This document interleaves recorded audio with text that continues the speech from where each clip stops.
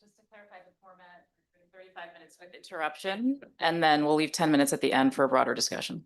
And do remember that the sessions are live streamed. This is also recorded. It'll be on the NBER YouTube site for a couple of weeks after the meeting. So treat this as though we are effectively in the outside public domain. So great.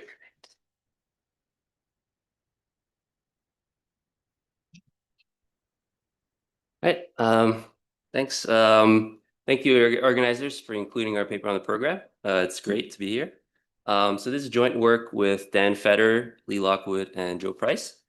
And the usual disclaimer applies that these views are our own and not those of the Atlanta Fed or the Federal Reserve System. So the question we're interested in this paper is, how does Social Security affect longevity? So there's been a long-standing interest in this question, which, longevity is sort of a fundamental component of welfare. Also, since Social Security is set up as an annuity, understanding these effects is important for understanding the welfare, distributional, and fiscal implications of the program. Now, there's been several papers on this topic in the context of the US, using a variety of different approaches, including the Social Security notch, discontinuities at the early eligibility age of 62, and the introduction of the early eligibility age for men in 1961. And they sort of found what I would say mixed results, with some studies finding that greater benefits or eligibilities associated with positive effects and other negative effects, and other studies finding positive or ambiguous effects. So obviously, these studies focus on different cohorts, different mortality outcomes, and to some extent different treatments. So the mixed findings aren't necessarily at odds with each other, but it just highlights the value of bringing new evidence to the table, which is what we're going to do in this paper. So more specifically, what we're going to do is provide the first evidence on the causal impact of the introduction and early expansion of Social Security in the US on the longevity of the early recipients. So for context, these are people who were born in the late 19th century and turned 65 in the first 10 to 15 years of the program. We're going to do this by combining two key ingredients. One is a new source of variation in Social Security eligibility that Dan, Lee, and I introduced in a different paper, which is based on how Social Security was rolled out in the US. And essentially, it generates variation in predicted eligibility based on people's employment prior to Social Security and birth cohort. The second ingredient is a new data set linking death records for men and women to the 1930 census. So there's sort of two key features of our setting that I want to highlight in comparison to the previous literature. So one is that you should think of our variation as essentially leveraging large differences in likelihood and timing of eligibility from a baseline of no Social Security. So the cohorts we're going to study, they turn 65 before the introduction of SSDI and Medicare, for example. The second is that in terms of data, in our data, we're going to observe complete longevity at the individual level and also a rich set of individual characteristics. That's going to be useful for making these sort of very fine comparisons, which is going to be useful for identification. And also it's going to allow us to cut the data in interesting ways, which is going to be useful for sort of understanding the underlying mechanisms. Okay, so what are we going to find? So our main finding is that Social Security increased the longevity of men, but we find no evidence of any effects for their spouses. So in terms of magnitude, a 10-year earlier predicted eligibility raised men's longevity by around half a year. And we find that these effects are more pronounced among Black men than white men. In terms of mechanism, the evidence is going to point to early retirement from physically demanding or hazardous jobs as the sort of key channel. That's going to be, we're going to argue, is going to be consistent with the differential effects by gender and by race, sort of based on employment patterns at the time. We're also going to show you that men who were predicted to be eligible for Social Security sooner, they were less likely to be in the labor force by 1950. And we're sort of going to test this more directly by showing that both the longevity and labor supply effects are concentrated among workers who were in these physically demanding jobs based on task content data that we've digitized. So big picture, sort of the takeaway is going to be that for these early recipients, it seems like the longevity gains that they got was large, even compared to the meaningful financial transfers that they received from Social Security. Okay, so in terms of the outline of talk, I'm first going to start by telling you a little bit about the early social security program and describe our research design. Then I'll describe our data, show you the results, and then talk about the mechanisms and implications. Okay, so as most of you know, social security was introduced in 1935 in the aftermath of the Great Depression. In many ways, the early Social Security program was similar to today. So to be eligible for Social Security, you typically had to be 65 and had sufficient earnings and covered employment for a sufficient number of quarters. If you were eligible for Social Security, you would get a monthly check and the amount until you died, and the amount was based on your earnings history. Now, there's one key feature that I want to, one key difference, which is what we're going to use in this paper, which is that only about 60% of the workforce was covered. So Social Security only became the near universal program it is today as the definition of covered employment was expanded over subsequent amendments over the 20th century. And that's what we're going to leverage in the empirical design. So one feature about the early Social Security program that I want to mention that's often been emphasized in literature is that it was a large net transfer to the initial recipients. Because they paid very little taxes essentially, and they collect generous benefits over their lifetime. So the classic example is the one of Ida Mae Fuller. She was the first recipient of Social Security. She was born in 1874. She worked 3 years in covered employment as a secretary in Vermont, and she paid about $25 in taxes between 1937 and 1939. Then she retired in 1940 and collected around $23,000 in benefits over her lifetime in nominal terms. Now, obviously, she lives to be 100 years old, so that's a bit of an extreme example. But we've done some calculations showing that for an average late 19th century couple who survived until 65 and lived their remaining life expectancy, they would get a net transfer on the order of about $100,000 in 2020 dollars, which is about twice the value of a median home in 1940. Okay, so how did eligibility work? So basically in 1935, the Social Security Act is passed. And initially, it only covers wage and salary workers in commerce and industry. And essentially, it excludes self-employed workers and workers in specific occupations and industries. So if you were covered in 1935, you start accumulating wage credits from 1937 onwards. And the first checks are issued in 1940 for eligible workers. The first expansion in coverage occurs with the 1950 amendments, in which coverage was extended to non-farm self-employed workers, regularly employed agricultural and domestic workers, and nonprofit and state and local government workers. Now, the key is that coverage was not retroactive. So if you were covered in 1950, you'd only start accumulating wage credits for work performed in those jobs from 1951 onwards.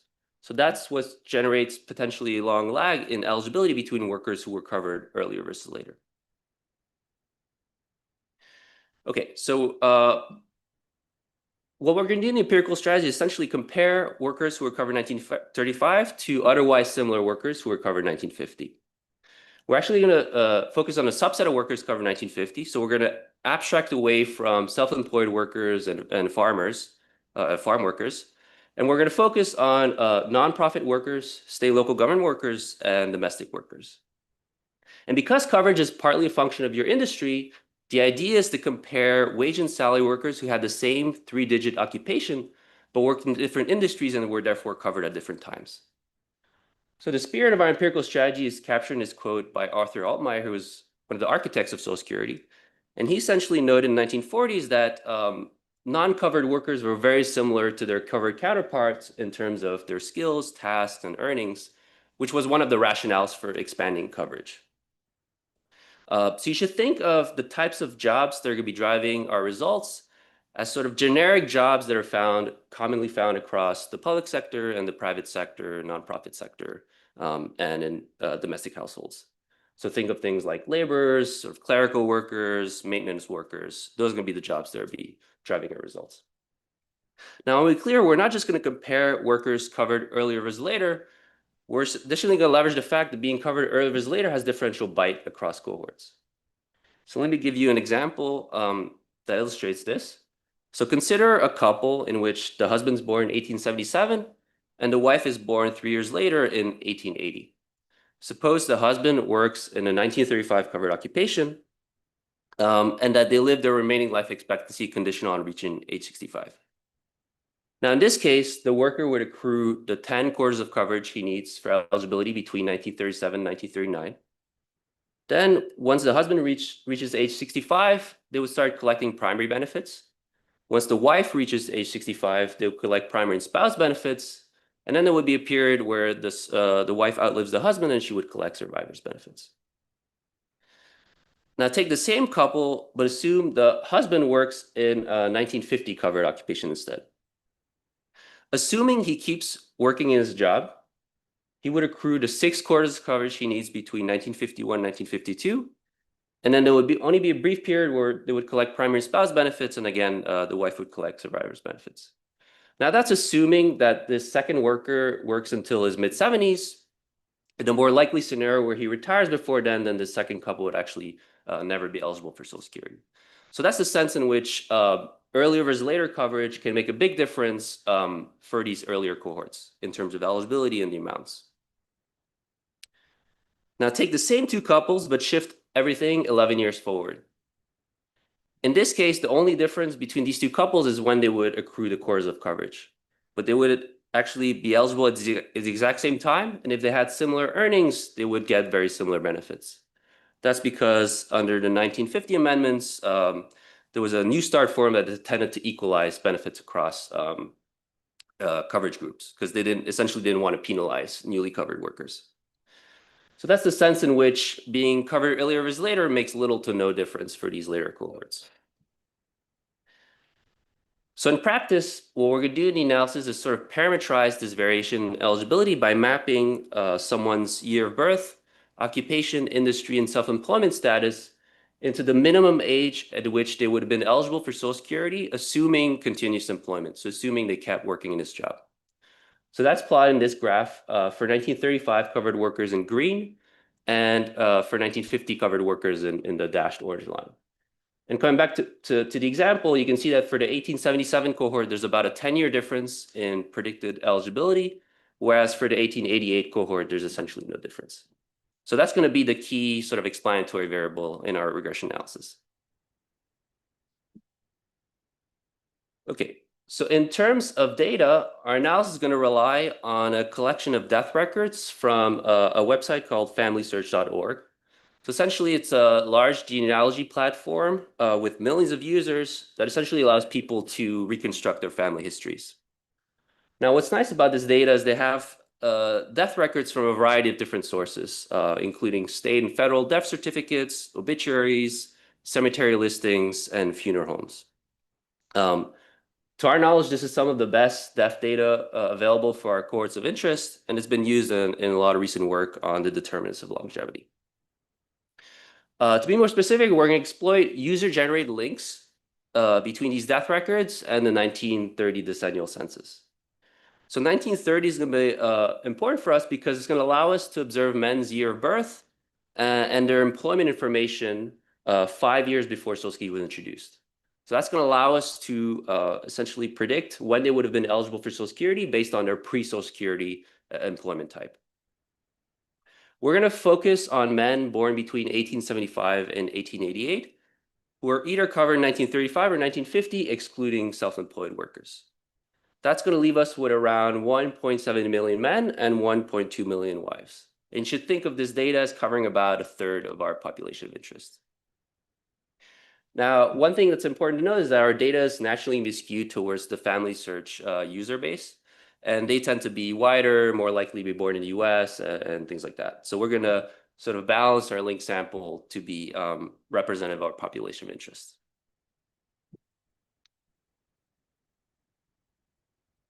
Okay, so in the analysis, we're essentially going to regress age at death on this minimum age of Social Security eligibility that I showed you 2 slides ago. And to sort of implement the spirit of our empirical strategy, we're going to net out level differences by birth cohort and level differences by coverage group. And we're going to further narrow comparisons to be within 3-digit occupation by interacting the cohort fixed effects with 3-digit occupation fixed effects. The coefficient of interest is going to be beta, and essentially we're going to flip the sign of this eligibility measure so that beta captures the effect of being predicted to be eligible 1 year sooner on longevity. Now, one minor wrinkle is that to make it into our sample, we're conditioning on being observed and surviving until 1930. So that's going to apply surviving to different ages for different cohorts. So to make things more comparable, we're going to focus on age at death, condition on surviving to age 55, which is the age earliest cohort has to survive. That retains like more than 90% of our original sample, and we find no evidence that SOSCI exposure is predictive of surviving to age 55. In the paper, following our earlier work where we introduced this research design, we do 3 validity checks that I'm just going to summarize here in the interest of time. So first, we show that there's a first stage. So we essentially took SOSCI claims records for men and linked them to the 1930 census. And that allows us to establish that this variation based on pre-Social Security employment type is predictive of the probability of ever claiming and the timing of claiming. Now that's important because, in principle, people who are covered later, they could just switch jobs to an earlier covered job, in which case, maybe our variation would have no bite. But this sort of shows that there is some bite. Then we do a placebo test and essentially show that our Social Security eligibility variation is not predictive of pre-Social Security family characteristics 1930. In other words, families who are more or less exposed to Social Security are observationally similar before Social Security was introduced. And lastly, we do a selection test and show that if we take the population of interest in 1930, the Social Security variation we use is not predictive of ending up in this 35% sample. Can I just ask you a quick question about the placebo? Yeah. I guess I'd be surprised if just unconditionally the group that was eligible before is exactly the same as the group that was eligible later. Mhm. Is this not predictive because you're conditioning on specific occupation? Yeah. Like, can you give us a sense of if you just looked unconditionally, how would those 2 groups look? Do you know? Yeah, I don't remember exactly the patterns because that was many years ago, but basically they do look different if you just compare earlier versus later covered group. I think maybe the later covered group is higher SES on average. Is higher. Oh, okay. I think. Okay.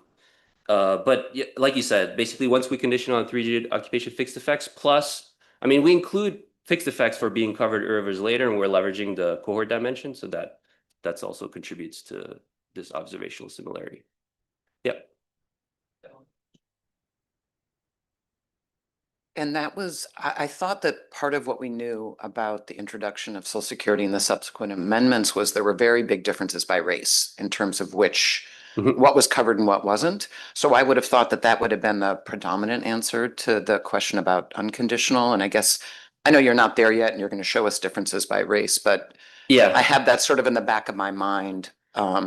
that's true. So even if probably I think the exercise I'm referring to is if you exclude the self-employed workers and the farm workers, then what did the early versus later covered group look like? But it's true, if you even include those, then you're gonna see those large race difference. And domestic workers. Domestic workers, I don't know if there might be a race difference there too, but I think the big one was farming. That was the big one. And those are workers that we essentially kind of abstract away from because basically we're only interested in occupations where there's going to be a counterpart both in the private and public sector, and farming is one of those jobs where it's basically okay. Right. So before I show you the main results, let me show you first some sort of a descriptive preview. So in this left graph, what I'm plotting is age at death, average age at death condition on reaching age 55 for men by their birth cohort on the x-axis, and separately for men covered 1935, which are the blue dots, and men covered 1950, which are the orange triangles.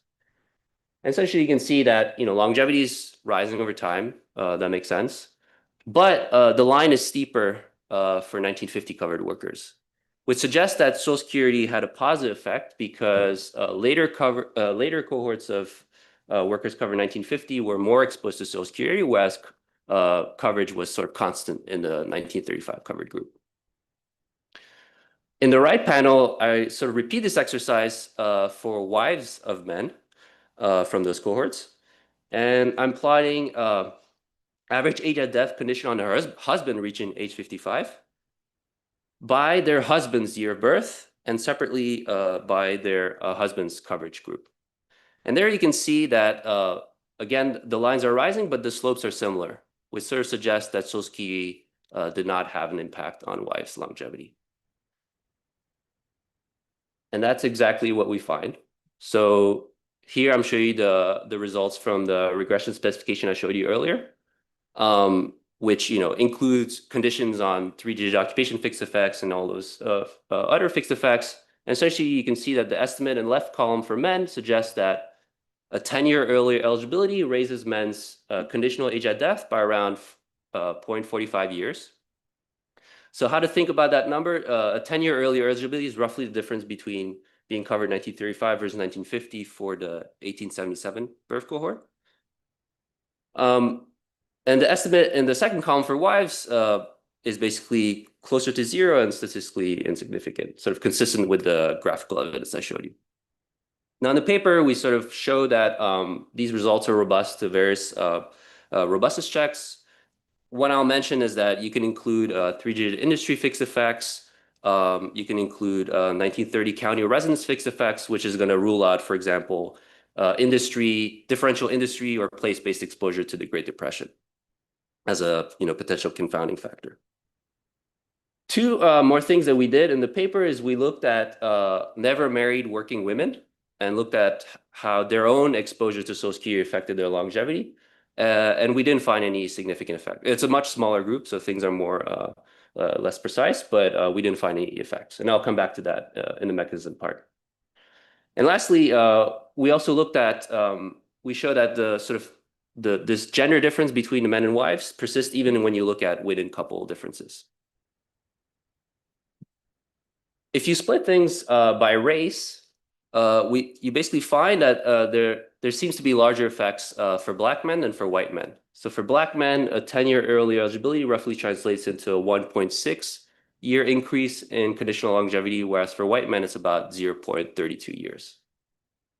For wives, again, we don't find anything, though I'll say, the estimate for Black wives is pretty noisy.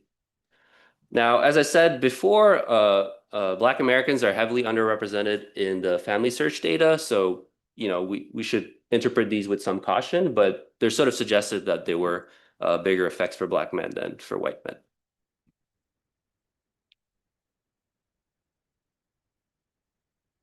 Okay, so the next question, sort of natural question is, what's driving these positive longevity effects for men? One natural sort of starting point is just the income channel. So, they got this windfall from Social Security, so that means greater resources for consumption or healthcare services, which has, potentially positive health benefits. Now, we're not saying it. One piece of evidence that sort of doesn't fit this is Joe has some recent work with Andrew Goodman-Bacon and Adrian Larasmuni, where they essentially showed that there was no gradient between income and longevity around mid-20th century. Which sort of suggests that maybe because of the medical technology of the time or the consumption patterns of the time that, maybe this was less likely to be operating. Another possibility is we know from the literature and our own work that sort of the introduction of Social Security displaced a lot of support from children in terms of co-residence or co-location. Well, it's unclear whether that has positive or negative effects, but to us, it seems like maybe on net, it's more likely to have negative effects in that you're getting fewer transfers to your children, you have less social contact and less health monitoring. Another possibility is that the sort of Social Security is an annuity channel. So there's, basically that because it's an annuity, it increases the financial incentives to invest in your health. And also there's some work showing that, maybe annuitization sort of reduces the financial stress by sort of providing income security. Basically, we're not saying, we don't really know whether we're not ruling these out, but there's, in some ways, it doesn't fit with the race and gender pattern. So it's not clear why the income channel would sort of lead to such different effects for men versus wives if they're pooling resources. Same with sort of these stories about family transfers. So that's certainly could be part of the story, but that's sort of a piece that doesn't fit with this. So that sort of led us to consider this alternative story, which is about work and retirement. So basically, the idea is that Soski may have induced men who work in sort of physically demanding jobs to retire earlier. So that would be consistent with the differential effects by gender, since very few wives worked at the time. Labor force participation rates were maybe like 10% in our sample. It's also consistent with the differential effects by race, since we know that in this era, Black men were disproportionately concentrated in physically demanding jobs relative to white men. It's also consistent with the sort of no effects on never married working wives, since very few of them worked in physically demanding jobs, only like 2%. Most of them were in white collar jobs. Now, this is not a new explanation. So Dora Costa, in some work, has argued that basically the transition from blue collar work to white collar work of the 20th century has been an important contributing factor to the improvement in the health of older men. And there's also some recent work studying pension reforms in the context of Israel and Spain that show that basically delaying retirement has negative effects on longevity, and that's concentrated among blue collar workers. So, as a first piece of evidence, we show in the paper using links from IPUMs for men between 1930 and 1950 that men who were predicted to be eligible for Social Security sooner were less likely to still be in the labor force by 1950, which sort of suggests that the work channel, could be a promising direction. More formally, we're going to test this hypothesis by contrasting the effects between workers in these physically demanding jobs versus other jobs. Now, to do that, we need to be able to sort of categorize jobs. So what we did is digitize task content data for around 14,000 unique job titles from the 1965 Dictionary of Occupational Titles. So this was the first edition of the Dictionary of Occupational Titles that had information on physical demands and working conditions. So this sort of picture gives you an idea what the raw data looks like. You have these, tables and tables, and the first column is kind of the occupation group. You get industry, and then very detailed job titles. And then you get these columns for different aspects of the job. So the first is physical demands. Here, we're mainly interested in the first column, which captures how physically demanding the job was. And that's going to allow us to flag jobs that are sort of very physically demanding in a sense that they require frequently lifting, carrying, pushing objects that are over 50 pounds and sometimes over 100 pounds. And in the next couple columns, there's some things about working conditions. And here we're mainly interested in the last two columns, which capture whether the job sort of involves exposure to hazards or sort of toxic working conditions. Now, the problem is you start with this data that has 14,000 job titles, but the census occupation codes, they're only about like 250. So how do you go from one to the other?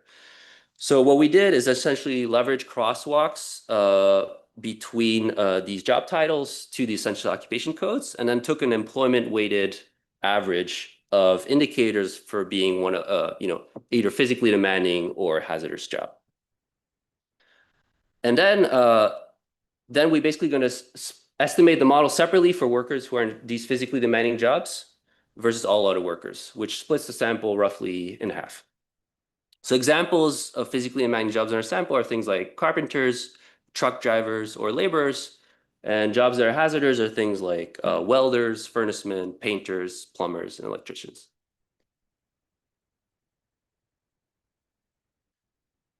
So here in this table, we're basically estimating the model.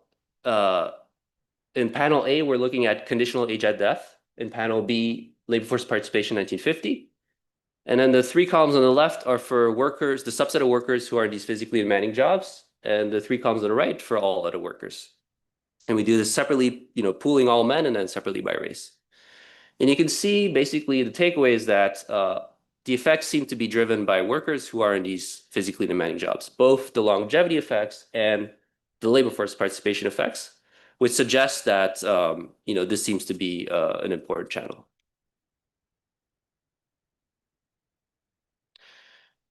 Okay, so before concluding, just a few sort of big picture discussion points.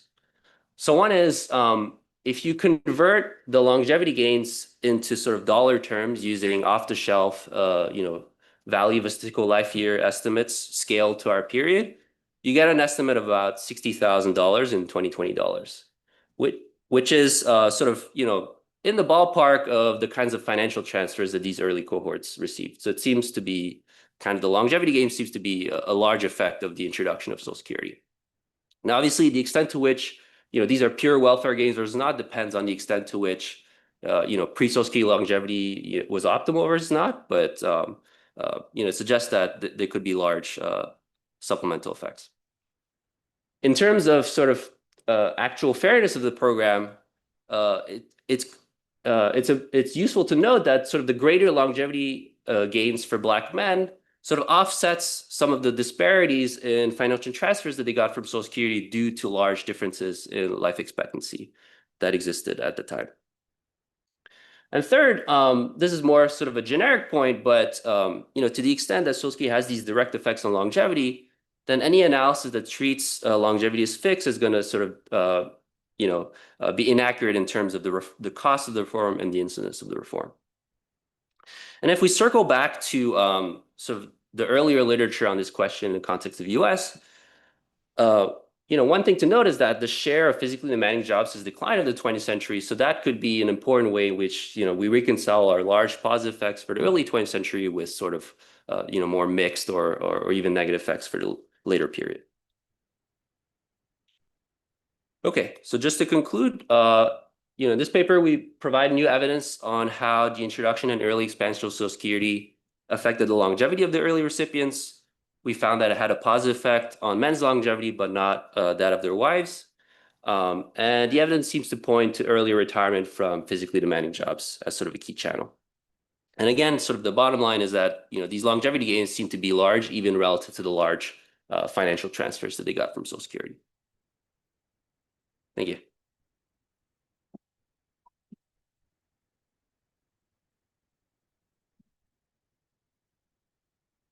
Yeah, I wanted to ask. I want to ask about the last part of the paper, which uses the Dictionary of Occupational Titles. So I'm familiar with that data set and how it's been used over the years. It was created by the Department of Labor originally, out of the Depression to help state agencies help people find jobs. So it's not a random sample at all.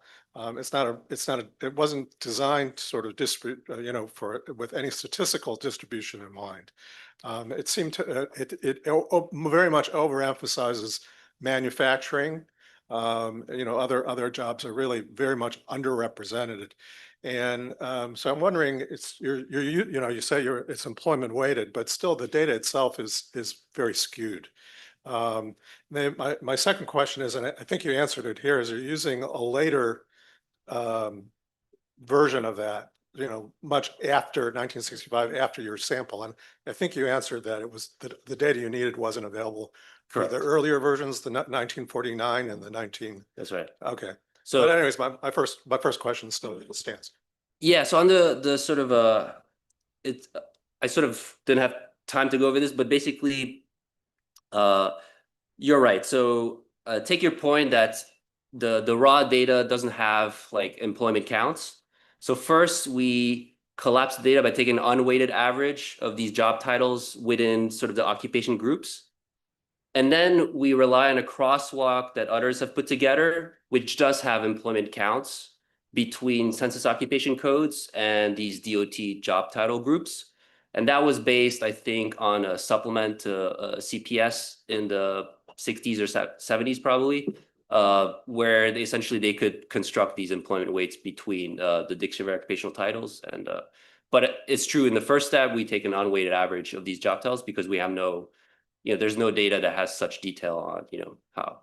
But my guess is for sort of manufacturing jobs, even, I think this approach probably, captures to some extent.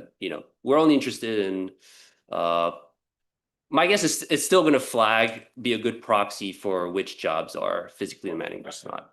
The nineteen fifty eligibility are industries that are not manufacturing, by definition. That's hospitals, education, that's state and local governments. So I think we have a problem.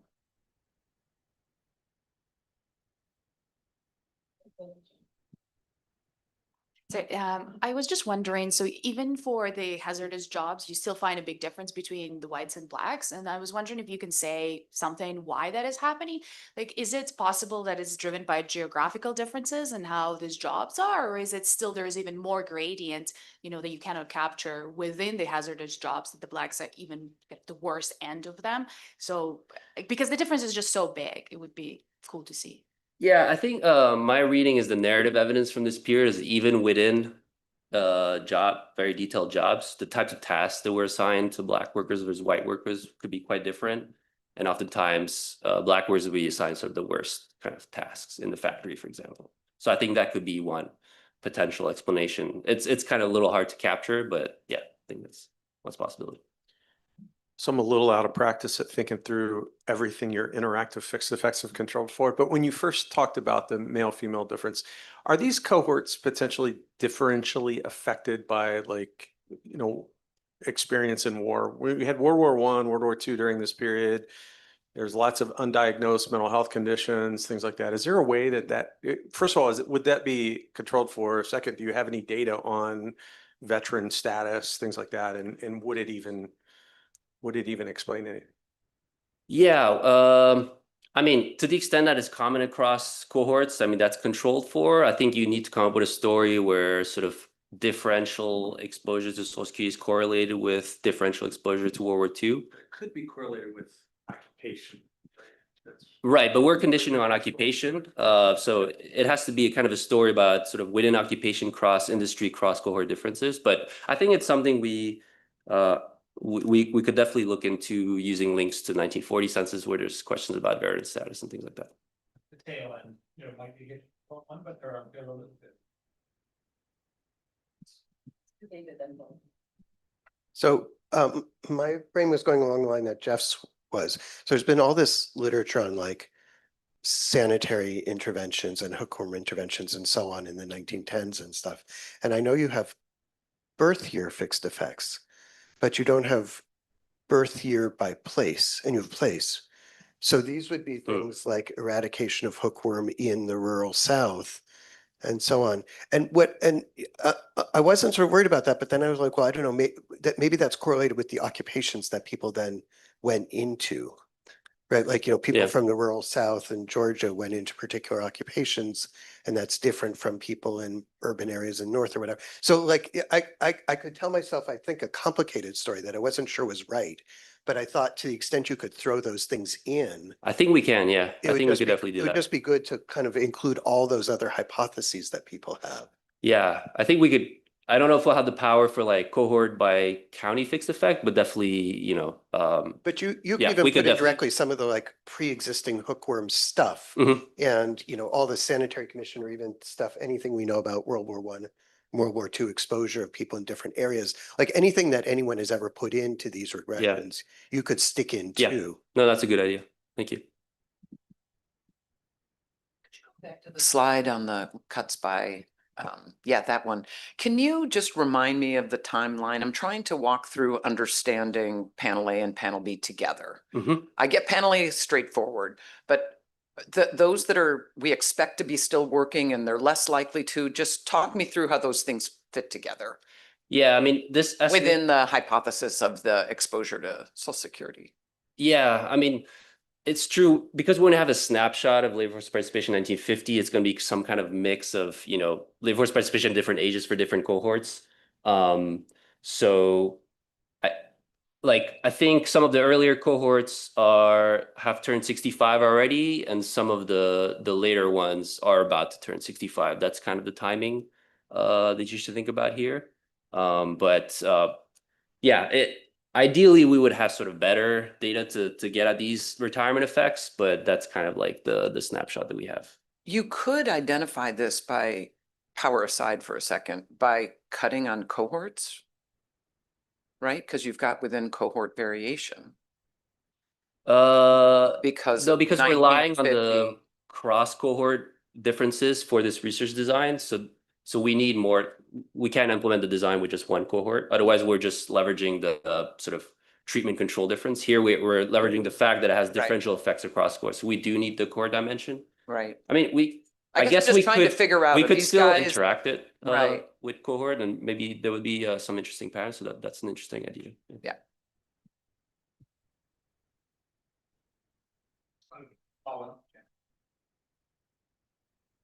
Follow on that to try to push you toward another calculation here, which given your limited information on labor force is gonna be a little tricky to do. But if you're gonna go with this is occupational work-related stuff, I think there are two kinds of things that could happen. Take your painters, for example, which I didn't think of as a dangerous occupation, but let's call painting a dangerous occupation.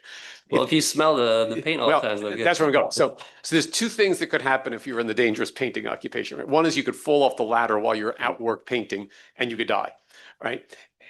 Then if that's the story, then to get, a quarter of a half year of life expectancy out of however many years of additional painting Jim was doing because he was in the not covered cohort, it feels to me like there'd have to be a very high risk of Jim falls off the ladder and dies because he worked for another year and a half, but he gained another half a year of life expectancy or something. But I think you should think about that calculation. It's related to what Hillary was just pushing you to do, right? And the other possibility is just what you responded with, is it's just you've been, smelling those volatile organic compounds for another however many years. There, I think then of course it could have long-lived effects on what's happening. But then you kind of go back into like the Kip Viscusi and other kind of literature on occupational exposure to stuff and what the risks are. And I would guess that there's, you have lots of asbestos. We can think of all sorts of things that have lifelong effects if you've been in them in occupation. But then again, the same question is another year or 2 years of exposure because you kept working. What does that imply about the marginal impact of a little bit more exposure to those VOCs on the mortality curve that you face going forward? I'm very sympathetic to the general direction of where you're headed with this, but I think it may need a little bit more think. And I'm sort of sympathetic to the David, this heterogeneity here that we haven't quite nailed about who's in and who's out. Somehow the people who were getting covered earlier were in jobs that were less demanding for painters than the ones who were getting covered later. And we don't quite understand why that is. But somehow I just try to figure out what these marginal implied effects are of the longevity of what your channels are, because that might shed some light on whether this all kind of works. Yeah, unpacking these two exploits, like you said, is definitely on our agenda, and that's a great suggestion to sort of do these back of the envelope calculation type. Yeah, I was going to ask the same question as Jim did, but one way of getting at it maybe is to just look whether this comes from a few people saving a lot of years of life or a lot of people saving a few years of life, right? That will kind of get at that, and that's a relatively simple way of doing it. Yeah. Having done on that in part because of a little bit course of you don't know exactly how much retirement pacing versus but just like our kind of very rough ones, it seemed like it is plausible. And again, we don't have great value statistical life years come back then, but kind of plugging that in as a compensating differential and a kind of optimal retirement type of plausible reduction in retirement age is at least ballpark. But we could do a lot more. So I was wondering about the mortality data. Have you done some like benchmarking of even within like gender, race kind of cells or something by cohort, benchmarking kind of what your mortality rates are relative to some reported mortality tables? I mean, Joe's done some of that and some of the related work. But yeah, we're definitely gonna have a closer look at that. We just didn't have I don't have the sort of graphs to show you anything like that, but Joe's done some work on that. And yeah, I was also curious about what we were just talking about, but like, I guess you're kind of reporting a reduced form, and it's kind of like there's a implied causal estimate of a physically demanding job on mortality that could come out of this. And yeah. That's right. In connection with some other type of work, there's a very large difference in health between people who were born in the South and who were not born in the South in those early years. Living conditions were so much worse, especially for Black persons. Income was about a quarter of the Black persons who were born in the South and national averages. And that shows up in cognition and self-rated health much later in life. And that would make me think that people going in, Black persons going into this, almost all of whom were born in the South in your cohorts, are coming into this in worse health and therefore have worse interactions with occupational hazards than other people. And so I think that we really ought to look into that north-south difference. And I don't think you need to go down to county level or anything like that, just geographical. I mean, that's certainly part of how we're interpreting some of these differences by race, is that because Black men had such lower life expectancy, there's just more gains to be had perhaps by retiring 1 year earlier. Maybe that's even compounded by the types of jobs they did and things like that. So I totally agree.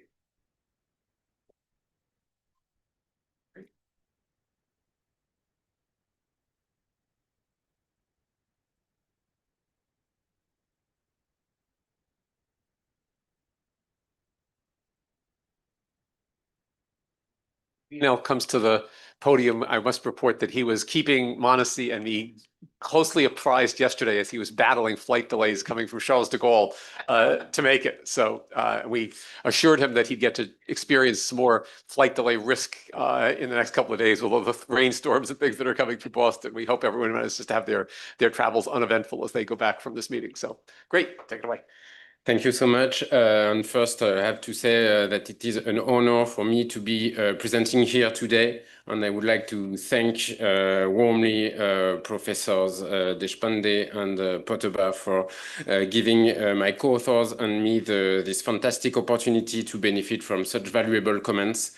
So needless to say that it is a preliminary work, it is a work in progress, and that we will be very glad to benefit from your suggestion.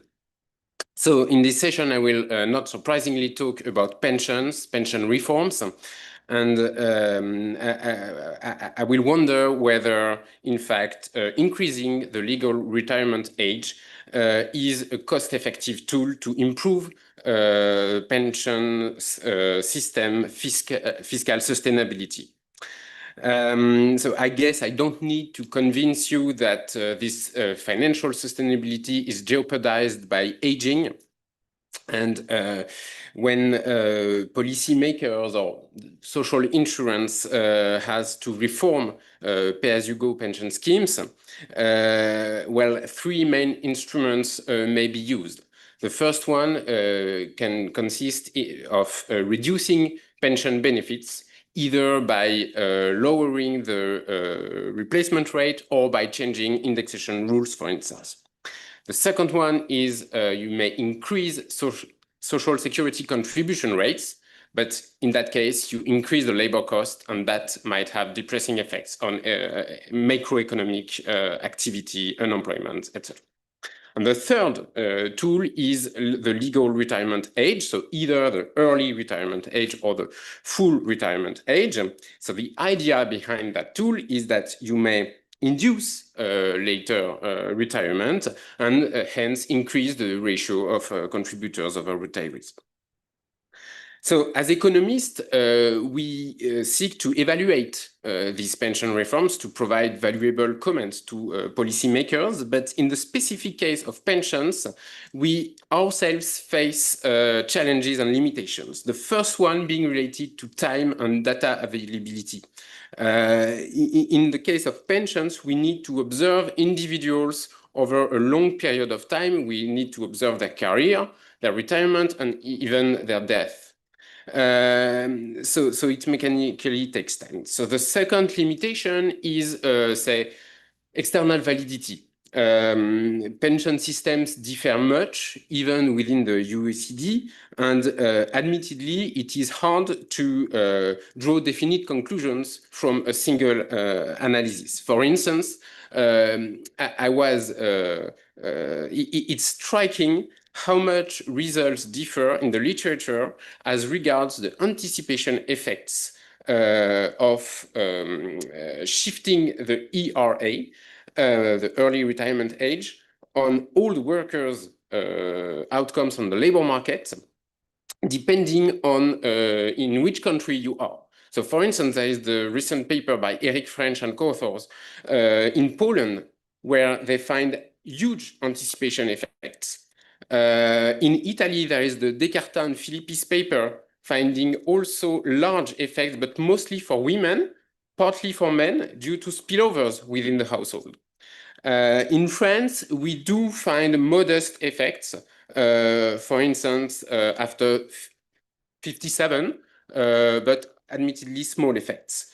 And by contrast, if you go to Austria, I think of the Haller's paper, if you go to the UK, the Cripps et al. Paper, or in Germany, you find almost no anticipation effect. So it is fair to say that we are somehow sailing in the fog, and that it is really important to learn from isolated experiences.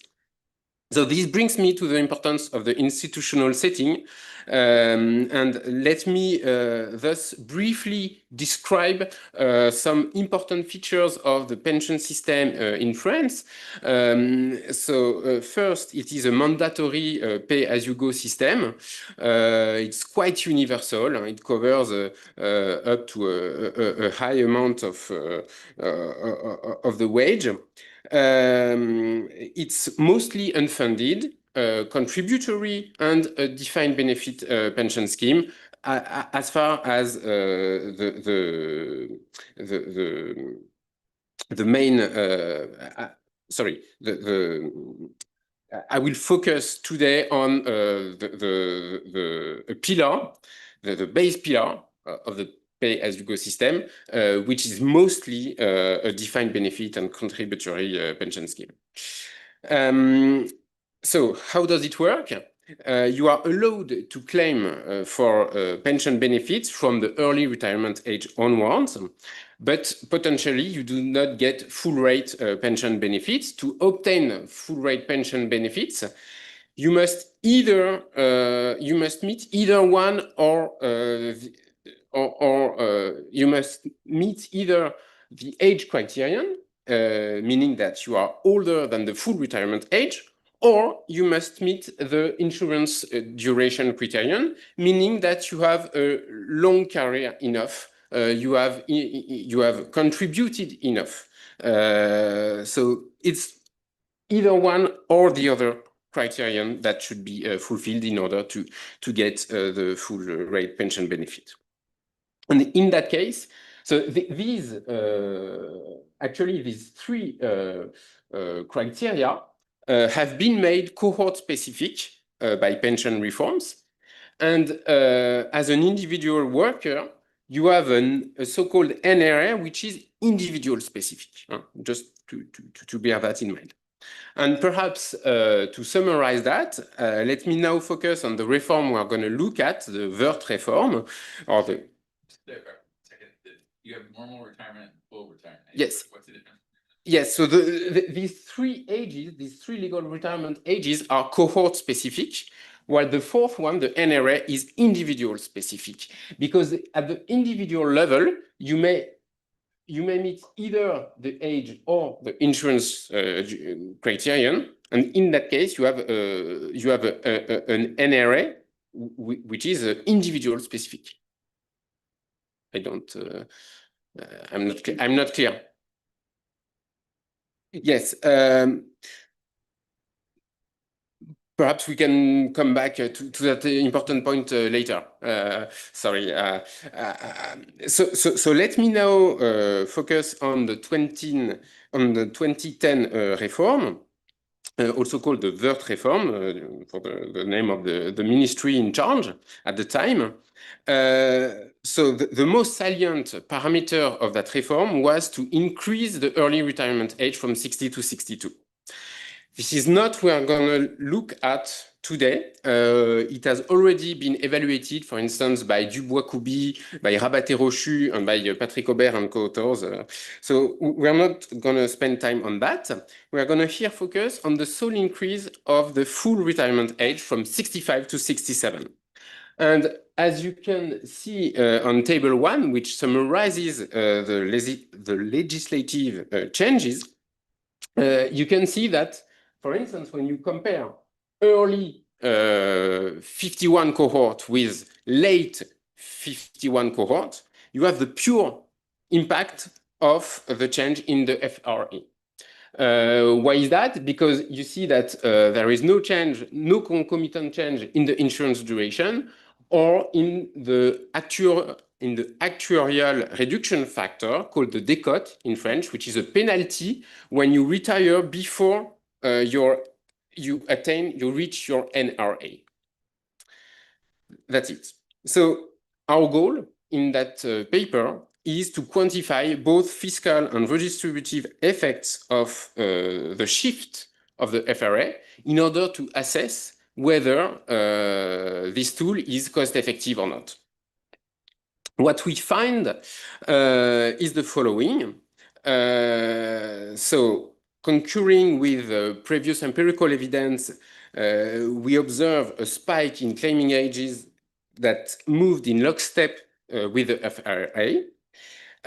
We, however, observe some retirements at the former 65 FRA, but we can explain these retirements due to financial incentives related to the eligibility to welfare benefits. We estimate that following that shift in the FRA from 65 to 66, and I will explain why 66, we observe a decrease in the retirement rate by 8 percentage points. Unfortunately, we do not observe much impact on the employment rate, which was, however, part of the motivation for this reform, and which, of course, limits the cost effectiveness of the reform. And more interestingly, you can see substitution effects with other parts of the social insurance. So the unemployment rate raises by 3 percentage points, and non-participation to the labor market also rises by 4 percentage points. So you have these huge substitution effects which mitigate the direct effect of the reform. So in the end, we estimate that the fiscal effect of that part of the reform is modest, about €500 million per year, which corresponds to 0.16% of overall pension spending in France. So it's really modest. And furthermore, this money that was saved by the social insurance was mostly saved at the expense of the bottom 25%, which makes this part of the reform rather regressive. So for today, I won't spend too much time on the literature. Yes, please.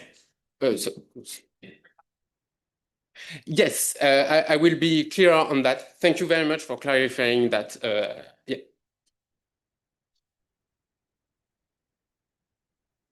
The contributionary first before they reach the FRA. Like approximately, I guess I'm just wondering, is that a relevant parameter at all? Most people, they never do it, so it's relevant. So I guess the answer will be provided by this graph. Yeah. So I won't spend much time on the literature for today, I guess, but let me at least bring a tribute to the two relevant papers in the US, because so there were the 83 Social Security amendments, which did a quite similar thing than in France, namely raising the FRA from 65 to 66. And so there is the Bergel and Blow paper based on survey data, which documented a shift in the retirement age, which moved in lockstep with the FRA. and which the authors attributed to or interpreted as empirical evidence of reference dependence with loss aversion. And I will come back to this later. And then on administrative data, this result was reinvestigated by Professor Deshpande and co-authors, and they found that there was a discrepancy between the claiming age and the retirement age. There was some stickiness at the retirement age, while the claiming age moved in lockstep with the FRA, which the authors interpreted as empirical evidence of the role for employer-based explanations. So let me now jump to the data. So just like the last paper I was talking about, we use administrative data from France. We merge 4 different sources through a common identifier at the individual level, which is the individual. But these sources, these 4 sources are related to the outcome we are going to look at. So it may be retirement, it may be employment, unemployment, or the welfare benefits. So in that case, we use the EIR, the PTA, the FNA, or the enneagrams. So I can provide some more details about it, but I won't be too long on that. So let me now try to answer your question. So for instance, let us focus on what happens for the untreated cohorts, 50 and early 51. Of course, you observe some bunching at the ERA. So about 40% workers do retire as soon as the ERA is reached. But once again, we do not focus on that part for today. We focus on what happens at the FRA, which was 65 at the time for these cohorts. And here you observe about 10% people bunching at the FRA. And if you remember table 1, the FRA gradually increases through a policy-induced calendar. And you see that the spike is shifting to the right accordingly. That's it. Basically, that's it. So how can we explain such a bunching? Because contrary to what happens with the ERA, there is no change in financial incentives around the FRA. Why is that? Because in France, we have both an actuarial reduction factor called the décote, the penalty for each missing quarter before the NRA, but we also have the symmetrical thing, which is a delayed retirement credit called the surcote, a premium for each contributory quarter beyond that duration. So in the end, you do not have any specific financial incentive around the FRA. So again, we might remember the Beigel and Blow's explanation, namely reference dependence with loss aversion. We can invoke this argument to explain the bunching, the observed bunching at the FRA. But there are other possible explanations. For instance, in France, you have a minimum contributory pension benefit called the MICO, which provides a financial incentive to retire at the FRA. Why is that? Because you cannot, so the MICO is designed for poor workers with a long career, with a complete career. And you can claim for the MICO, you can be eligible to the MICO, provided that your age is above the NRA. In the same vein, with the same kind of financial incentives, you lose eligibility to unemployment benefits when your age exceeds the NRA.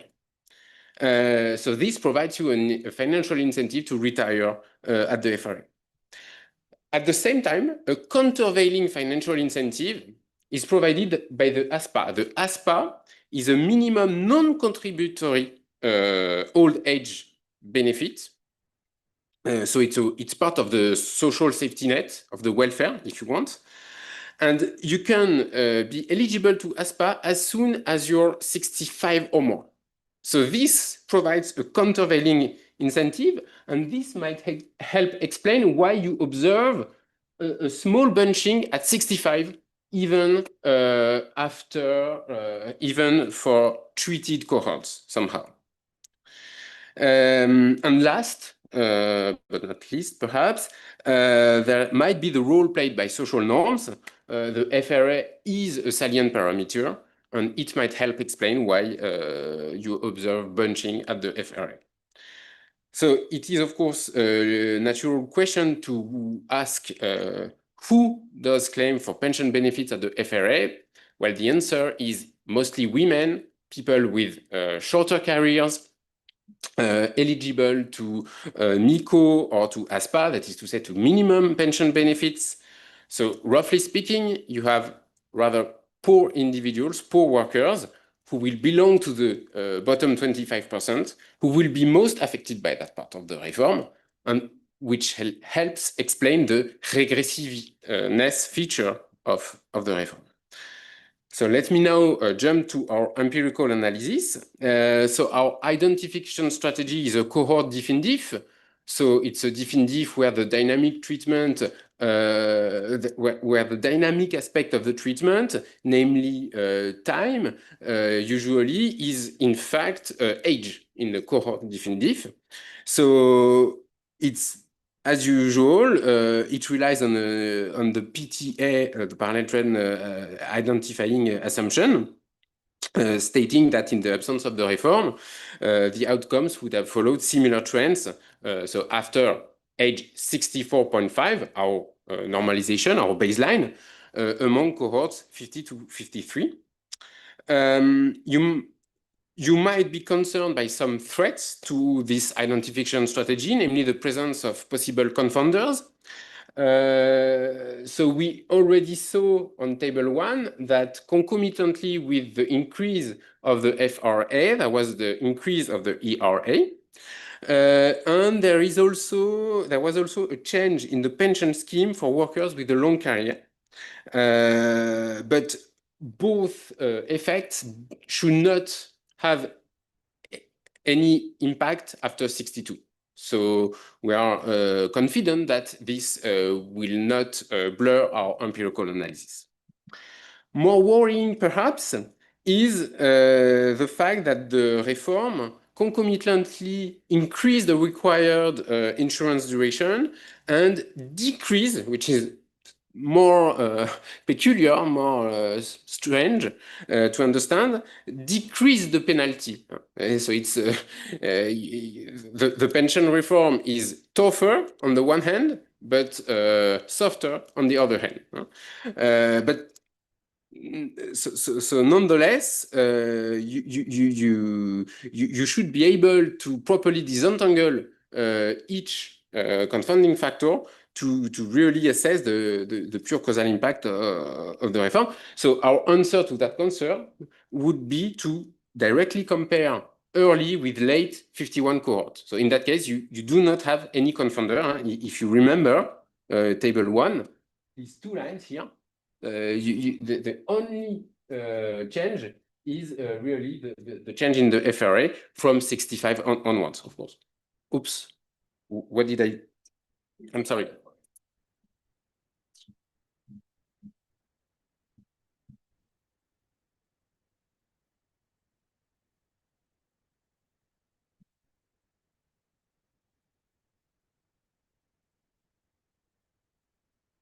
Sorry.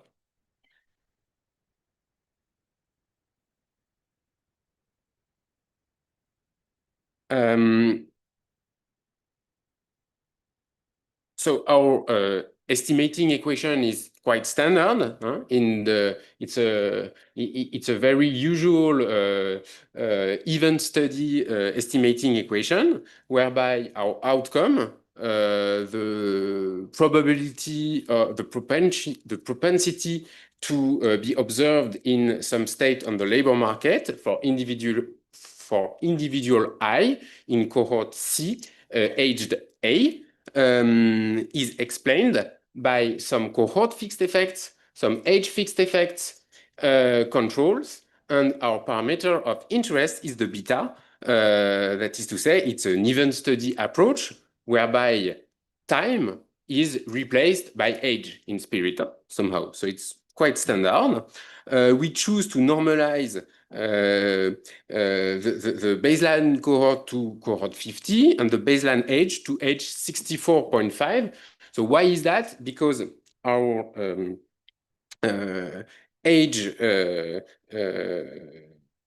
our ages, in fact, are we do not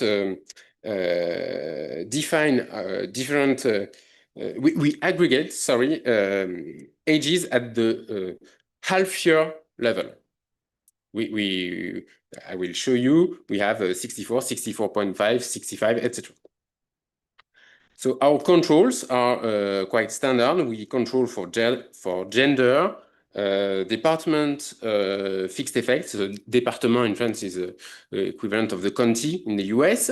Marital status, number of children, age at first employment, the reference wage, which is a proxy for the life cycle labor earnings.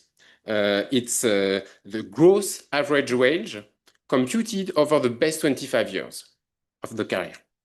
And a proxy for the attachment to the labor workforce, which is the number of days worked from 52 to 59.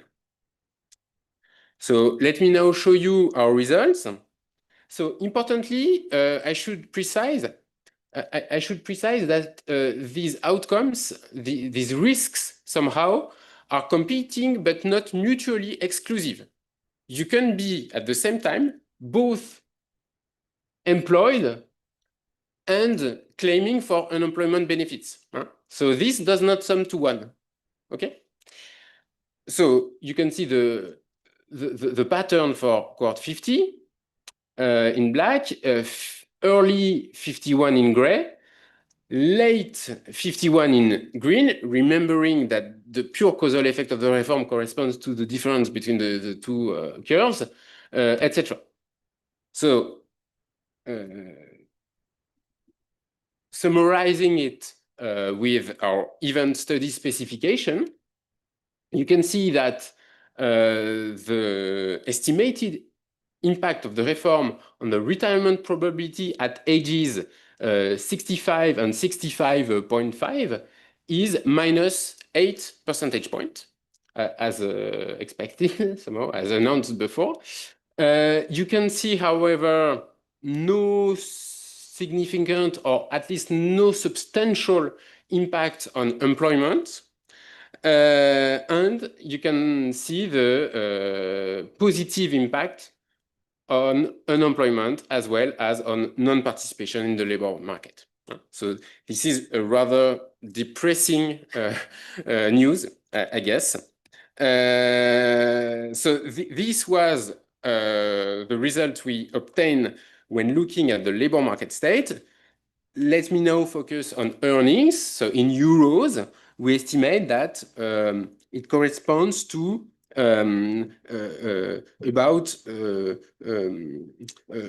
350 euros saved per year from the social insurance point of view and per individual. But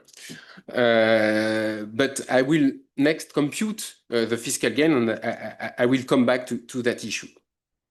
So perhaps give. Just ask a question on the first, the one before the, or maybe even this one, but even, so it seems like can you just talk about parallel trends? Sure. They apply to like employment. And Thank you so much for asking that question. So I guess you can be reassured, sorry. So you seem to worry about the parallel trend assumption. And to alleviate that concern, I can show you what we obtain when we compare directly early to late 51 cohort in that case, we do not have any issue as regards parallel trends. You see, so you're completely right to point out that the pre-trend assumption is not completely verified, especially before 63, which I interpret from your question. Yeah, I mean, it's about pre-trends, but also I also wonder if you're just underestimating the employment effect okay. because of the trend Okay, going down. So again, this might be due to anticipation effect. But my tentative answer to that question is, well, when we look at, when we directly compare early to late 51 cohorts, when you neutralize confounders, etc., we do not find significant pretrends. So this is my answer, but for now, yeah, I do not have much more on that point for now. Sorry. Yeah. So let me now show you some results about the fiscal effect of that part of the reform. When we sum previous estimates at ages 65 and 66, focusing at the 53 cohort, we estimate that the social insurance saved almost 1,000 euros per year. As regards pension benefits, including the old age minimum pension benefit called ASPA. I already showed you that we had almost no gain from the employment side. But by contrast, we have a supplementary cost due to higher unemployment benefits. And this cost almost offsets half of the previous amount, which of course mitigates the cost effectiveness of the reform. So in the end, we estimate that the social insurance saved about 529 euros per individual. And since we have 555,000 individuals in the 53 cohort, this amounts to slightly less than 300 million euros saved.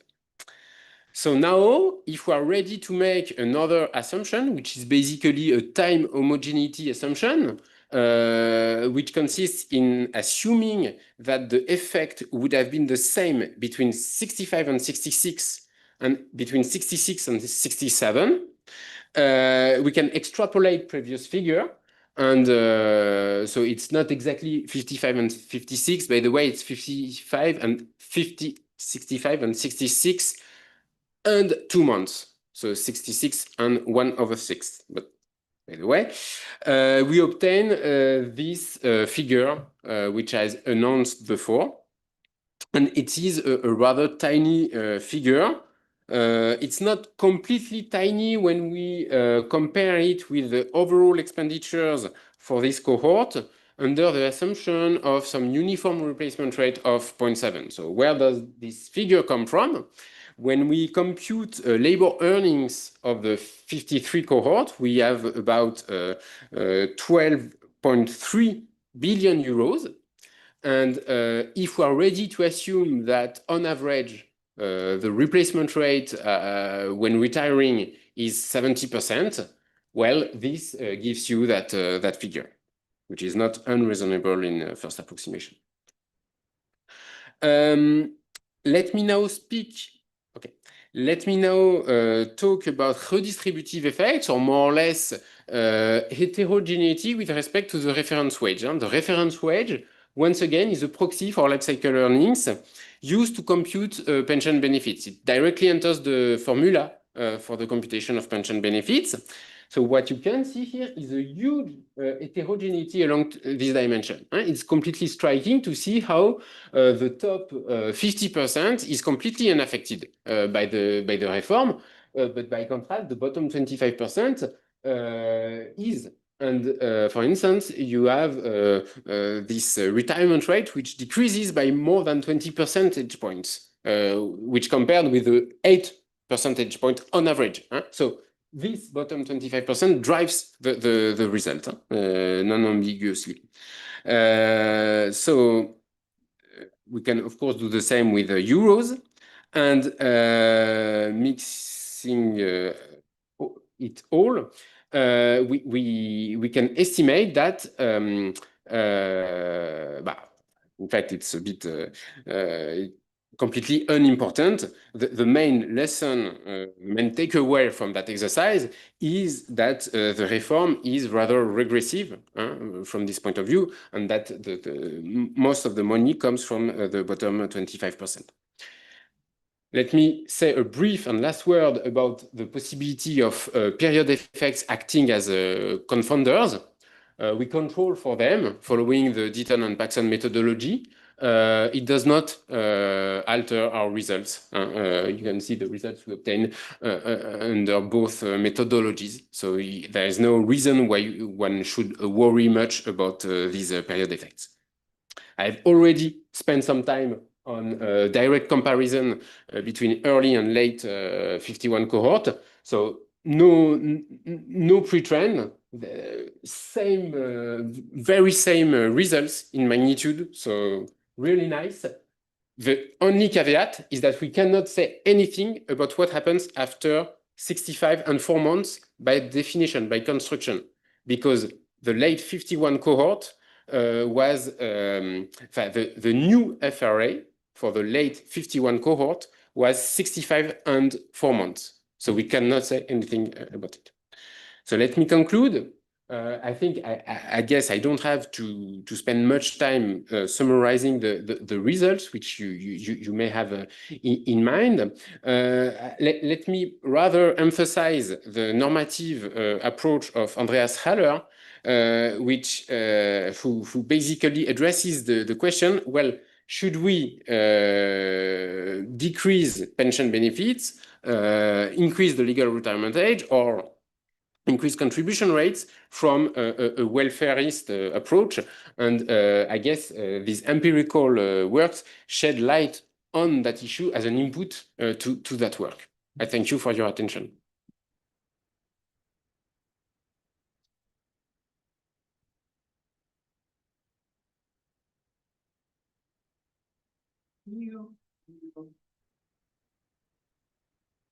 Can you give a bit more of the intuition why the bottom 25% was especially hard hit? Because there's an actuarial adjustment. So if the full retirement age goes up, that should cut benefits for everybody. So there's some soon depend on the behavior effect of the pensioners.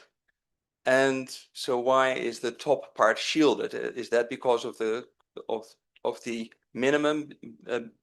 Because of the number of quarters or something? What's going on? Exactly. To me, it is mainly due to the fact that the people eligible to minimum pension benefits, such as the MICO or the ASPA, but especially the MICO, the minimum contributory pension benefit, were actually the most affected by the reform. So I didn't have time to show you this graph, but it helps answer your question. You can see that the effects are markedly more pronounced for those eligible to a MICO. And these people do belong to the bottom 25%, so they drive the effect.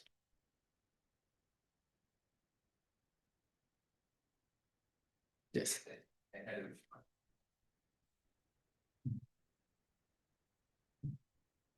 I had a related question, right? Ignoring the effects on unemployment compensation, it seems like it doesn't really matter when people claim, right?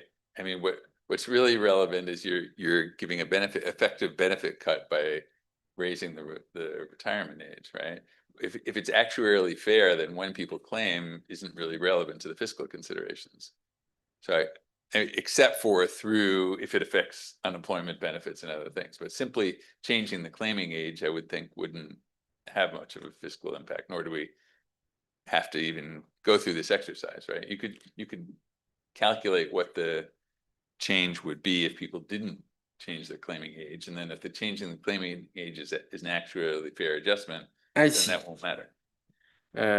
So I see your point. I must confess that I have to think more about it, but I see your point. Yeah, I'm afraid I don't have the answer right now. Yeah, thank you. Is there an issue towards disability insurance and differently community populations somehow? And the second question is, okay, so like in the US, I'm surprised to see such a long period of exclusivity. So how are they funding themselves? And is it possible that their spouse is actually the one that is working more? And so there is some fiscal, externality elsewhere spillover that you're not capturing right now? Or are they on welfare benefits? How do they do that? Yeah, so as regards inactivity, yeah, I guess it's a bit of a black box of our empirical analysis. It's somehow computed from the rest, the unexplained parts. We do not know. We have to investigate it more, admittedly. As regards disability insurance, so what do you mean exactly? Yeah. Sure. It's I mean it's an obvious channel. It's another obvious channel than unemployment benefits. But the only problem to answer your question for that is that we lack precise data on disability claiming. But yeah, I completely agree. But yeah, in terms of aggregate, I would say that it does not represent much. Yeah, in France, I mean, I know that, for instance, in Norway, it's much more important, but in France, it does not. Yeah, thank you. Yeah. I just want to follow up on Erzo and Steve's question. So I want to make sure I understand the effect on the bottom 25% bearing the burden. It feels like what I'm hearing you saying is this has more to do with the eligibility for the minimum benefit than it does the increase in the retirement age itself. Is that correct? Is it actually like if I was going to try to use this to predict what might happen in the US, for example, where we do not have a minimum benefit, I feel like this result might not go through. Doesn't mean it's not relevant for, No, I but understand. that's what I'm just trying to say. I completely agree that this is a peculiar. It's an institutional specificity feature of yeah, the exactly. benefit. This is also the reason why I try to emphasize the importance of the institutional setting. I completely agree. Yeah, so yeah, I think I agree with you. Yeah, I don't have yeah. Please. Since you emphasized the savings, the total fiscal savings, based on your calculations, it would be interesting to know how that compares to what was estimated at the time of the reform. Yeah, sure. Presumably, the actuary gave the government an estimate as to what the savings would be.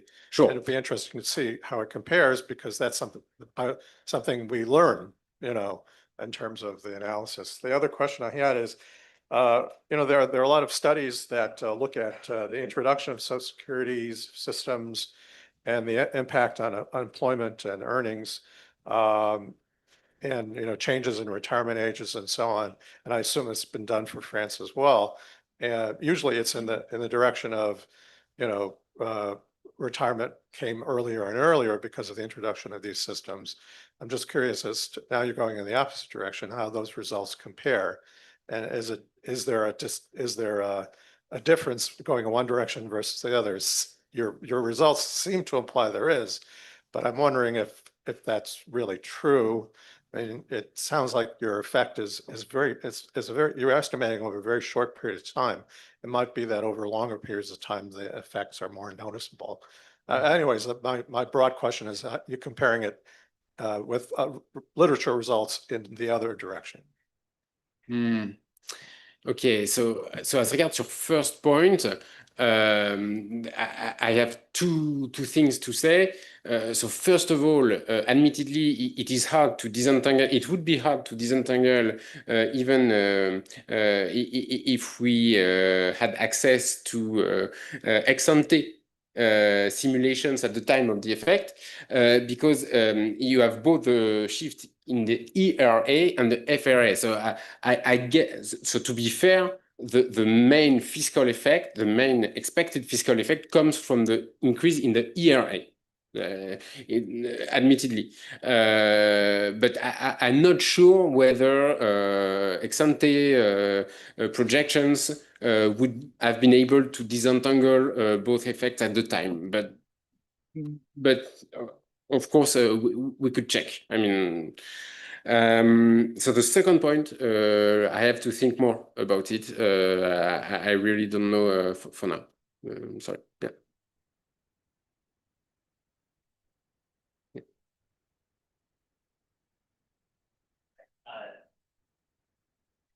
Very interesting stuff. I have a question about the design. So am I understanding it right that the treatment cohorts are affected by this reform before they reach the full retirement age?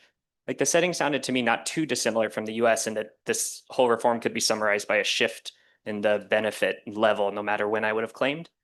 In which case I would think that the later cohorts could be treated before they reach 64 and a half. And then I'm thinking about like the employment estimates there. And I think consistent with that idea, like the later cohorts employment look higher than the earlier cohorts in the pre-period, but that could be because they're treated by the reform at those ages too. Yeah, I'm not completely sure that I'm not sure I completely understand your point. So like what age were people when this reform was announced? So in fact, there is a calendar telling policy-induced calendar telling you, well, depending on the cohort you belong, what will be the gradual shift of the legal retirement age you will face. So at some point, everybody is treated, even though the treatment is zero, I would say, for the old cohort. But I mean, everybody, but I'm not sure I'm quite answering to your point. I'll try one more time, and then maybe I'm not making any sense. So that's possible.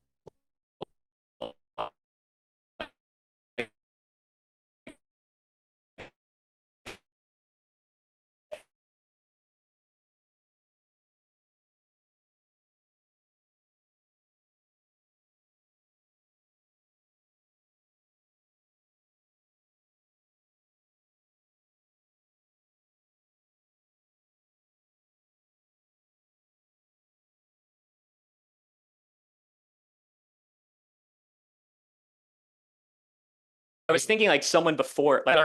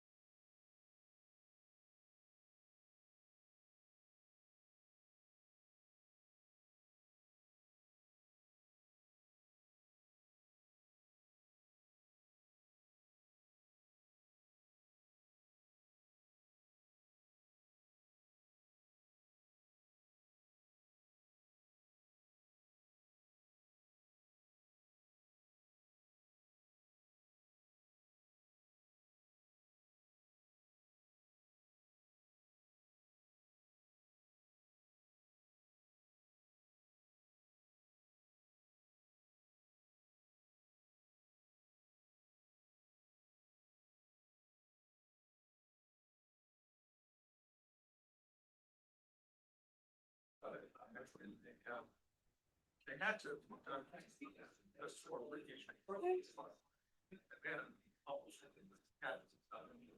Do you mind if this is probably the PDF? This is what I got off of the NBER website. Mind if I just switch it to the PowerPoint that is also on the tablet? I could just use the URL.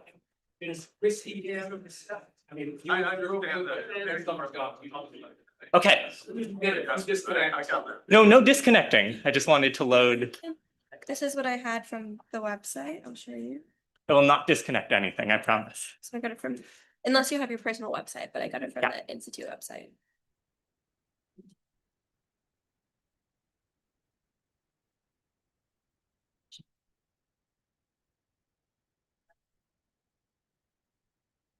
Just have to reshare it before you start presenting. Sure. That way it can be live streamed.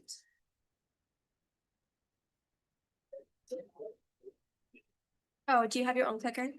Oh, either's fine. I can, if you do want to use it, I just have to connect it. That's all. You just have to connect it. I'm good to go. Let's see where it is. It's not on. There we go.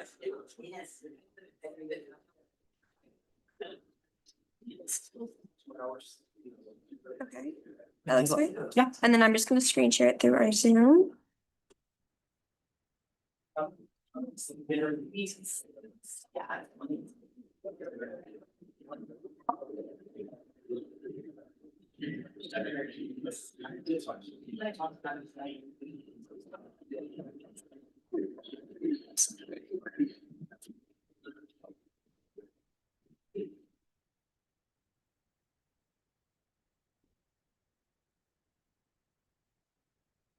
Oh, that's okay.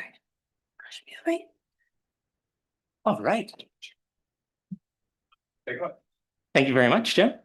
I'm delighted to be presenting work that I started a long time ago when I think it was less relevant than it is today. So this is a paper on the long-term externalities of short-term disability insurance.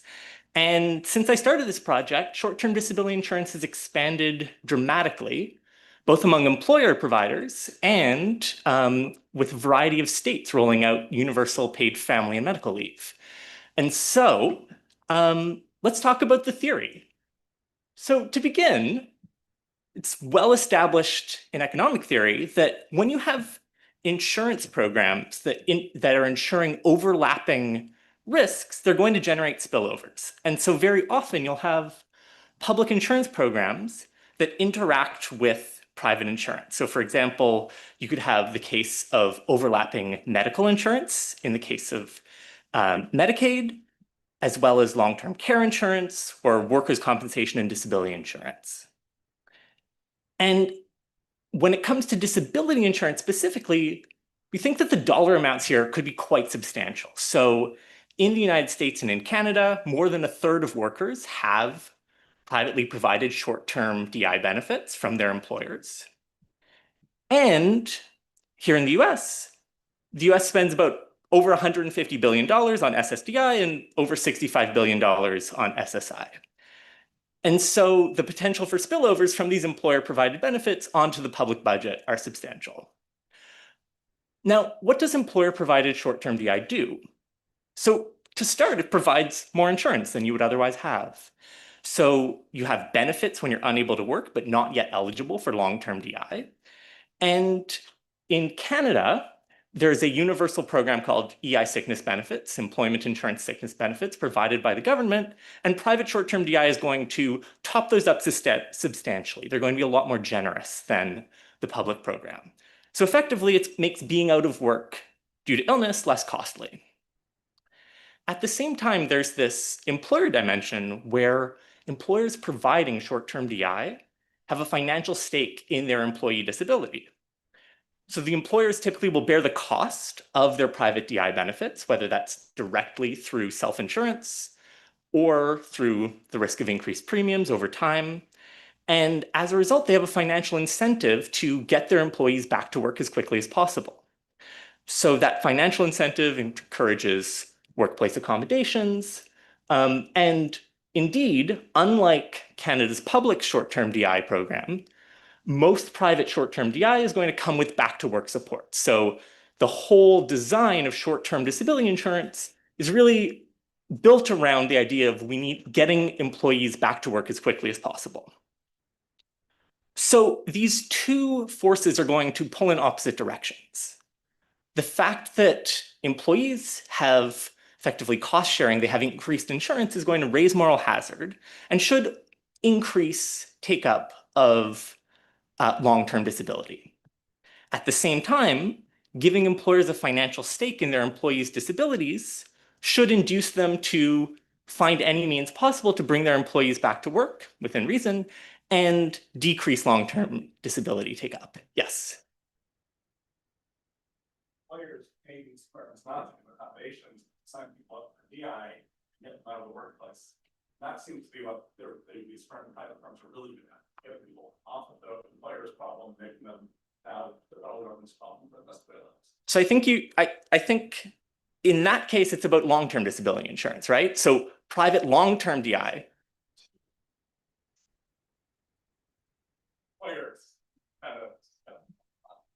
So here I'm distinguishing between employer short-term DI and employer long-term DI. So long-term DI is far more common among employee benefits. And indeed, virtually every employer that provides short-term DI benefits is going to provide long-term DI. So your point is well taken, but you should think about what is the marginal additional effect of having short-term DI in addition to having this long-term DI program. So if private long-term DI is trying to absorb employees onto long-term DI, is there an additional marginal effect of having a short-term disability insurance program? And that's what I want to identify here. All right. Is there anything I can do about this like high-pitched echo, or is that just built into the system? Mic away, okay. All right. So the net effect of these two offsetting forces is an empirical question that I'm going to identify in this paper. So the fact that it's an empirical question hasn't stopped us from speculating. And indeed, the industry says that short-term DI should lower long-term DI take-up. So products like short-term disability allow us to intervene early, help support shorter claim durations, and prevent long-term disability claims. This comes from one of the largest insurers in Canada.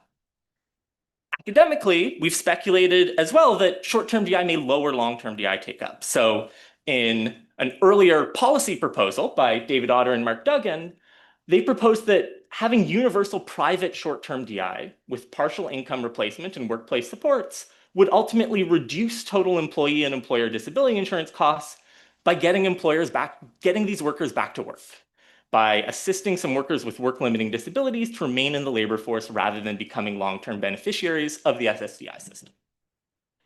But the best evidence using US survey data has so far been inconclusive. And I'm going to argue that if you want an answer to this question, you should look north to Canada, because there's a unique set of data and institutions that allow us to get a credible quasi-experimental estimate of this parameter of interest.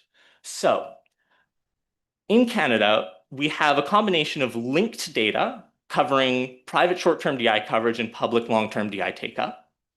And in particular, that comes because there's a payroll tax rebate for private short-term DI provision that is unique within the OECD. So Canada is the only country that has, whether or not you're receiving private short-term disability benefits, not just whether you're receiving the benefits, whether you are eligible for private short-term DI when you become sick, that is observable in the tax records. So I'm going to look at the Canadian tax records and then combine that with plausibly random variation in this coverage. So in particular, I'm going to use the staggered timing of firms ending their private DI plans as the source of identification.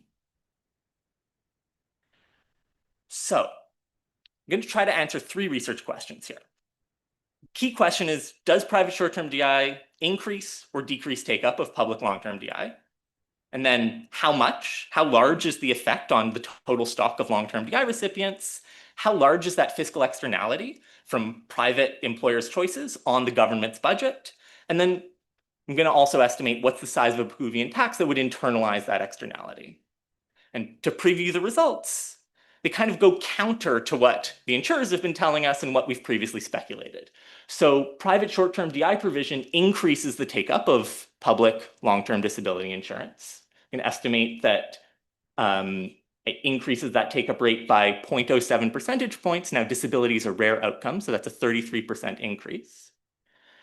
And to benchmark just how much does this matter, I'm going to do an extrapolation. And I estimate that in 2015, the public disability rolls in terms of long-term disability in Canada were 5% larger as a result of employers providing short-term DI. And so that generated an additional 18,000 long-term disability recipients and increased public DI spending by $230 million. And so if I do the math to back out what is the implied cost to the government of each employer-provided short-term plan, it's about $35. And so if you were to internalize that externality, it would imply a Pigouvian tax of $35 on these plans. All right. Yes. Maybe you'll get to this, but just going back to Jeff's question, do you observe private long-term?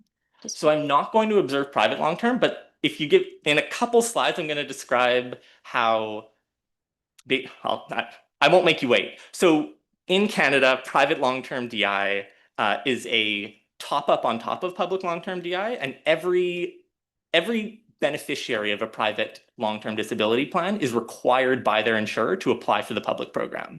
If they decline to apply, then their benefits are reduced dollar for dollar for what they would be eligible for if they didn't apply. So effectively, there might be some people who are eligible for private DI and not receiving public DI, but there's not going to be anyone who isn't observed in my sample because they have private DI and chose not to participate in public DI. Could you?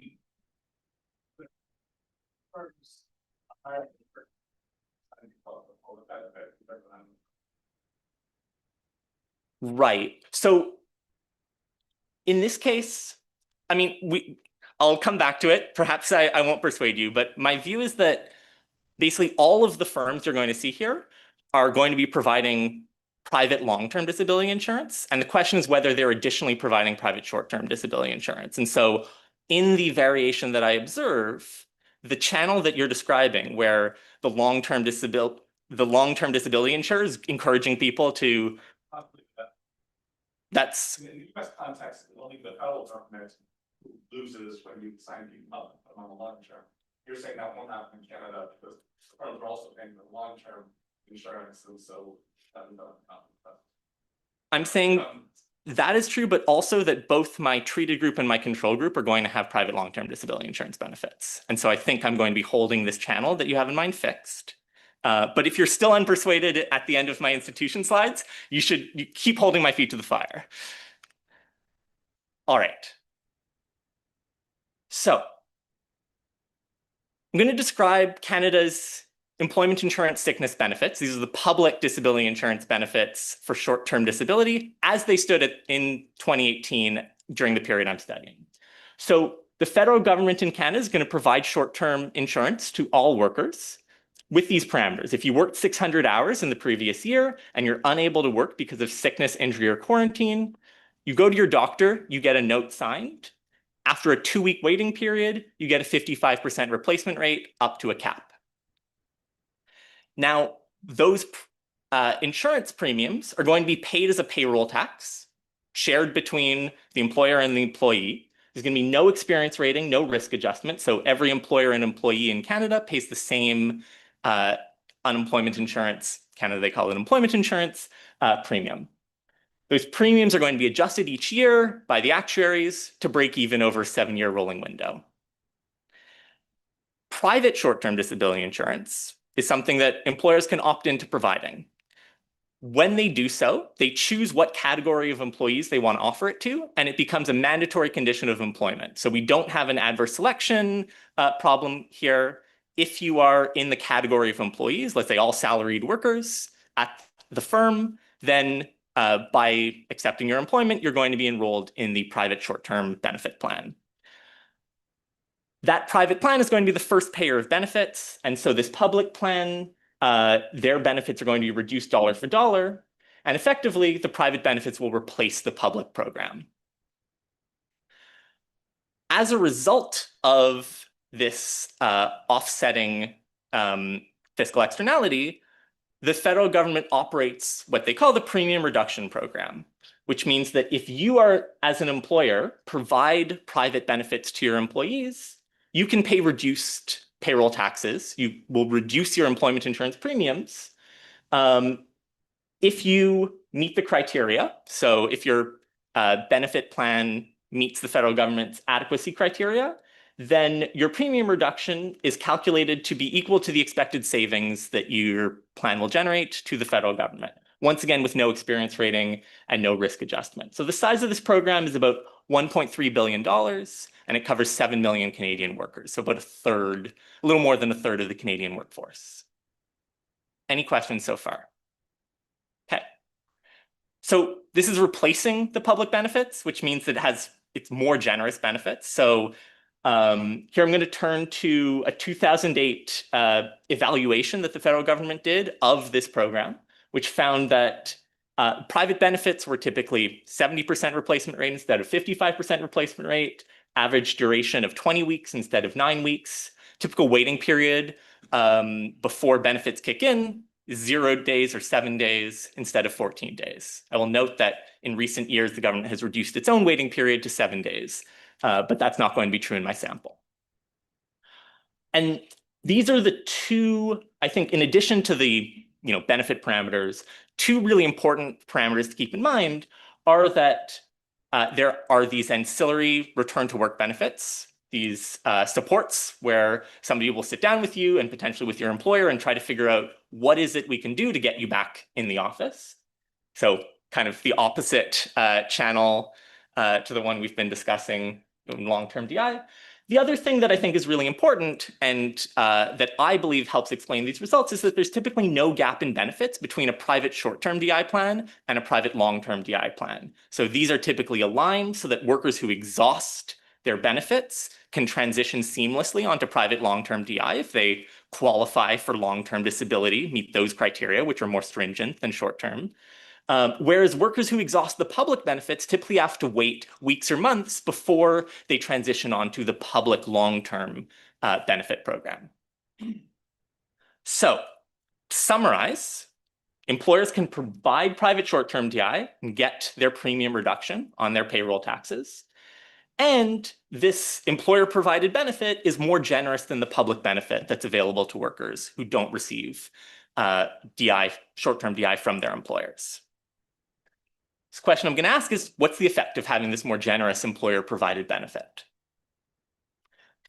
I'm going to answer that using linked administrative data. So as I previewed, I'm going to be able to link workers to their employers. I'll observe their earnings and observe which workers are receiving private short-term DI coverage using these premium reductions.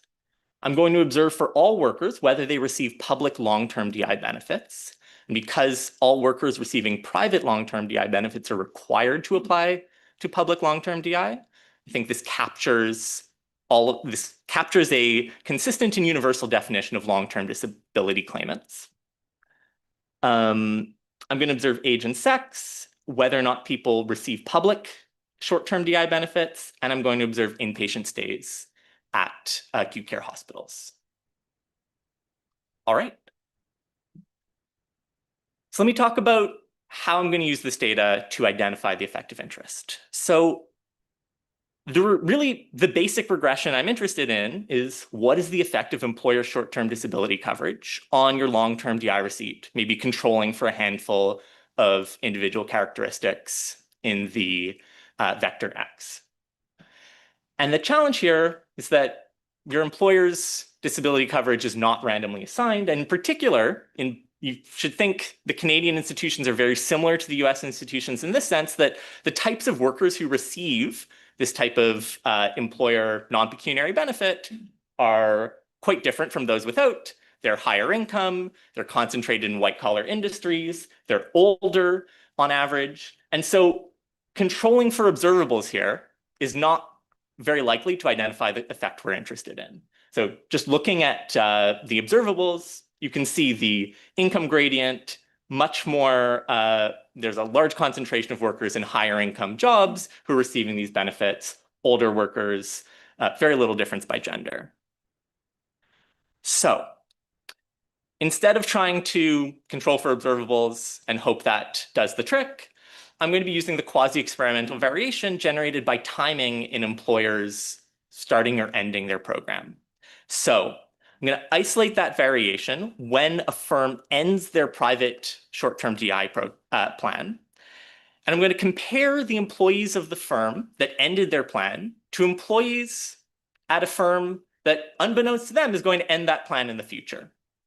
And so the hypothesis is that these are all employees at a firm that at some point in that firm's life offered private short-term DI, and then at some point decided to stop offering private short-term DI, but the workers in my treated group are being cut off from private short-term DI, and the workers in my control group have not yet been cut off from their private plan. So they're differing only in when their employer decided to stop. And the key identifying assumption, which I'm going to provide some evidence to bear on, is that I need to assume that the timing of when employers stop offering private short-term disability benefits is going to be uncorrelated with their employees' risk of disability. And so, for example, I think the two largest threats to identification here are employers observing their employees' evolving health and saying, my employees are getting sicker, so I've got to end my program. It's getting too costly. Or responding to labor market conditions, saying labor market conditions are tough, and therefore we're going to end these non-pecuniary benefits.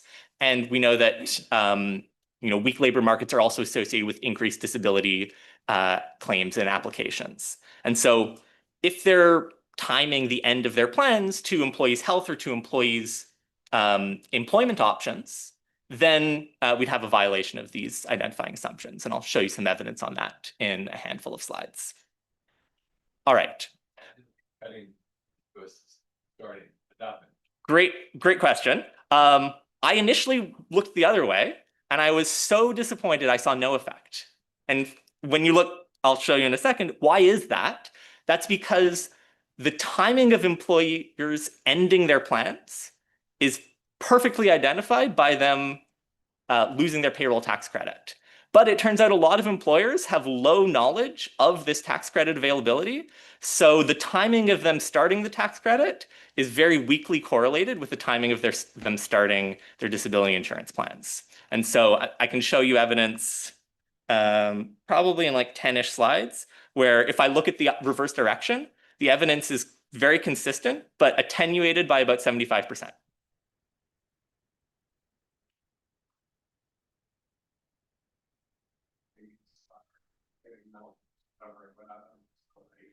And so I say, it's cost me a lot, I'm gonna get rid of my short-term disability, I'm gonna crack down on this use of this policy of long-term disability.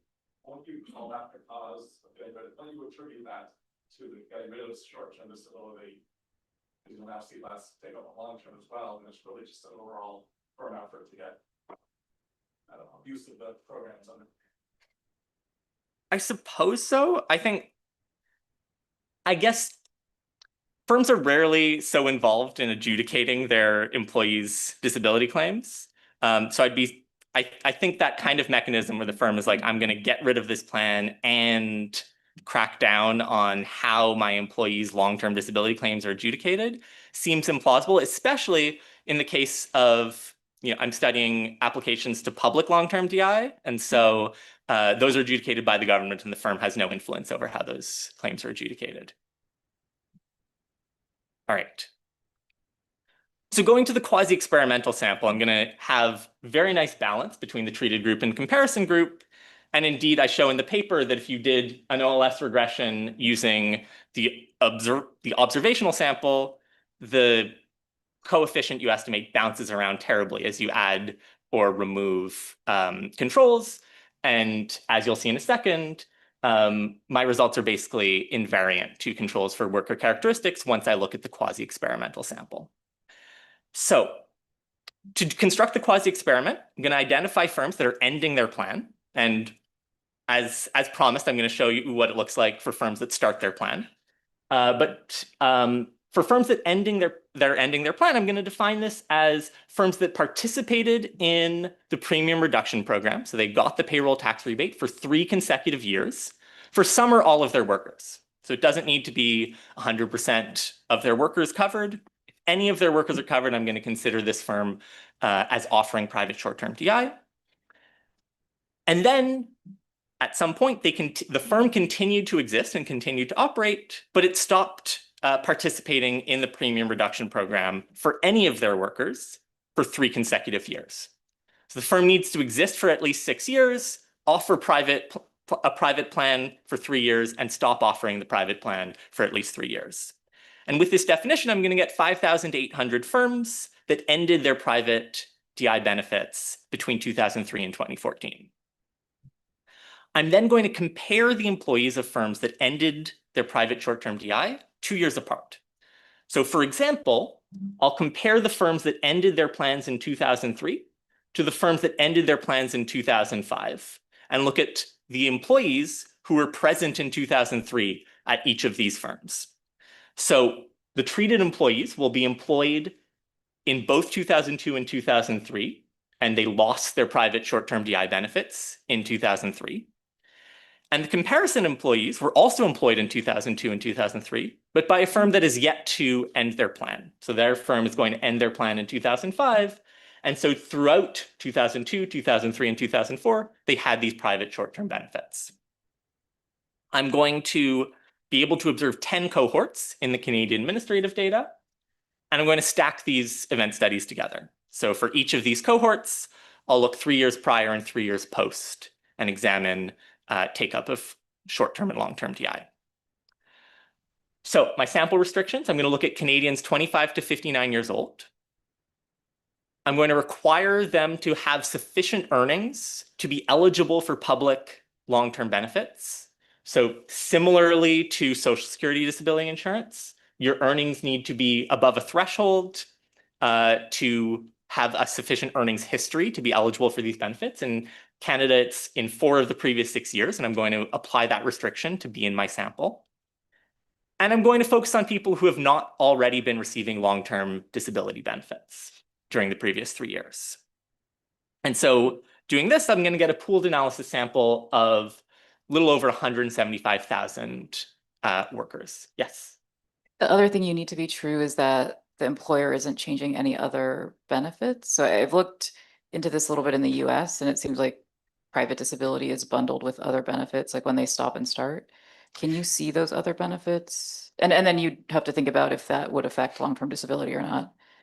Yeah, that's a good, like an important question, and other benefits won't have this tax rebate that lets me see them. It suggests to me, like as I was developing this paper, I was speaking with insurance companies that provide private insurance in Canada. And I think finding out more about what benefits tend to be bundled with short-term DI, and then thinking about whether those are likely to affect take-up of long-term DI, I think is an important thing that I haven't explored. Yes. So these are all these groups have run policies. So could you do the regression data design for full sample and less example? Where you've got a cap, so then it's gonna be such a cap. And just see if this one's the same. What's the kink? So the replacement rate is 55% up to the cap, and it levels off. Yep. The slope drops to 0 at that point. So could you just look at like some effects in a full population and then sample and see if there's differential impact. So yeah, I could. I suspect you would. So my working hypothesis, although I should say I can't separately identify the effect of the different parameters that change at the time that you gain or lose short-term DI. In fact, you're suggesting a nice way to empirically test this. I should say my prior is that I would find very little effect at the kink, because I think the biggest difference is this gap. I think that going to 0 benefits for weeks or months for some undetermined period between short-term DI and long-term DI is a huge disincentive to applying for long-term benefits and ending up on the long-term benefit run. And that wouldn't change at the kink. But that's so far a prior that I'm asserting, but I think you've provided me with a potential way to test that prior. Yes. Okay, let me show you the results. Okay. So here's the event study. In blue, we have the control firms that have kept their private short-term DI until period 3. In red, we have the treated firms that ended their private short-term DI in period 1. So periods 1 and 2 are the periods where these two firms differ from one another. And here I'm showing you the first stage. And so the effect is not 100%, right? Because not all employees at the firm ever had short-term DI coverage. It was always a subset of employees who were being enrolled in short-term DI. Additionally, some employees might have DI coverage from another firm. So I see it's 61% reduction in the number of employees who have short-term DI coverage. In red, I'm showing you without any controls for worker characteristics. The gray dashed line that's almost on top of the red line is after controlling for workers' age, sex, industry of employment, and earnings. And so controlling for worker characteristics has very little effect on these regressions. Here's my reduced form. So firms ending their private short-term DI cause a reduction in long-term DI receipt. So a 4 percentage point reduction in their employees signing up for long-term disability. And dividing these two estimates yields the Wald estimator for the IV regression. So I said that my regression of interest was the effect of short-term DI coverage on long-term DI receipt. I'm showing you the effect of instrumenting for short-term DI coverage with the employer's decision to end their plan. And to get our estimate beta, I'm just going to divide those two estimates I showed you. So here's what that looks like in a regression table. And as we add additional controls, whether it's the year of the employer ending their plan, whether it's age, sex, earnings decile, or industry, we see this consistent estimate of about a 0.07 percentage point change in long-term DI take-up, which is a 33% change. So I started with this open empirical question, which I wasn't, theory doesn't tell us which signs should dominate. And the data tells us that the increase in long-term DI take-up caused by more generous benefits is going to outweigh any decrease that we're seeing caused by the greater accommodations, the story that the insurers tell that we help the employees get back to work and we avoid these long-term disability claims. So I said the two key threats to identification are the employees becoming sicker or labor market changes, meaning the employees having different access to outside options. And so my results would be biased in either case. Let me turn to the hospitalization data and show you that workers do not seem to be getting sicker or healthier around the time of their employers ending these plans. So hospitalization rates remain stable in both treated and control firms throughout my sample. Employment rates are 100 by construction in year 0 and 1, because I'm looking at people who are employed by a firm in year 0 and 1, and they follow each other if you look outside that period. So there's no evidence that that there's bias due to changes in health or changes in employment circumstances. And then I've already been asked the question, why not study firms that are starting these plans? And basically, it's not just in the data, but also the federal government ran a survey and found that 72% of firms offering private plans were unaware they could get this payroll tax rebate. That might seem surprising. It's about $150 per year per employee. And so they're not leaving that much money on the table by forgoing this plan. They're leaving a little bit of money on the table. And so because I see their participation in the tax program, not their participation in a disability insurance plan itself, and I need the sharp timing, that's why my effects are severely attenuated. And since for the sake of time, I'm going to tell you I see about a quarter the size of the effect, and it's no longer statistically significant if I look at firms starting their short-term DI plans. So let me briefly take you through the extrapolation. And so the natural question is this effect large? Is it small? How much does it matter for the federal government that they have these spillovers from employer plans? And so I'm going to try to answer the question, what's the effect on the stock of public long-term DI recipients? And what's the effect on the public budget for long-term DI? And I'm going to give you an approximation, an extrapolation. I'm not going to estimate this precisely in the data. And so to extrapolate from these flows I observe to the estimated stocks, I'm going to construct a counterfactual. If Canadian employers had not provided private short-term DI during those 15 years, from 2000 to 2014, what do I estimate the quantity of long-term DI recipients and expenditures would be in 2015? And let me not go into detail about the 4 assumptions. I think all are pretty reasonable assumptions for this approximation. They're about the effects being constant, the marginal recipients looking like the average recipients, and the 2-year effect being equivalent to 2 times the 1-year flow. So, taking you straight to the results, I estimate that you would have 18,300 fewer LTDI recipients in 2015, and that the federal government would have spent about 5% less, about $230 million less in 2015. The confidence intervals are pretty big, but suggest that there is a significant effect. Now, to calculate the cost of future long-term DI benefits, I multiply the change in take-up by the present value of future long-term DI benefits. I make those same 4 assumptions, and I show that these are very stable across all of the cohorts I observe. And I estimate that, as I said, the Pigouvian tax of what is the cost that is externalized onto the federal budget is about $35 per employee per year who's receiving these benefits. So let me conclude.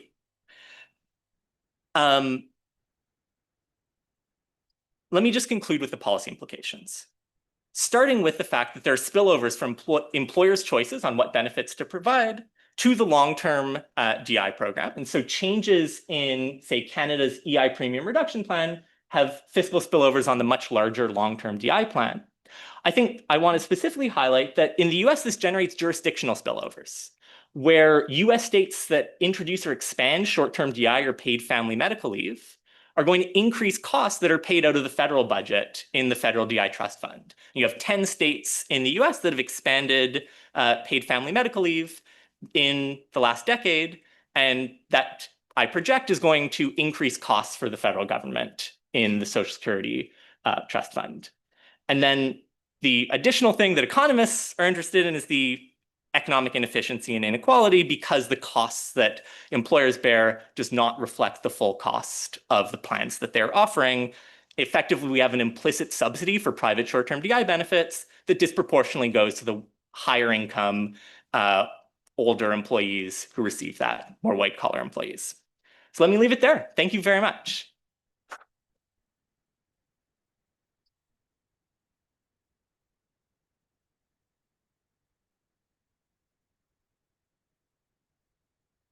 So really interesting paper. Thank you. Your use of language around a Pigouvian tax and inefficiency is making sort of social welfare. It has social welfare implications, right? And that's a little less obvious to me here, that this is necessarily inefficient if we think that the long-term disability is actually well targeted, and that from a social insurance perspective, we believe there's value, utility value to providing insurance to folks in states of the world where they're not able to earn income. So I'll just ask, what are your thoughts about that? Right? Do you believe this is actually an inefficiency, or is it really just the public and private sectors they have fiscal spillovers, but that doesn't necessarily mean it's inefficient? Yeah. So this is a really tricky question in the sense that I don't want to make a normative statement about whether too many or too few people are ending up on long-term DI.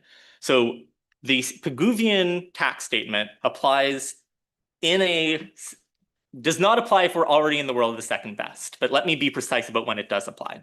So if the employers do not internalize the full costs of the insurance they're providing, they're going to over-provide short-term DI. So the true cost, the true economic cost of a short-term DI plan, let's say, is $185 per employee per year, but they face the private cost of $150 per employee per year, and they're going to provide slightly more, or somewhat more employers will provide this benefit to their employees than if they faced the true economic cost of the benefit they're providing. So maybe this is your point about first and second best, is it sort of depends on what your counterfactual is about what resources would be available in the absence of this program, right? Like, are we assuming that individuals are going to go out in the private market and optimally buy the insurance on their own, which the whole reason we think the government intervenes in this market is that there's problems with that, right?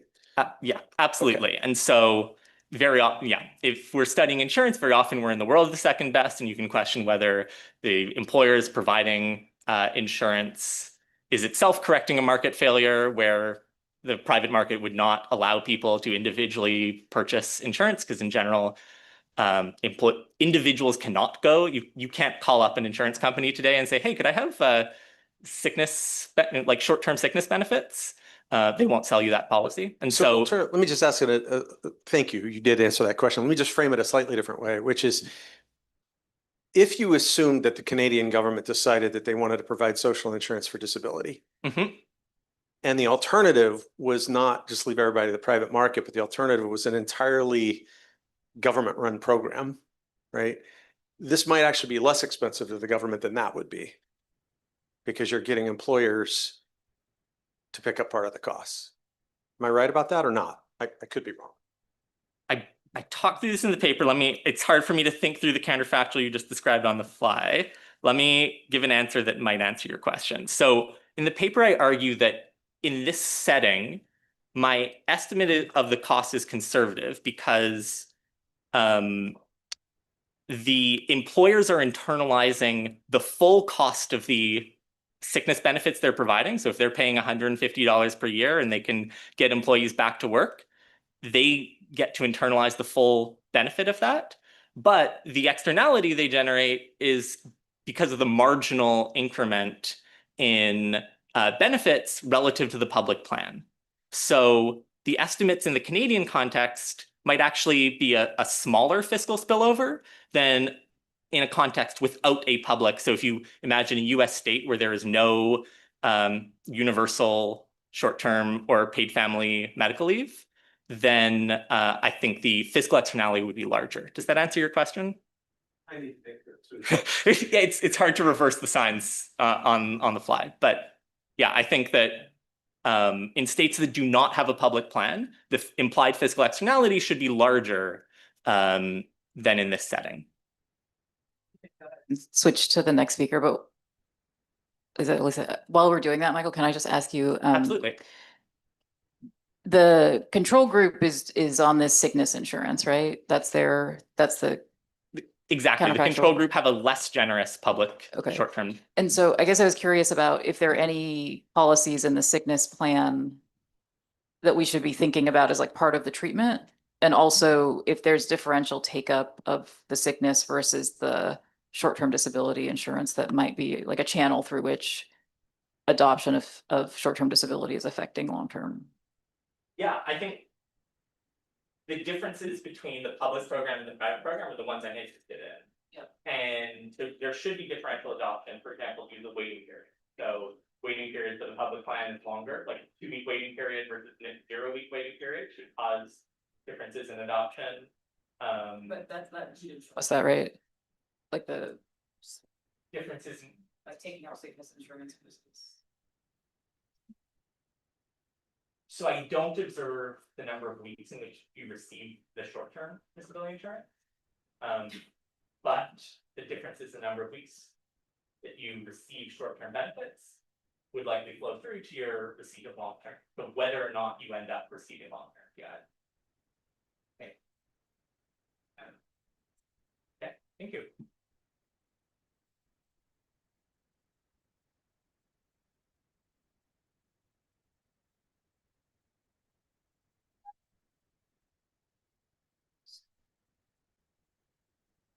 Awesome.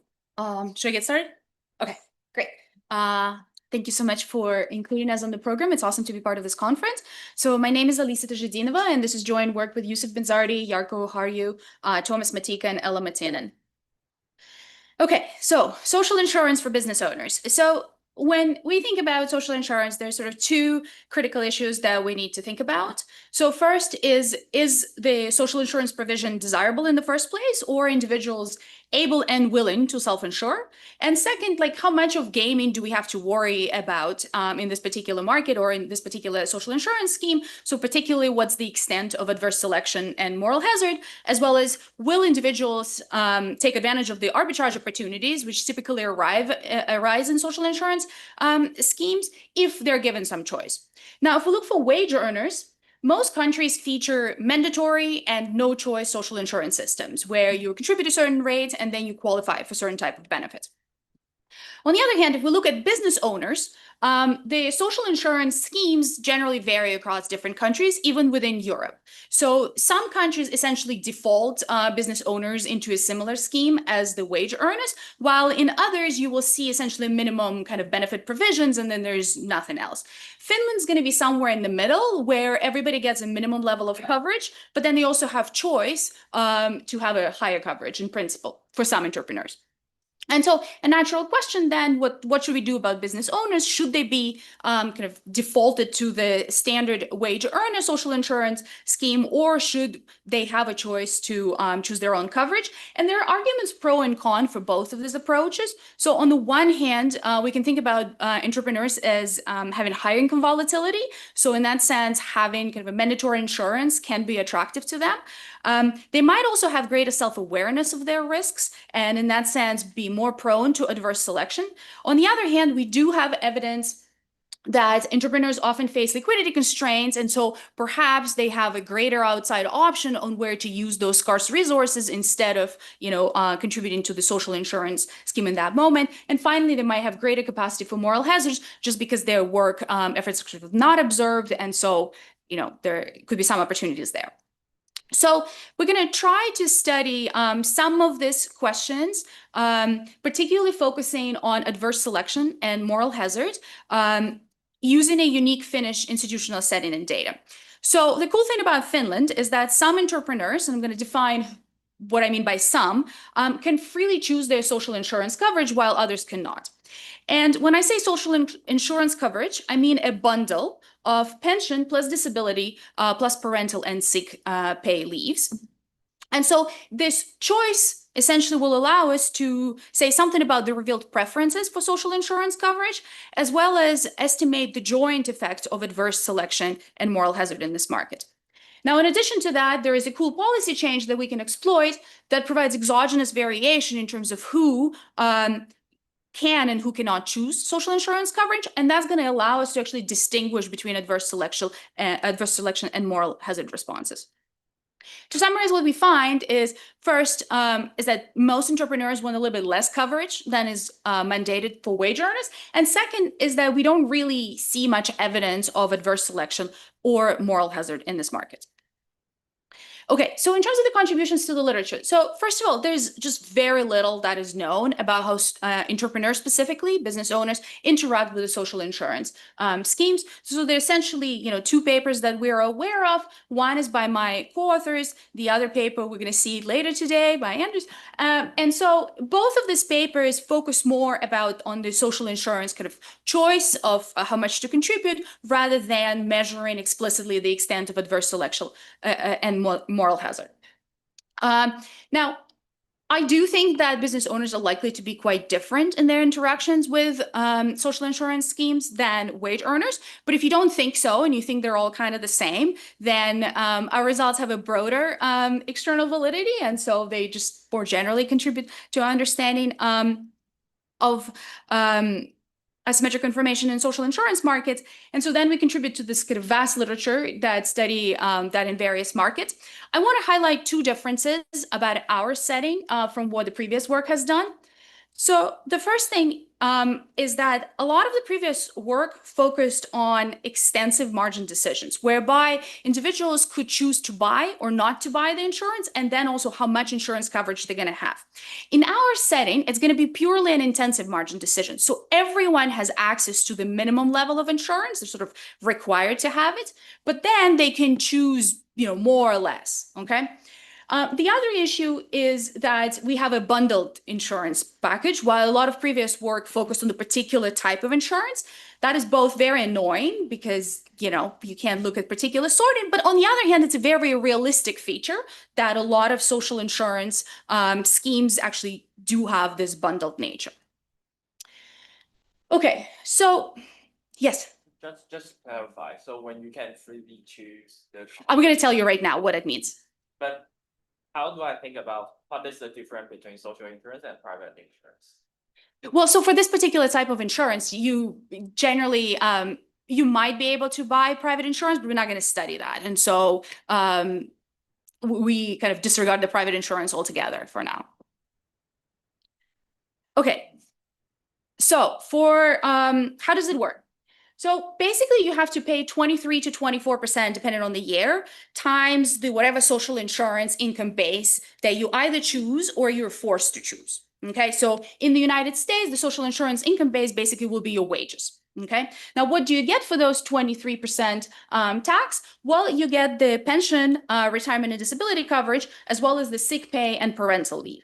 Now, the pension coverage in Finland is pretty generous, so it depends on your contributions throughout your lifetime, like everywhere else. However, every year of contribution basically adds 1.5% of your social insurance base to all your future pensions, and the formula is not progressive and there is no max cap. It's kind of very similar. So in some sense, here, it doesn't matter whether you contribute, 20 years ago, you contribute now, you're gonna see a same increase in your future yearly pension.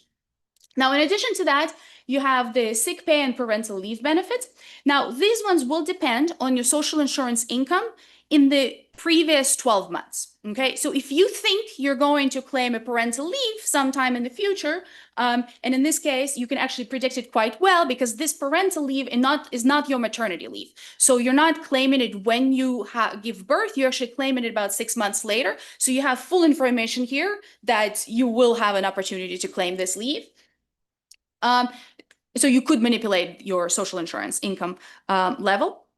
And so the replacement rates here are pretty generous. They start about 70% and then they decline to 50% for higher levels of social insurance income.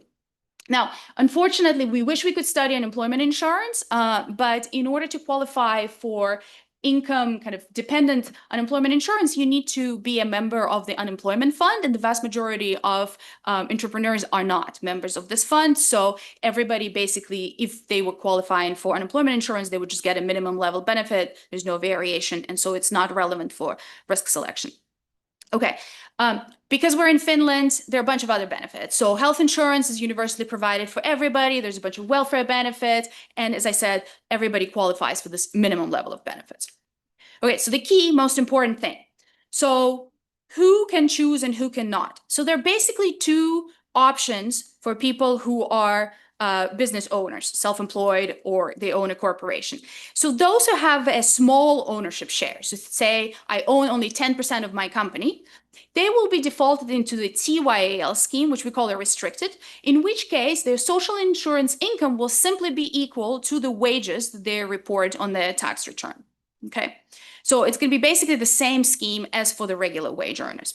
On the other hand, if you have high ownership share, for example, if you're self-employed and you fully own your business on your own, then you have complete freedom of choice of social insurance income as long as it's within that range of 7,000 to 170,000 euros. Okay, now, legally speaking, you're supposed to pick a social insurance income that would represent the wages that somebody would get paid for doing your work. Okay, in practice, of course, it's impossible to enforce such a legal rule, and we don't observe any efforts of anybody enforcing it. And so Practically, it means that business owners can choose any number between 7,000 and 170,000. This number will not have any effects on their income tax liability or anything else. The only thing it's going to do is going to determine how much they pay in terms of contributions. So multiply that by 23%, and then how much benefits they're going to get in the future in retirement, as well as for parental leave and so forth. Okay. Now, importantly for us, the definition of what is a low ownership share versus the high ownership share, it has changed. It was originally 50% and then decreased to 30%. So there was a bunch of firm owners that now became eligible to have free choice of social insurance base. Okay. Just there, not wait for them to. There's no tax advantage to like deferring them. No, so their income tax they have to pay separately, and that's going to be dependent on the choice of wages, dividends that they're going to make, and those incentives are basically the same for both types of business owners. The only difference here is that because if you have the low ownership share, then essentially, if you want to reduce your social insurance tax bill, your only way to do it is by paying yourself less wages and more dividends, but that will have ramifications then for your income tax liability. So I'm going to show you what they do, but to the extent that their incentives are symmetric, we don't think that's going to affect our results negatively. Okay, so we have awesome finished data. So we have detailed information on their contributions, then on their claims, basic demographics information from tax returns and the tax returns themselves. So both individuals and how well their firms are doing. We also have some small survey data covering kind of attitudes towards the social insurance system, understanding of some of the rules, and some information on perceived health. Now, we don't do many sample restrictions, but because we want to take advantage of this reform, we basically focus on privately held corporations rather than looking at self-employed. So everybody here owns a privately held corporation, but it's just they have different ownership shares. Ooh, what have I done? Okay. All right. So they have a choice. Do they act on it? And the answer is yes. So on the x-axis, we have labor income. Sorry, that's just a term for wages. So think about it as wages. And then on the y-axis is the social insurance income choice that they make. Now, the restricted individuals, you can see they're following the 45-degree line. Essentially, they have no choice. It's a little bit below the 45-degree line because it's like a 98% rather than 100%. But the unrestricted people, they have different amounts of social insurance income. And so you see that the higher income individuals systematically decrease their social insurance base, while at the lower end of the income distribution, we see a higher levels, and that's partially driven by that minimum level of 7,000 that you have to contribute based on. Now, you might wonder, do they just all pick the minimum, or at least some share of them just stick to the minimum? Sorry. And the answer is no. So here, removing the people who are absolutely bound by the minimum because they're already there, those who have full choice, they do not bunch at the minimum. So they're not trying to just like get rid of, the social insurance altogether and avoid it to the max they can.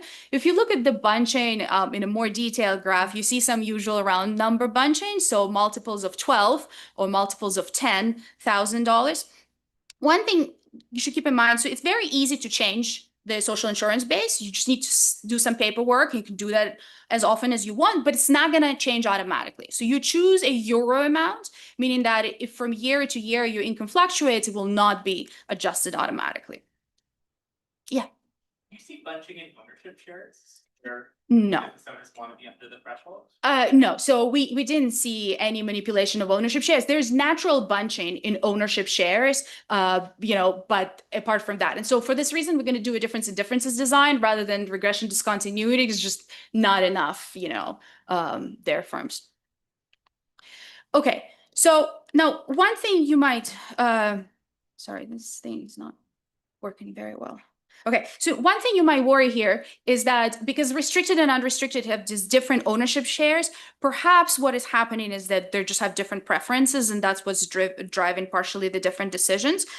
So we can take advantage of a reform to have actual causal effect of do entrepreneurs indeed reduce their contributions if they have a choice. And so our treatment group is going to be this business owners with a 30 to 50% ownership share who were restricted before, and now after 2011, they have a choice. And we have two control groups, those who always stayed restricted and those who remain to be unrestricted. Now we cut off the extreme cases. We look at the 10 to 29 rather than 0 to 10, just because those might be particularly different. Okay, so what we plot here on the y-axis is now the ratio between the social insurance coverage income that you choose versus your total income, and the total income is now the sum of your wages and your dividends. So think about, like, this is the profits per year that you get. Okay, so how much of them do you choose to insure? And what you see here, first of all, is that if we look at the always restricted people, they're not at 100%.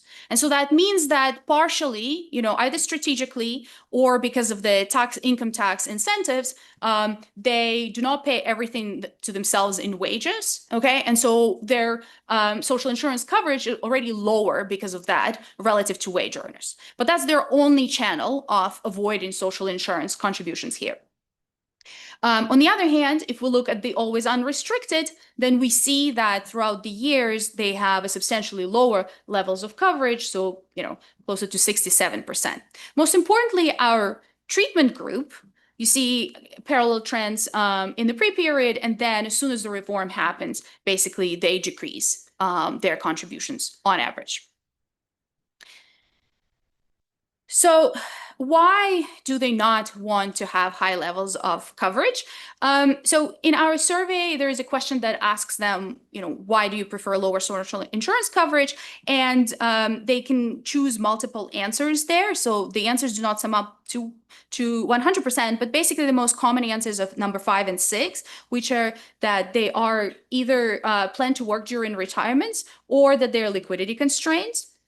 Now, in addition, options 2, 3, and 4 are also pretty popular, that there is lack of trust in the Finnish system, which I was quite surprised about, plan to sell the firm, and that they have a private pension. So it's kind of a variety of possible reasons for why they don't want to contribute as much.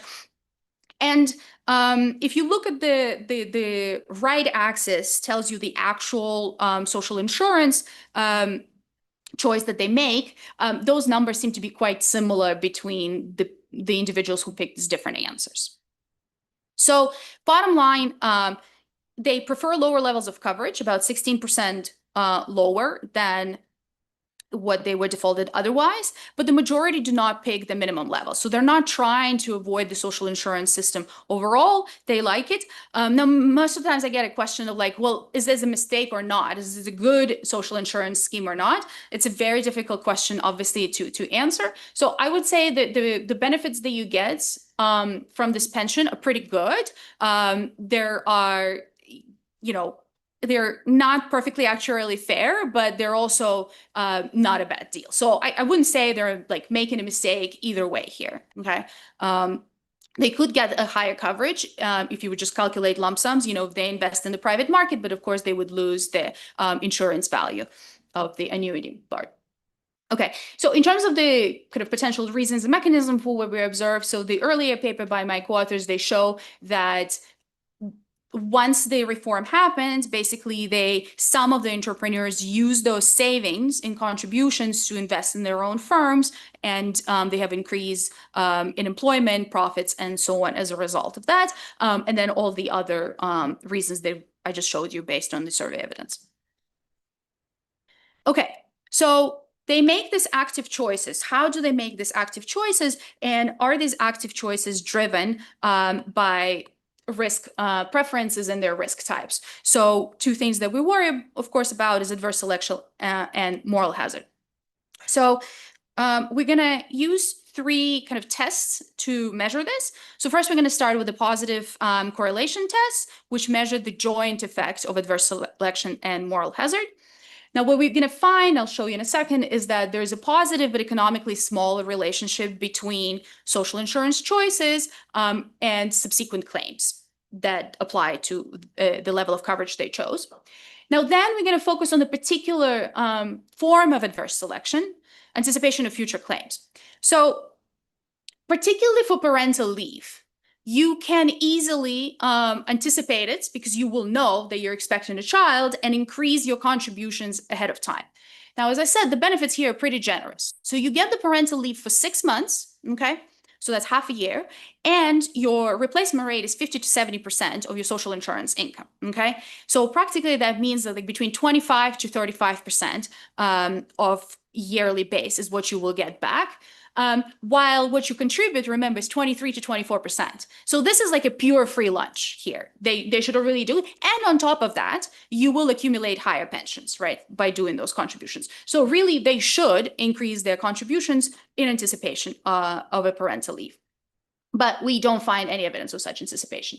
And then finally, we're going to exploit our 2011 reform to measure moral hazard responses.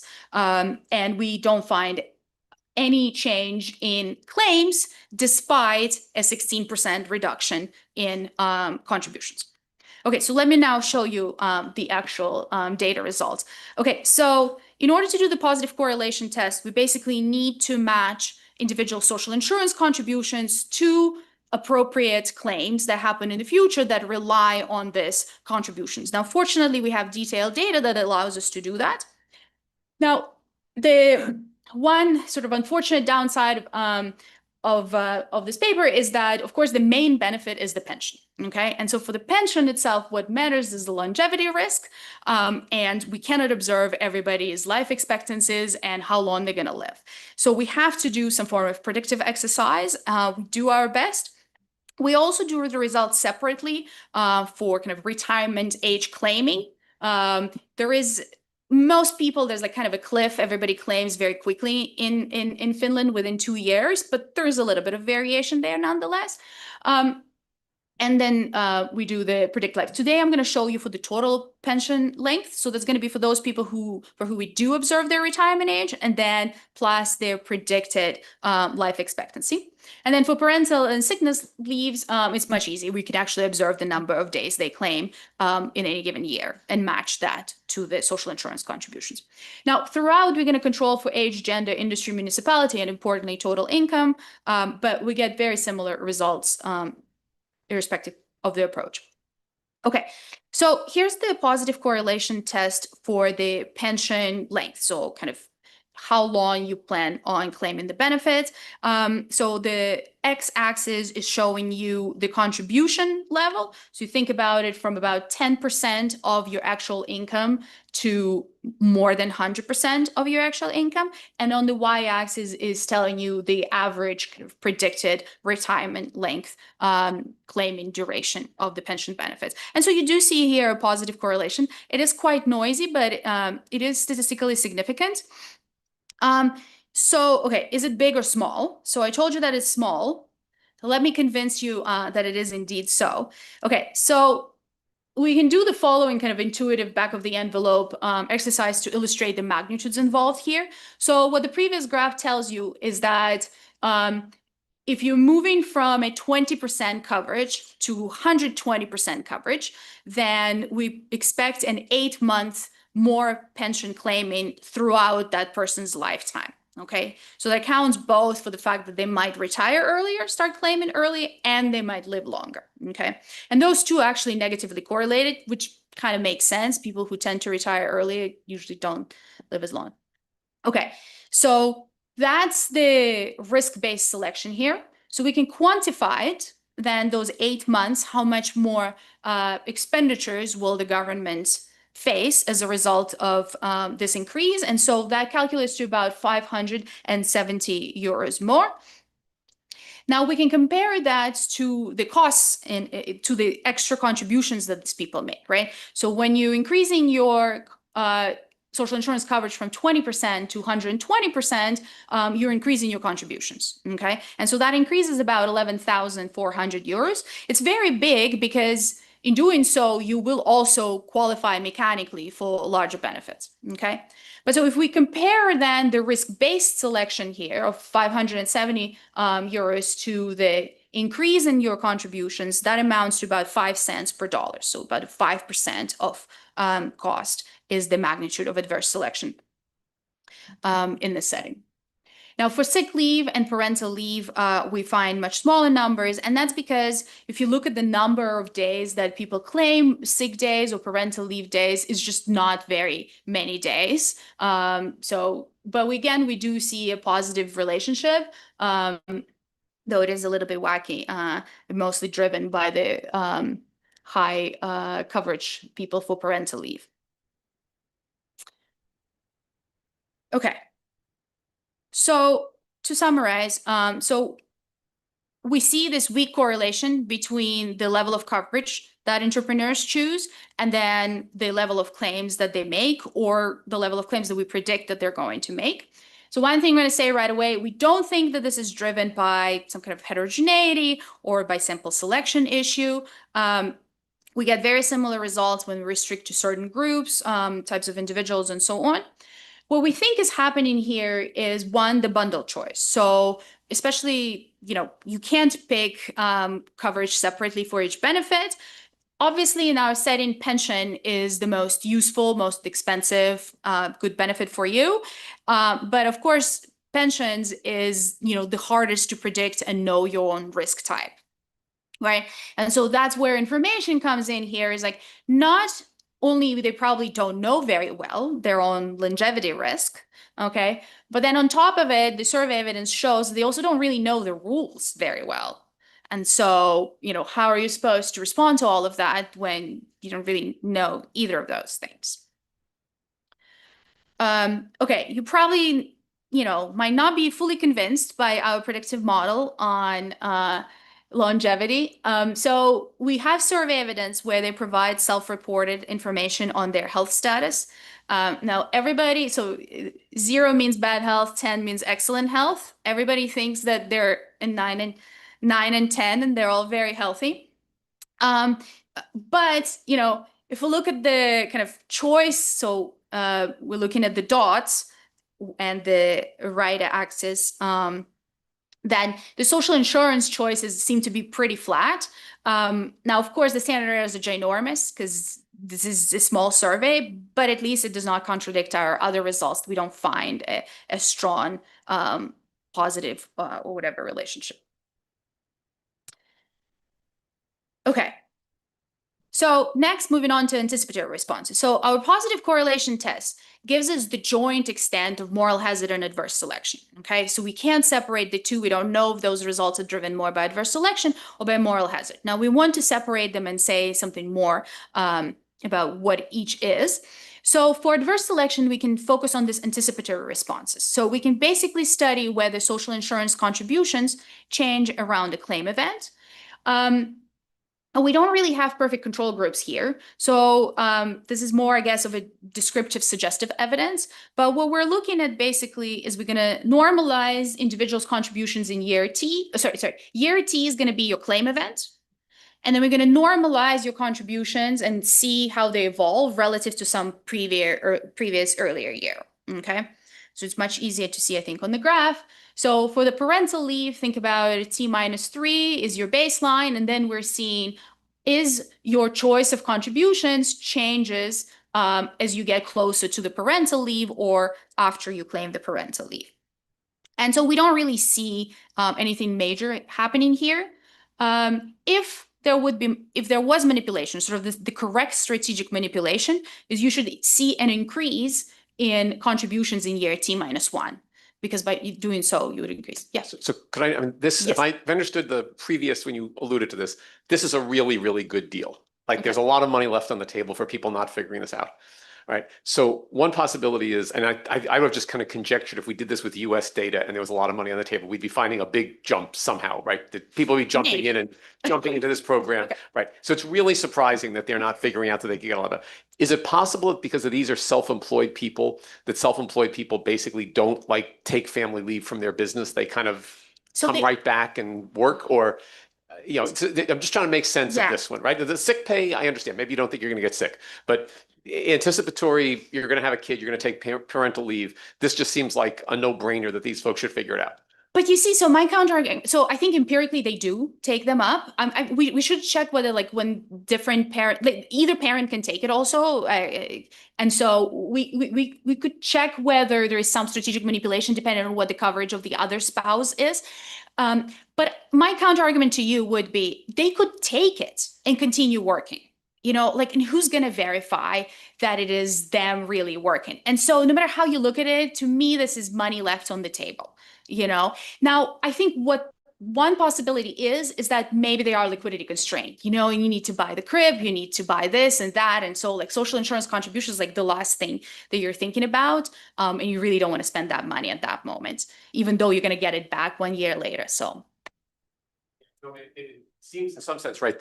Maybe I was thinking, you know, which title does this need? Is this an adverse selection thing, or is this a, you know, the money on the $100 bills on the floor on the street? You know, I mean, it's both. Yeah, but it's some of that. Yeah. Okay. Yeah. So again, for sick pay, kind of a similar thing. Now for sick pay, it's much harder, right? So, you know, this is something like you need to anticipate it. Now for retirement, we also look if there is an increase in contribution between retirement. Now, to the extent that you get 1.5%, no matter when you contribute it, in some sense, it's irrelevant. However, you know, it is better to strategically make contribution as late as possible also, because then you could have accumulated, you know, return privately and still get exactly the same bump. Things are not too bad because they are kind of COLA adjusted, whatever contributions you make, but it's not going to account for the market growth. And so bottom line, we really don't find much of anticipatory responses. So we also look at how frequently they, there you go. So here what we see is like how often do they change their contributions in a given year. And so basically we see a tiny little bit of a kind of increase in how likely they're going to change their contributions by 5% or more. So here you need to change your contributions by 5% or more, and then what percent of people. So you see in any given year, about 20% of people basically are changing contributions, and we don't see like more changes in the year of before the parental leave happens. Okay. Okay. So yes, sorry. People moving in and out of this status. Yes, there's. Could that be part of what's going on? Do you have any particular, like, would you just like do a balance panel or something like that, or? You could just look at the probability switching. Yes. Yeah. I mean, and they all have The scale of it. right. And to the extent that there's a business owners, they might have spouses that are in a different scheme, so they might also have, you know, different incentives. It still doesn't change that if there's a strategic component, but could be. Okay. All right. So finally, you know, so positive correlation gives us the joint effect, some evidence of an adverse selection, but of course, this anticipatory responses that I just shown you, it's like it's a very particular, narrow, niche way of responding to adverse selection. So how can we measure moral hazard itself? So we can use the following kind of intuitive idea here. So if you think about individual's claim, it has two components. One is a component that's purely driven by how risky I am. And the second one is this kind of exaggeration through the moral hazard, right? The higher coverage I have, you know, the extra few claims I possibly will make. Now, as a result of the 2011 reform, right, we know that individuals have lowered their coverage levels, okay? But the reform itself did not affect their risk status, okay? And so in that sense, if we compare their post-reform claims minus the pre-2011 claims, then that should give us this moral hazard as a result of the change in their coverage. Now, of course, people's risk profiles do change over time, so we need a control group, but as long as the risk profile sort of evolves similarly in our treatment and control group, then that would relax our assumptions of the fixed risk types. Now, in this particular example, I am considering completely separate true versus moral hazard components. 1 minute? Okay. In the paper, I showed that we can easily relax that assumption, and the results would still estimate the moral hazard correctly. Okay, so the first stage is, remember, 2011 reform happens, the treated group basically gets a has freedom, and so they lower their social insurance coverage by about 16%. So the question is, as they have lower social insurance coverage, do they lower their claims? And the answer is no. So we get basically zeros no matter what we're looking at, particularly like the sick day claims and the parental leave claims. Very quickly, there are 3 estimates here. The reason for that is that while on average they decrease social insurance contributions, there's a lot of heterogeneity, right? Some people decrease dramatically, others decrease just by a little bit. And so we want to make sure that those who decrease dramatically don't show, any differential effects. And so the results are more or less the same for all 3 groups. Okay, so I'm just going to conclude here. So what do we find? So first, we find that business owners prefer lower social insurance contributions coverage, but they don't want to eliminate coverage altogether. So that suggests that people want some choice, okay? Perhaps because of their liquidity constraints, they do not value the benefits as much. Second is that we see weak adverse selection in this market. So based solely on adverse selection argument, there's no need to generate a mandate. Now, we don't say anything about the paternalistic reasons here. And then finally, the fact that we don't see any moral hazard responses, that suggests that perhaps there's no need to restrict access or generosity for business owners. And so altogether, the 3 results in our studied setting kind of suggest that an ideal scheme perhaps should not be mandatory, or at least above a minimum, since we do have a minimum here. It should allow this choice since there's not much of adverse selection. And then finally, it should be as generous for wage earners as for the business owners. And so what scheme is that? Well, the one that they have in Finland. So in that sense, it seems like they did a pretty good job here. The one big caveat is once they reduce their contributions, we know some of that goes into the firm and is put to some productive uses, but we cannot absorb all of their money. So it's possible that the paternalistic reasons for a mandate are still present. And we kind of don't want to say anything about that. All right, that's it. Thank you.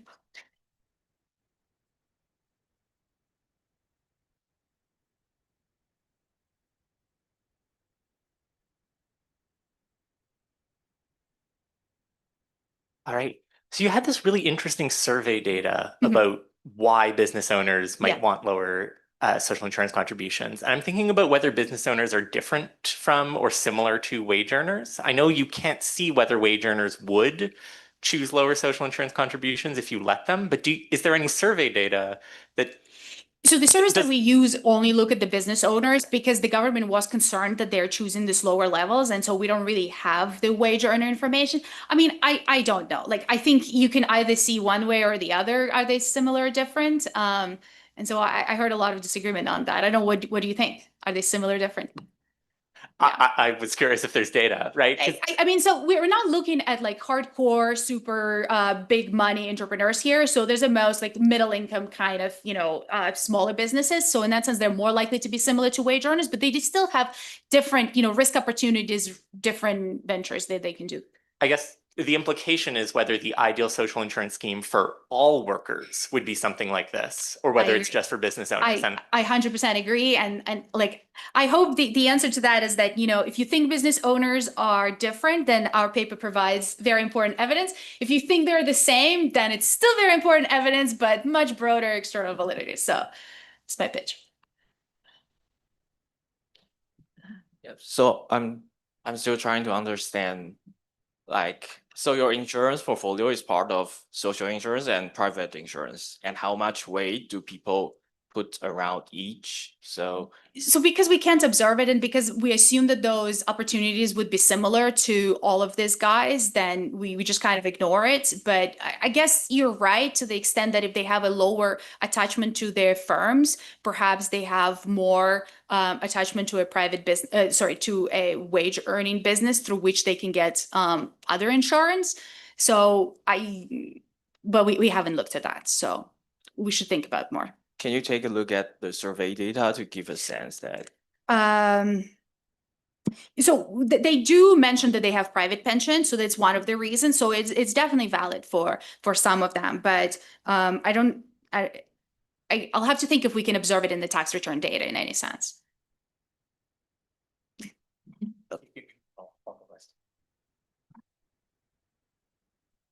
Yeah, just going back to your results on the years of retirement benefits.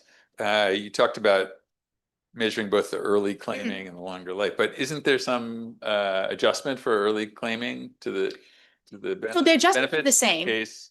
It's the same whether you are on the YAL scheme or the other scheme. And so you're right, like it But if exists that's there. roughly actuarially fair, that it seems like you should just look at the longer life and not take into account the claiming age. So I think you actually get a little bit more benefits if you retire a little bit early. I don't think that actuarially fair adjustment there is quite there, but I'll do the math, you know, to If you be just let like, that out and just see, if you yes, just count yes. the years. So we've done it separately first, and the joint effect is smaller than two individually, you know, and that's because those who retire earlier, you know, are probably sicker and they're not going to live as long. So yes, but we can do it separately. Yeah, and and they that might would get a bigger effect. it will not be bigger effect. It will be about similar, because they're like if you just sum them up, then you get a bigger effect. But if you do joint, then it's kind of bigger than one individually, but smaller than the two summed together. Do you see what I mean? But it just seems gives us a like- lower bound, yes. Okay. So through the life expectancy, yeah. Is there any chance that the soon-to-be parental leave claimers who are not picking up the $100 bill off the ground are afraid that changing their forms will somehow generate some audit risk? Or generate some kind of adverse scrutiny that they're trying to avoid? And is there a way of looking at adjustments of the wage dividend contribution ratio in the folks who are not affected to see if like they should also adjust on the Okay. margin Okay, yeah. in anticipation of parental leave, Right. They should, okay. Okay, so that's a great idea. So we can definitely verify what the restricted owners do, because for them, you know, they shouldn't be worried about that. That's a perfectly legal approach. For the others, I really don't think there's any monitoring or any verification. So this is just determines your social insurance contributions, and like you pay more, you get more, you pay less, you get less. So like what would they be worried about, that they're breaking the law, that they're misrepresenting their wages? I mean, again, maybe in Finland, everybody is very law abiding. My Finnish co-authors do not believe, you know, that is a major concern, but I can't rule it out. So yes. You go. This is very interesting. And I'm trying to think about, in effect, we call it social insurance. Is it really pension insurance, right? Is it pension? It's primarily that. But then perhaps some of the, you know, the results on the parental leave are very puzzling, or, you know, there's money left on the table. But then in the bigger picture scheme, it might not be so puzzling, because this adverse selection on longevity risk, kind of when you're far away in your working ages, the amount of private information might be somewhat limited. Or the other way of saying it, this is perhaps telling us much more about adverse selection into pension plans than into social insurance more generally. Okay, so I agree with that. I guess maybe my preferred story is there's definitely very limited adverse selection into the pensions. It could be driven by this information complexity, etc. stories. But even if we look at the simpler benefits like parental leave, they still don't appear to self-select. And so that kind of raises some doubts. Or maybe it's the same explanation. Again, information they don't really know that exactly which months matter for their future parental leave benefits. And so that's why they don't do it. And by the time they discover, it's already too late. And so it could be a similar story, but it still kind of points to the fact that overall, they're not really sorting for whatever reason, universally. And it's not just the kind of the bundle complicating things only. So yeah, just one last thought on that. And it picks just up on this comment. You know, if you think back to the way we all introduce and teach publicly provided social insurance, right? The possibility of using compulsion of the state to overcome the adverse selection in private markets is a natural thing. So of course, this paper fits in and says maybe there isn't so much adverse selection. Right. There's another thing though, if you go back to your little survey and what the firms are saying the reason is for not doing this, right? Yeah. The liquidity constraint is another intriguing thing. And if you visited the corporate finance meeting of 2 weeks ago here, half the papers are about measuring the consequences of liquidity constraints on firms and trying to figure out what the distortions are and things. We have in the household side, right? I mean, there's some work using stochastic life cycle models that, asks what's the distortionary cost of having people contribute to payroll taxes early in life to get the benefits that are come later. And you're trading off kind of a liquidity constraints gets worse because you're doing this versus we don't have as much adverse selection if you buy in the public sector versus the private sector. I haven't seen, but three people around the room may put up their hands and say, oh, I've got a paper on this. As much of a cost to the firms of the employer side of contributions into payroll taxes, trading off the liquidity constraint on the firm and the investment crowd out and things like that versus other things. So I wish we could do that. Unfortunately, the Benzardi et al. 2020 that is published in AAR Insights basically does that. Okay. They show that as a result of this 2011 reform, the firms became more productive and they've invested. Now, what they find there was specifically the younger firms and kind of that got a boost, while the others saw an increase basically in their capital overall and the kind of finance, but not that. Now, the only problem is that it's only like part of the story. They could be saving money privately and etc. So we don't really know what's the overall crowding out here is. But yes, like you're right. And I mean, the big payoff here is to not just say, did the firms actually do a little bit more investment, but it's then to try to quantify that in a welfare sense and say, here's the imperfection that we've made worse or made better. And then how does that trade off against the adverse selection distortion that might be in these markets? But that's a good lunch thing to talk about over lunch. So good. Speaking of lunch, we have lunch downstairs.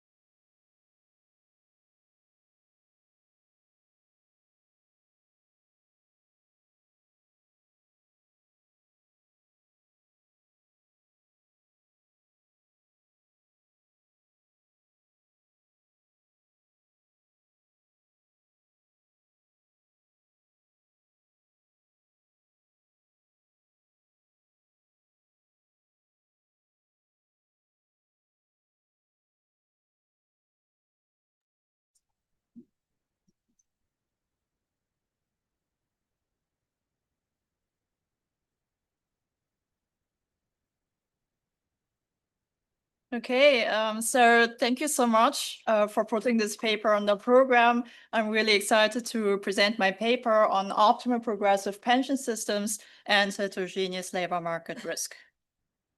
So we all know that the pension system is one of the most important income sources of the elderly in the United States, and also one of the most important social insurance program.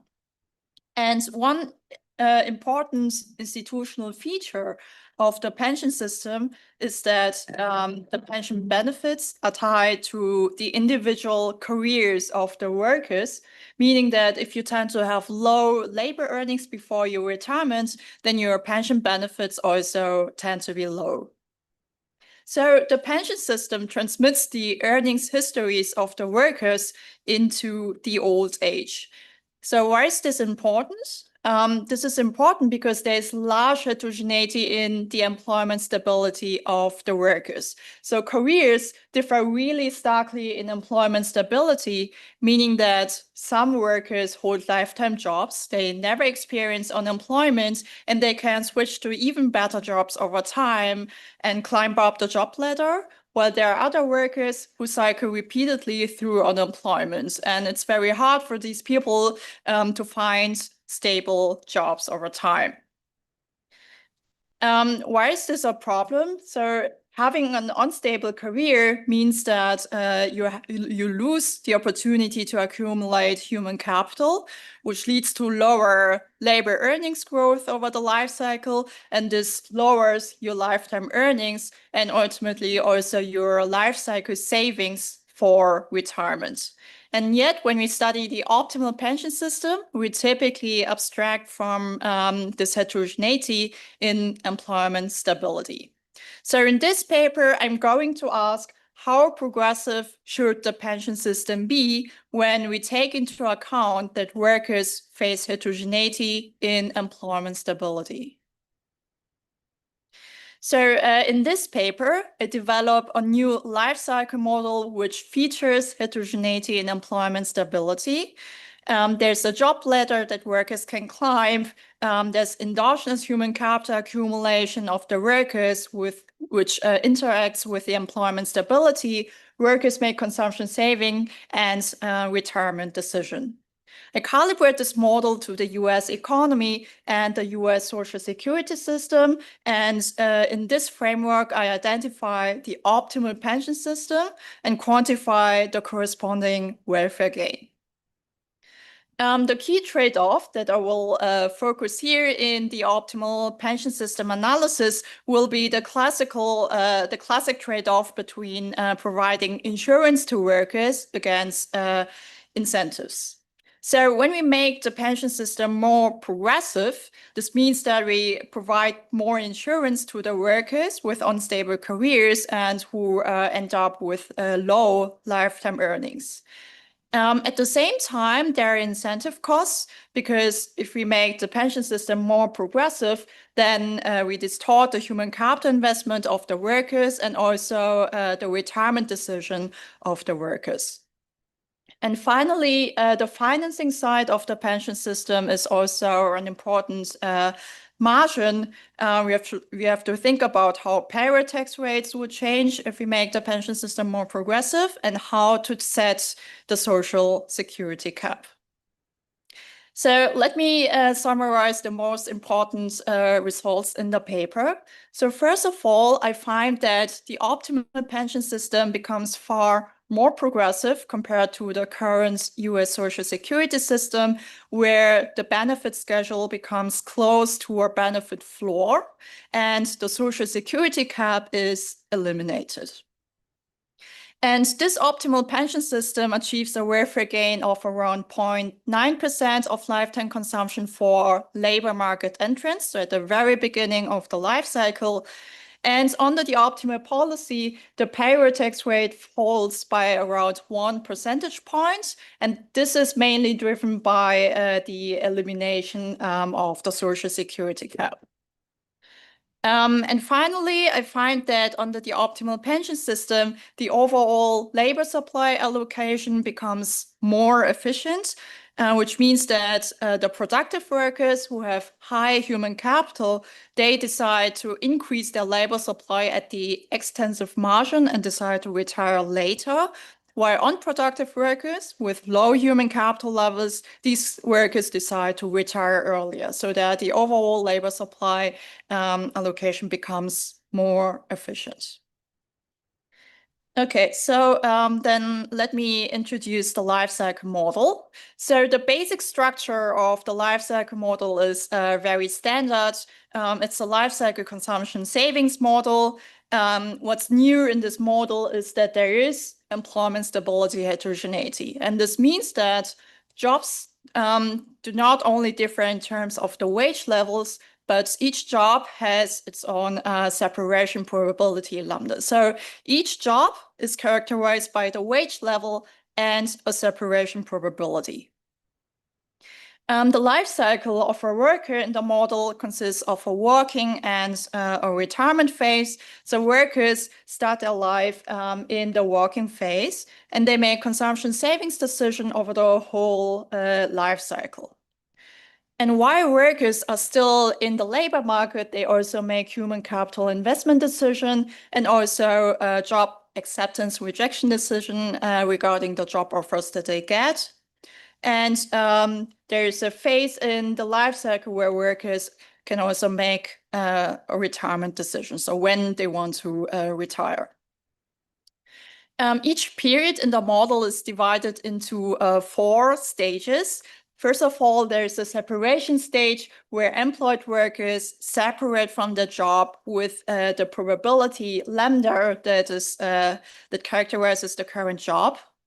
There's an investment stage where workers make human capital investment decisions, so how much effort they provide.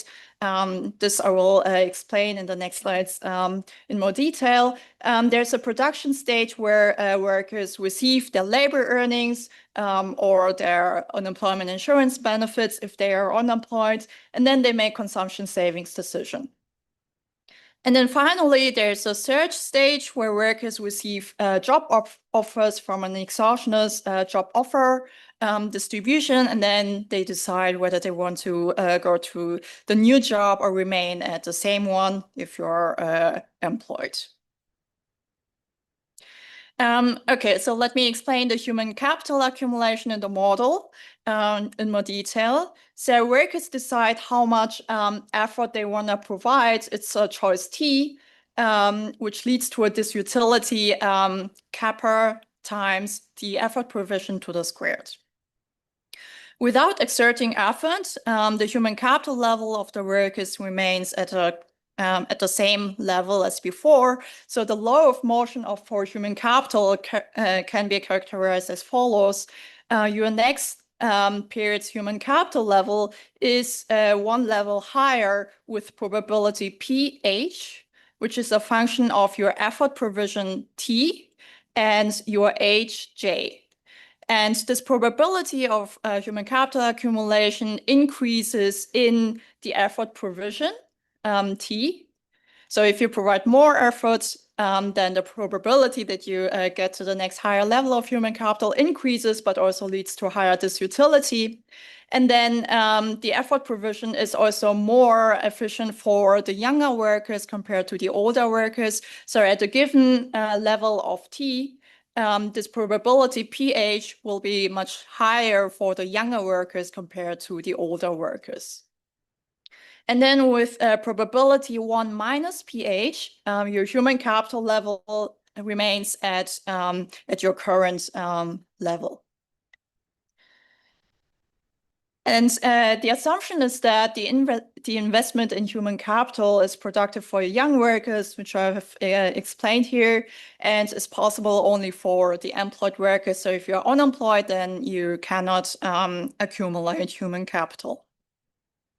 Let me work you through the value functions very quickly. So this is all for unemployed agents in the model. So the state variables that I have are the asset levels, so the savings of the workers, the wage level W, and the separation probability lambda. And these 2 state variables characterize the job that you currently have. H is the human capital level, and J is your current age. So with probability lambda, the separation probability, you will be unemployed. With 1 minus lambda, you stay employed. And then you make a human capital investment decision. So you choose the optimal level of T, which leads to this utility term. And then with probability pH, you get to the next higher level of human capital. With probability 1 minus pH, the human capital accumulation is unsuccessful, and then you stay at the same human capital level. And then we come to the production stage, where workers receive their labor earnings, which is subject to progressive income taxation. And this is a standard budget constraint. We have the consumption on the left-hand side. On the right-hand side, these are the asset levels, where A prime is the asset level that you choose for the next period. You choose how much to consume and how much to save, given a zero borrowing constraint. And here, this is the expectation over whether you will receive a job offer or not. So with probability pi e, you get a new job offer, and with probability 1 minus pi e, you don't get a new job offer. If you get a new job offer, then it's drawn from a distribution F over the wages and the separation probability. So these are the all possible jobs that can be offered to you. And then you choose whatever maximizes your value function. You can switch to a new job or stay at the current job. So the employed workers receive labor earnings, which consists of the product of the wage level and the human capital level. Unemployed workers get a fraction B of their previous labor earnings. So this is the unemployment insurance system. And then retired workers get pension benefits, which are denoted by omega. And this is a function of your average lifetime earnings. And in the model, the retirement decision looks as follows. An agent chooses to retire if the value from entering retirement is bigger or equal to the value that you would get from remaining in the labor market. And here the retirement decision is affected by a shock epsilon, which is logistically distributed. And this shock captures is a non-pecuniary shock that shapes the retirement decision of the workers, which can be seen as a shock to your health condition, or also a shock to your perceived leisure that you would get from entering retirement. So I restrict the pension benefit function in the model to the following parametric class, so that I can later, when it's about the optimal pension system, study like which parameters maximize the welfare in the economy. So the pension benefits here are equal to a parameter phi times the average lifetime earnings to the power of 1 minus gamma. If your average lifetime earnings do not exceed the Social Security cap. If that's the case, then the pension benefits are equal to a fixed amount, which is just the first line with a Social Security cap plug in for the average lifetime earnings of the workers. And here the parameter phi is scaling the level of pension benefits, while the parameter gamma here determines the progressivity of the pension benefit schedule.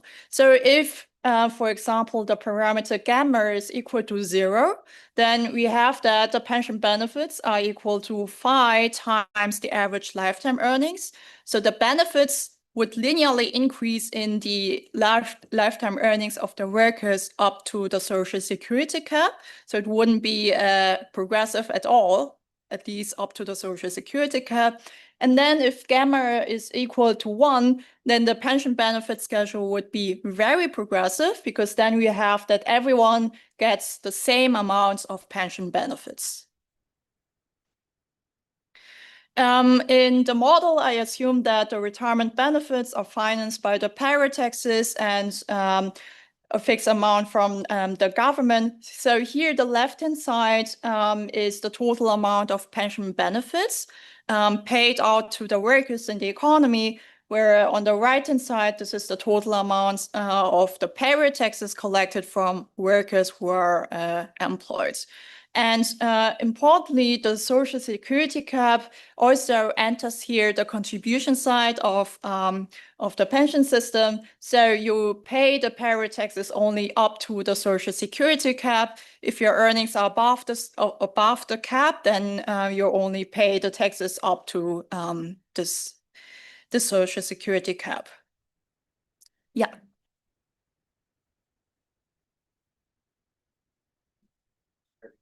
Because if you're studying joblessness, during life, trying to think about whether that means you should get more progressive Social Security. It's sort of nice to say, yeah, you're jobless in the 30, we'll give you some money 40 years later. But it might be nicer to give people money when they're actually jobless, be more generous there. Yeah, sure. Yeah. The 1935 Act gave us unemployment insurance and Social Security at the same time. So I wonder if the right problem here is to solve simultaneously the optimal generosity of Social Security, the optimal generosity of unemployment insurance and the progressivity of Social Security, not say, subject to an insufficient unemployment insurance system, let's 30 years later pick it up. Yeah, so the unemployment insurance system is certainly also an important margin. So in the baseline analysis, I don't consider the UI system in addition to the pension system. So what I will be doing is just to identify the optimal pension system by varying only the pension system parameters. But I do some robustness checks where I change the replacement rates of the UI system to check how the optimal pension system would change in these cases. And turns out that the results are relatively similar. Though I find that if the UI system becomes more generous, so the replacement rates would be higher, then the progressivity of the pension system slightly declines in optimum. But it's also important to mention that if we provide more insurance to the workers in the labor market by giving them more UI benefits, this of course doesn't mean automatically that you are also insured against old age poverty once you retire, because these are only the UI benefits that you receive during unemployment when you are in the labor market. So I calibrate the model to the US economy. One model period here corresponds to 1 quarter.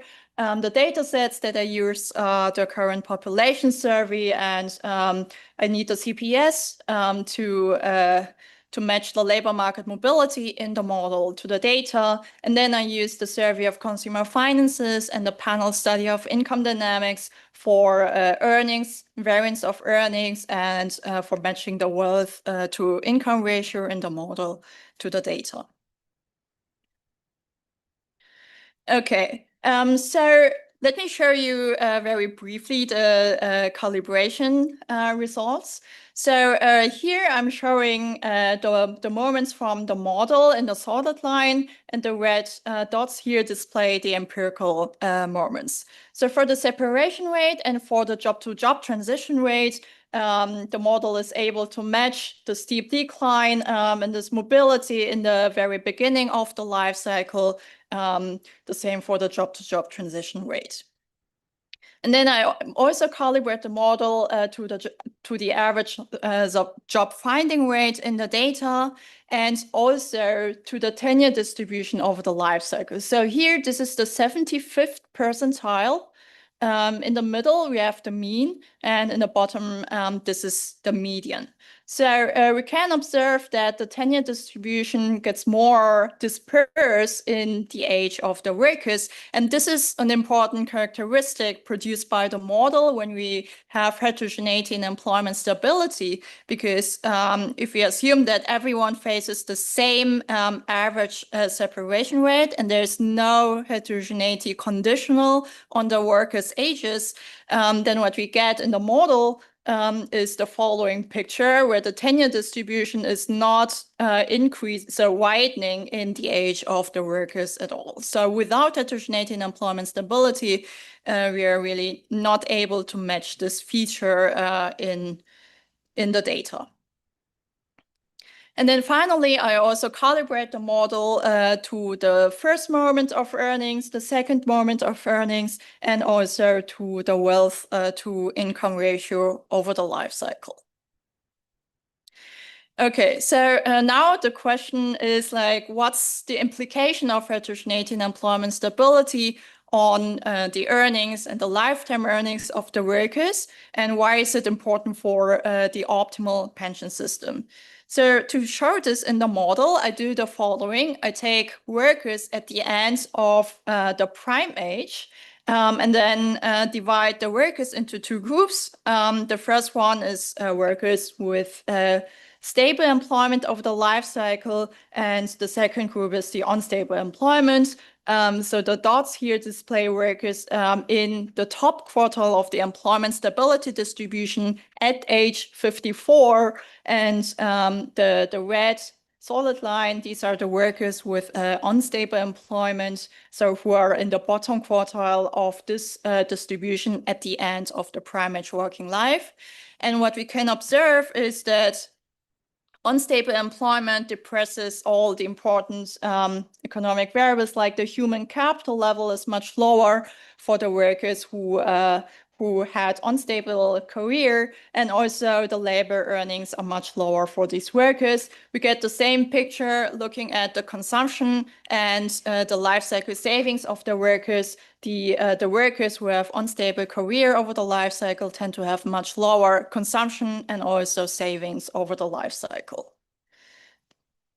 So this implies that heterogeneity in employment stability has important implications on the lifetime earnings of the workers, and therefore for the optimal design of the pension system.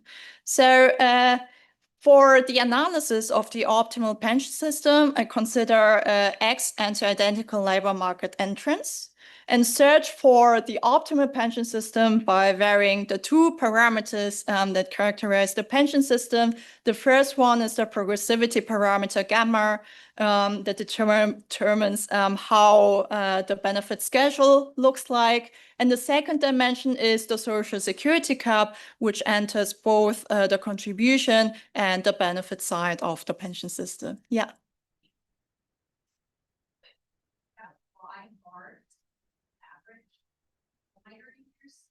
I asked if the system already has some amount of insurance by only using your 35 highest earning years.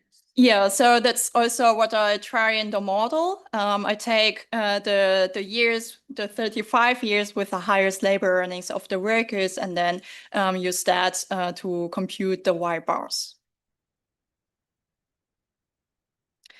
And then I will consider revenue neutral policy reforms, meaning that we are holding constant the total amount of pension benefits that are paid out in the economy to the retirees, because here the focus is like how should we redistribute the pension benefits across the workers, and not like how large the pension funds should be. As a welfare measure, I use consumption equivalent variation. So as I've said, it's about the X anti-identical labor market entrance. So we'll be asking like, how does the consumption equivalent variation look like for workers in the very beginning of the life cycle when they are all the same? Okay, and this is one of the main results of the paper. So here in this graph, I have the welfare measure on the y-axis and have the progressivity parameter gamma on the x-axis. So when we move to the right, the benefit schedule becomes more progressive. And the baseline level of this progressivity parameter is displayed here. It's exactly where the welfare would be 0. And then the different lines here in this graph display different levels of the social security cap. So looking at the blue line, for example, where we are at the baseline social security cap and only look at variation in the progressivity parameter, you can see this hump shape in the welfare, which shows the trade-off between insurance and incentive for the workers. If it gets too progressive, then the welfare change would be negative. And then comparing the different lines here in this graph, we can see that removing the Social Security cap is optimal. And here, when we look at the optimum, then the progressivity parameter gamma is close to 0.9, which means that the pension benefit function becomes really flat in the average lifetime earnings of the workers. I also summarize the optimal parameters here in this table. So the first line here shows the parameters in the baseline, so the model calibrated to the the current US Social Security system.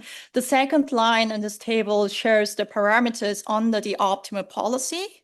For the progressivity parameter gamma, we can see that it nearly doubles under the optimal policy. The Social Security cap is removed and the payroll tax rate falls by around 1 percentage point. And this leads to a welfare change of around 0.9% in terms of lifetime consumption of the workers. I also do a welfare decomposition of this number here. It turns out that the insurance component is one of the biggest effects, but the fact that the tax rate declines under the optimal policy also has some positive welfare effects. And also the fact that workers are adjusting their retirement age leads to positive effects as well. Okay, so here I want to look closer into the insurance effect of the optimal pension system. So here, this is the life cycle profile of the variance of low consumption, so of consumption inequality. The solid line is the baseline economy. The dots here display the consumption inequality under the optimal pension system. And we can see that the increase in pension progressivity reduces consumption variation over the life cycle. And this is because the optimal policy provides insurance to workers with unstable careers over the life cycle. Now, let's also take a look on the distortionary effects of the optimal pension system. So you might ask, like, why are the distortionary effects relatively small compared to the insurance effects for the workers? And this is for two reasons. So the two most important margins for the distorted incentives are the retirement incentives, so when workers retire, and the human capital investment decision of the workers. So under the optimal policy, I find that higher pension progressivity indeed distorts these two margins, but the overall effect is relatively small for the following reasons. So first of all, the average retirement age declines in the economy under the optimal policy.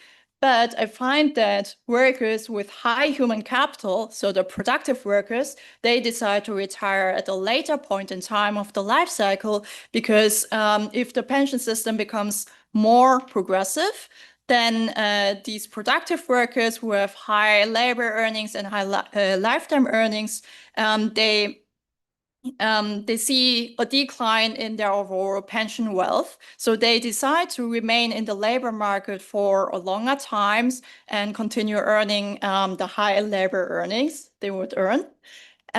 While for the unproductive workers with low human capital, their incentives are distorted, and these workers decide to retire at an earlier point in time of the life cycle. But because of this second effect, the overall effect on the retirement age remains small. And the second reason is that the human capital investment is also not strongly affected. And the reason is that human capital investment is very productive for the young workers. And young workers really want to accumulate human capital to increase their prospective labor earnings. So the young workers know that their pension wealth changes under the optimal policy, but they don't care so much about the change in their benefits, which realizes in 30 or 40 years. And the young workers want to invest into their human capital because they want to they want to increase their labor earnings in 5 and 10 years. So this is more important for the young workers, so that the overall distortionary effect on the human capital investment of the workers remains small. Okay, now one last thing. So the question is like, what is the role of heterogeneity in employment stability for the results of the optimal pension system? So to answer this question and construct a counterfactual economy, we assume that there is no age-specific heterogeneity in employment stability. So everyone faces the same average separation rate conditional on age. And I've shown this very briefly in the calibration section. When there's no heterogeneity in employment stability, then it's not possible to generate the observed dispersion in the tenure and also the unemployment duration that we observe in the data. And in this case, where there's no heterogeneity in employment stability, I find that the optimal progressivity level increases by around 60%. So there's still an increase, but this is relatively small compared to the results in the baseline economy, where the progressivity parameter of the benefit schedule nearly doubles. So I showed that employment stability heterogeneity is a key determinant of the optimal degree of pension progressivity.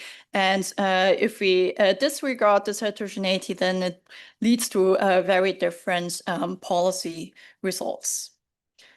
Okay, then let me wrap up and summarize the most important results. So in this paper, I developed a new life cycle model with heterogeneity in employment stability, endogenous human capital accumulation, and retirement decision for the workers. I find that the optimal US pension system is far more progressive compared to the current system, where the benefit schedule becomes close to a benefit floor and the social security cap is eliminated. And this optimal pension system achieves a welfare gain of around 0.9% of lifetime consumption for labor market entrants, and heterogeneity in employment stability is really crucial for this policy conclusion. Thank you.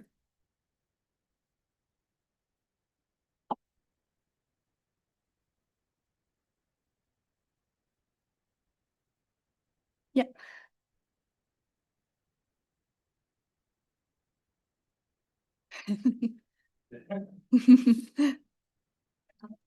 Hi. I'm Erin at Reed. I think this is great, really exciting work. Your conclusion number 2 makes me wonder about an additional benefit adjustment you might consider, breaking the link between the benefit cap and the tax cap.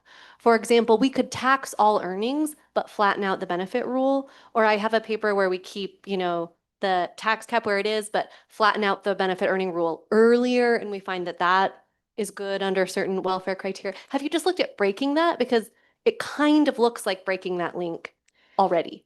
Yeah, excellent question. So I haven't looked at it explicitly, but I should mention, let me go back. So for sure, so if we set different caps for the contribution and the benefit side, I think there is room for even higher welfare gain. But still, my guess is that it wouldn't be that big because I've shown that the optimal level of the parameter gamma is like 0.9, and it's already very close to 1. So even if there is the social security cap, the amount of pension benefits for the very high earners doesn't increase a lot on the right-hand side. So my guess is that the difference would be relatively small, but for sure, if we make the policy more flexible in terms of which instruments we have, of course, there's room for more welfare gains. Yeah. Thanks. I was very interested in the heterogeneity result that you have at the end. In particular, any of the information you're using about job separation probabilities is more than what I typically see in an exercise like this. And so I would even encourage you to do a more naive counterfactual, which is just take heterogeneous log normal income processes that don't particularly model job separation or, a job ladder. Pick the ones that hit your moments as close as possible. Because I even think that is what might be in the back of people's minds when they're thinking about income uncertainty feeding into an optimal pension. And I'd be curious to see how much more important it is. Yeah, that's definitely another possibility for how to design the counterfactual case. I haven't done it, but it's a great suggestion. Thank you. So I'm gonna go, Jeff. I'd love to have you isolate what's really coming through the uncertainty during the labor market versus whether you're just getting a wider dispersion of AIME at the end of life.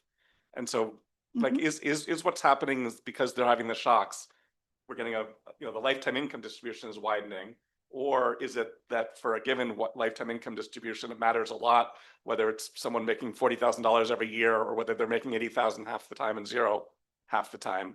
And so I think isolating what's really coming out of the labor market shocks would be really interesting. How much of your very high level of progressivity is coming out of that? So I will have to think about how to quantify it. But so the main mechanism right now is that if you have an unstable job in the beginning of the life cycle, then the earnings are not very different from the workers who have a very stable career because it's in the very beginning. But most of the differences realize in the later part of the life cycle when you lose the opportunity to accumulate human capital. And so most of the dispersion in the lifetime earnings comes from the earnings starting like in the middle of the life until before retirement.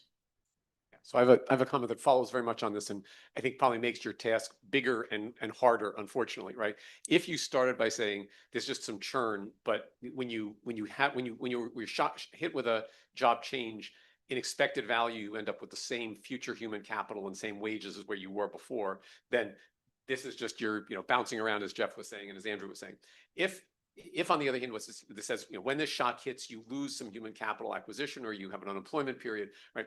Then the question of what the policy response might be, and this is your choice of instrument issue, what would you do to address that kind of heterogeneity? One thing you could do is you could fiddle with the pension system, which is what you've optimized here. The other is you could think about something like wage insurance or other policies that are being kicked around as they're being trumpeted today as potential responses to AI, but they've always been with us. We've just never paid a lot of attention to them. But I think one question that you might ask is, if you've identified something about the labor market and the dynamics of the labor market, which means some workers do not have as good a lifetime draw as others, is the first thing you do to try to fix that to go in and say, let's tweak the pension system?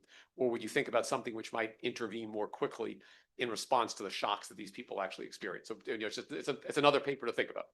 Yeah, that's a very interesting question. So maybe I can say one thing about it. So when we talk about heterogeneity and employment stability, the problem is that, it's not a problem, but typically when we want to say if someone had a stable or unstable career, we need to observe the whole labor market history of the worker. So for someone who is in their 20s, it's very hard to tell whether you will be on a stable or unstable career path. So that's the reason why I've been looking at the pension system, because it takes the lifetime earnings of the workers in determining the benefits and so on. But yeah, for sure, it's also important to think about the interaction with other policies like the income taxation and also the unemployment insurance system. Yeah, no, I think, and the open question is whether what you've just said, which is very interesting, is a feature or a bug, right? Yeah. Because of course, if you decide to do wage insurance to somebody who's only 29 years old, Yeah. there's a targeting problem, which is they might have actually been someone who was on a lifetime, which was going to be just fine when you see it all conclude, but you targeted them as though they were someone who was actually a high turnover person, and that gets it wrong. But you also, act earlier. In some sense, you got more Yep. years of smoothing. So there's a bunch of interesting stuff that Yep. comes on as you start to think about this problem, I think. Yeah, thank you.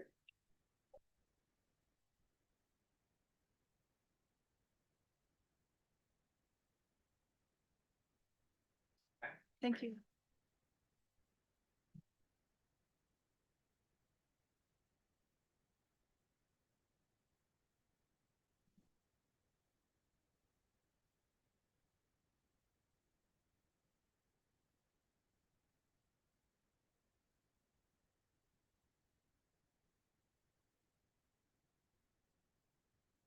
All right, thanks so much for coming. Thanks for including our paper on the program. So my name is Jonathan. I'm an assistant professor at Clemson. This paper is joint with Frank Caliendo, who's at Utah State, Aaron Cottle Hunt, who's at Reed College and over there, and Aspen Gorey, who's my colleague at Clemson. A fundamental question that spans many fields in economics asks how people respond to changes in their wealth and income. Answering this question is important. It's crucial for evaluating and projecting the effects of economic policies, really any economic policy that tries to influence outcomes through wealth or income effects. So consider, for example, reforms to social security systems. So against the backdrop of population aging, many countries around the world are reforming their public pension programs. And key components of these reforms often involve adjusting people's pension wealth. So how these reforms play out in practice, how they ultimately affect government budgets is going to depend, crucially on how people respond to these incentives. In general, we need to understand what margins people might adjust when their wealth or income changes and the extent to which they might adjust these different margins. A longstanding focus on the literature has been on the consumption margin, and in particular, the degree to which it is smooth in the face of risk to income and wealth. So there's an extensive literature that looks at consumption smoothing rules for precautionary savings and also for intensive margin labor supply adjustments. What we'd like to argue in this paper is that the ability to smooth consumption by adjusting a key extensive margin labor supply decision, namely the timing of your retirement, has been comparatively underappreciated. And so what we're going to do in the paper is combine theory and empirics to look at how endogenous retirement, so the ability to choose your retirement date, affects the way that people respond to changes in wealth and income. And we're going to do this in 3 steps. So in the first step, we're going to develop a very simple life cycle model with an endogenous retirement decision that's driven by a fixed cost of work at each period. And the goal here in writing down this simple framework is to try to highlight the implications that retirement choice has for consumption smoothing in sort of the cleanest, sharpest, clearest way that we can. In the second step, we'll extend the model along several dimensions to consider richer economic environments. And here our goal is going to be to provide some sort of quantitative assessment of the impacts of shocks at different sizes potentially, or at different stages in the life cycle on both of these important margins, retirement and consumption. And then in the third step, we'll go to the data to try to empirically assess the relevance of the predictions that are coming out of the theoretical framework we're writing down. And what we'll do there is we'll follow the literature and treat inheritances as a case study for a type of wealth shock. And we'll estimate retirement and consumption responses to inheritances in the data. So let me preview each of these findings. The first step, we write down a simple model, and we see that the retirement choice has very strong implications for consumption smoothing. So in particular, we'll write down the model in more detail in a bit, but I'll show you that if wages are constant, then in this simple framework, consumption actually won't respond at all to changes in wealth. So the sort of simple intuition is people instead will change their date of retirement. So the intuition for this sort of strong sounding result is it comes from just looking at the first order condition for retirement. So here, like, when should I retire? When the marginal benefit of working longer equals the marginal cost, or equivalently, when the marginal utility of consumption equals the fixed cost of work, chi, that's in the numerator, divided by the wage. And so think about the simplest possible life cycle model you can imagine. When people have constant consumption, the sort of logic of what we're talking about here is that level of consumption is pinned down by chi over W. So if you give this person a little bit more wealth, they don't have to work as long to reach that desired level of consumption. If you take away a little bit of their wealth, they need to work a little bit longer to hit that desired level. Some other intuition just comes from thinking about increasing, like a small positive change in wealth. I could increase my consumption, but that's subject to diminishing returns. Whereas leisure here in the model, like this fixed cost of work, enters linearly. So that's in the super simple model, step 1. In step 2, we'll extend the model, and we'll find that some quantitative results that the retirement choice still leads to very strong consumption smoothing, even when wages are not constant. So I'll say more about this later, but we're going to try to, within our framework, provide some sort of upper bound on consumption responses by saying, what if wages declined a lot at retirement, which is what would drive increases in consumption. In this extended model, we'll be able to look at two different types of shocks. So the first is a wealth shock. And so I'll show you in the key wealth shock example that I'll show you, consumption will account for about 13% of a change in wealth. And so what I mean by that is if you give someone more wealth, they'll spend 13% of that increase in consumption and the other 87% of it financing earlier retirement. So the exception to this result comes from when we look at shocks that either happen very late in life or that are large. So these are situations that trigger corner solutions where the individual is going to retire right away and then eat the rest of the shock. So those are the situations that would lead to larger consumption responses. In the second type of shock that we'll look at a permanent income shock, which we'll define as a permanent increase in the wage profile. And here the key estimates that I'll show you is that a 1% increase in wages leads to about a 0.5 to a 0.7% increase in consumption, which is less than 1, so less consistent with the permanent income hypothesis, but actually quite consistent with some of the empirical estimates in the literature out there on the extent to which consumption's insured against income risk. In the third step, we'll go to the data and we'll study inheritances as a case study for a wealth shock. We'll find strong retirement responses and limited consumption responses. So the inheritances that we study are on average about $100,000. So these are relatively large shocks that happen later in life. So based on our simple framework, you'd expect some consumption response. And we find large 5.9, in response to these inheritances, we find a large 5.9 percentage point increase in the probability of being retired, which translates to a 12% increase when compared to the mean. And we find relatively modest $2,700 increases in non-durable spending, which again is going to be less than the permanent income hypothesis benchmark would predict, and generally consistent with our empirical framework. So to zoom out, I'll talk about the literature briefly in a minute, but first let me try to provide a little bit more context for these findings. So the key point that we're trying to make in this paper is that retirement can be a very powerful way that people smooth consumption or self-insure the level of consumption. So we think the empirical evidence we're providing in our case study on inheritances provides some support to this idea, but we also think there are several recent notable important findings in the literature that study other types of wealth shocks that are also generally consistent with the key point we're trying to make. So these papers don't interpret their findings necessarily through the lens of the simple framework we're presenting, but they are generally consistent with what we'd expect. So for example, a recent paper shows that in response to increases in lotteries, there's large immediate retirement responses. And that paper, actually, their estimate is quite similar to the one that we have for inheritances. They also show larger consumption responses for people at older ages, which is exactly what our framework would predict. Second, consider changes to U.S. Social Security wealth. So the sort of well-known benefit notch, which lowered Social Security wealth for some cohorts compared to others, has been shown to lead to strong increases in labor force participation, so extensive margin labor supply adjustments, right around retirement ages, not earlier, not later. And that paper also shows some suggestive evidence of no changes in intensive margin labor supply adjustments as well. Third, there's some evidence that shows that changes in survivors' benefits in Italy lead to large extensive margin labor supply responses. And a new paper shows that changes in pension wealth in France seem to lead to little to no change in consumption, but large labor supply responses near retirement ages. Of course, we want to be upfront. Other findings are less consistent with this simple framework. So we're not trying to say that everyone everywhere always only adjusts retirement and never adjusts consumption. But we are trying to say it can be a key way that people smooth consumption if they have access to this retirement margin. And so, for example, in Sweden, there's smaller retirement responses to lottery winnings. There's other evidence that shows large intensive margin labor supply responses to changes in mothers' pension wealth in Germany. Other evidence studies inheritances in other settings, namely Denmark and Sweden, and finds evidence consistent with strong consumption responses. So we don't think that these other situations, we certainly think they can, and they do. We see them, they arise. So the key point we're trying to make, again, is that retirement can be a powerful way people smooth consumption. And we think an implication of this strong result that we have is that people are going to face greater consumption risk, or as empirical researchers, we might expect to see greater changes in consumption in settings when the ability to adjust retirement is limited. Of course, your ability to change your retirement date could be limited for many reasons. For example, institutions, policy incentives, individual specific factors like health or occupation. So all these things are important to consider. And throughout the paper, we'll focus on positive wealth shocks, which is going to link to our case study.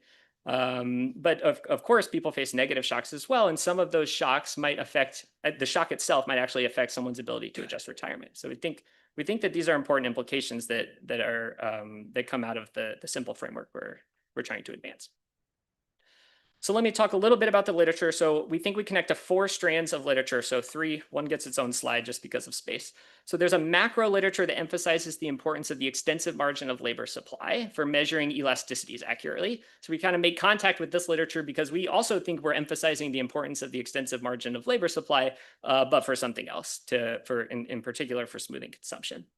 There's a second literature within labor that develops life cycle models with endogenous retirement and many more features, to be clear, than the one that we're writing down, where the goal of these papers is typically to assess determinants of retirement, to quantify the effects of various types of policies.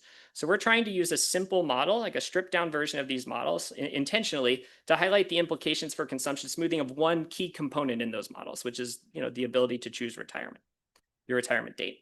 Third, there's this structural literature that shows in the data there are smaller consumption responses to permanent income shocks that might not be well explained by standard incomplete markets, heterogeneous agent macro models. And to that literature, we're suggesting that this endogenous retirement finding could go a long way towards accounting for some of the findings in the data there. So fourth, there's a large reduced form literature that looks at the effects of various types of wealth shocks, including inheritances, on either consumption or labor supply. So most papers in this literature look at one of these margins or the other. So sort of at a high level, what we're trying to do is clarify the importance of looking at both margins. And in particular, we're trying to put forth a reason that we think could be important and could help explain why the exact same shock in different settings might lead to different consumption responses. And that's because people's ability to adjust their retirement date might differ across the settings. And then a little bit more directly, the empirical evidence we're actually going to provide, I'll say more about this later too, builds on this key paper by Brown, Coyle, and Weisbender from earlier. We're going to provide some updated results for inheritances in the US. So that Brown et al. Paper uses the same data source to look at inheritances and retirement. And so we're going to provide some updated evidence using a different methodological approach there, but also we're going to look at consumption. Okay, any questions so far? Yes. Quick question. Is the empirical evidence so far only looking at positive wealth shocks, or is both negative and positive, and they find similar results? I'm just thinking about possible asymmetric effects. Yeah, I think, okay, so the inheritances are positive wealth shocks. A lot of the pension wealth profiles pension wealth papers are negative wealth shocks, like the Gelber paper that I mentioned. It looks at, because typically countries are decreasing pension wealth. And there, like that paper in particular only looks at labor supply. So often we think you might only look at one margin depending on what you have access to. So we think for sure I think we could think harder about reasons responses might not be symmetric. I tried to highlight that with the point about the negative shock. So you can imagine an unemployment shock being, putting me on a different wage profile trajectory, and that's a negative shock late in life. And if I'm unemployed as I'm approaching retirement ages, it might be harder for me to adjust retirement. So there the responses could be asymmetric for sure. So we think that's possible. And I'll say a little bit more about this at the last slide of the simple model. Okay.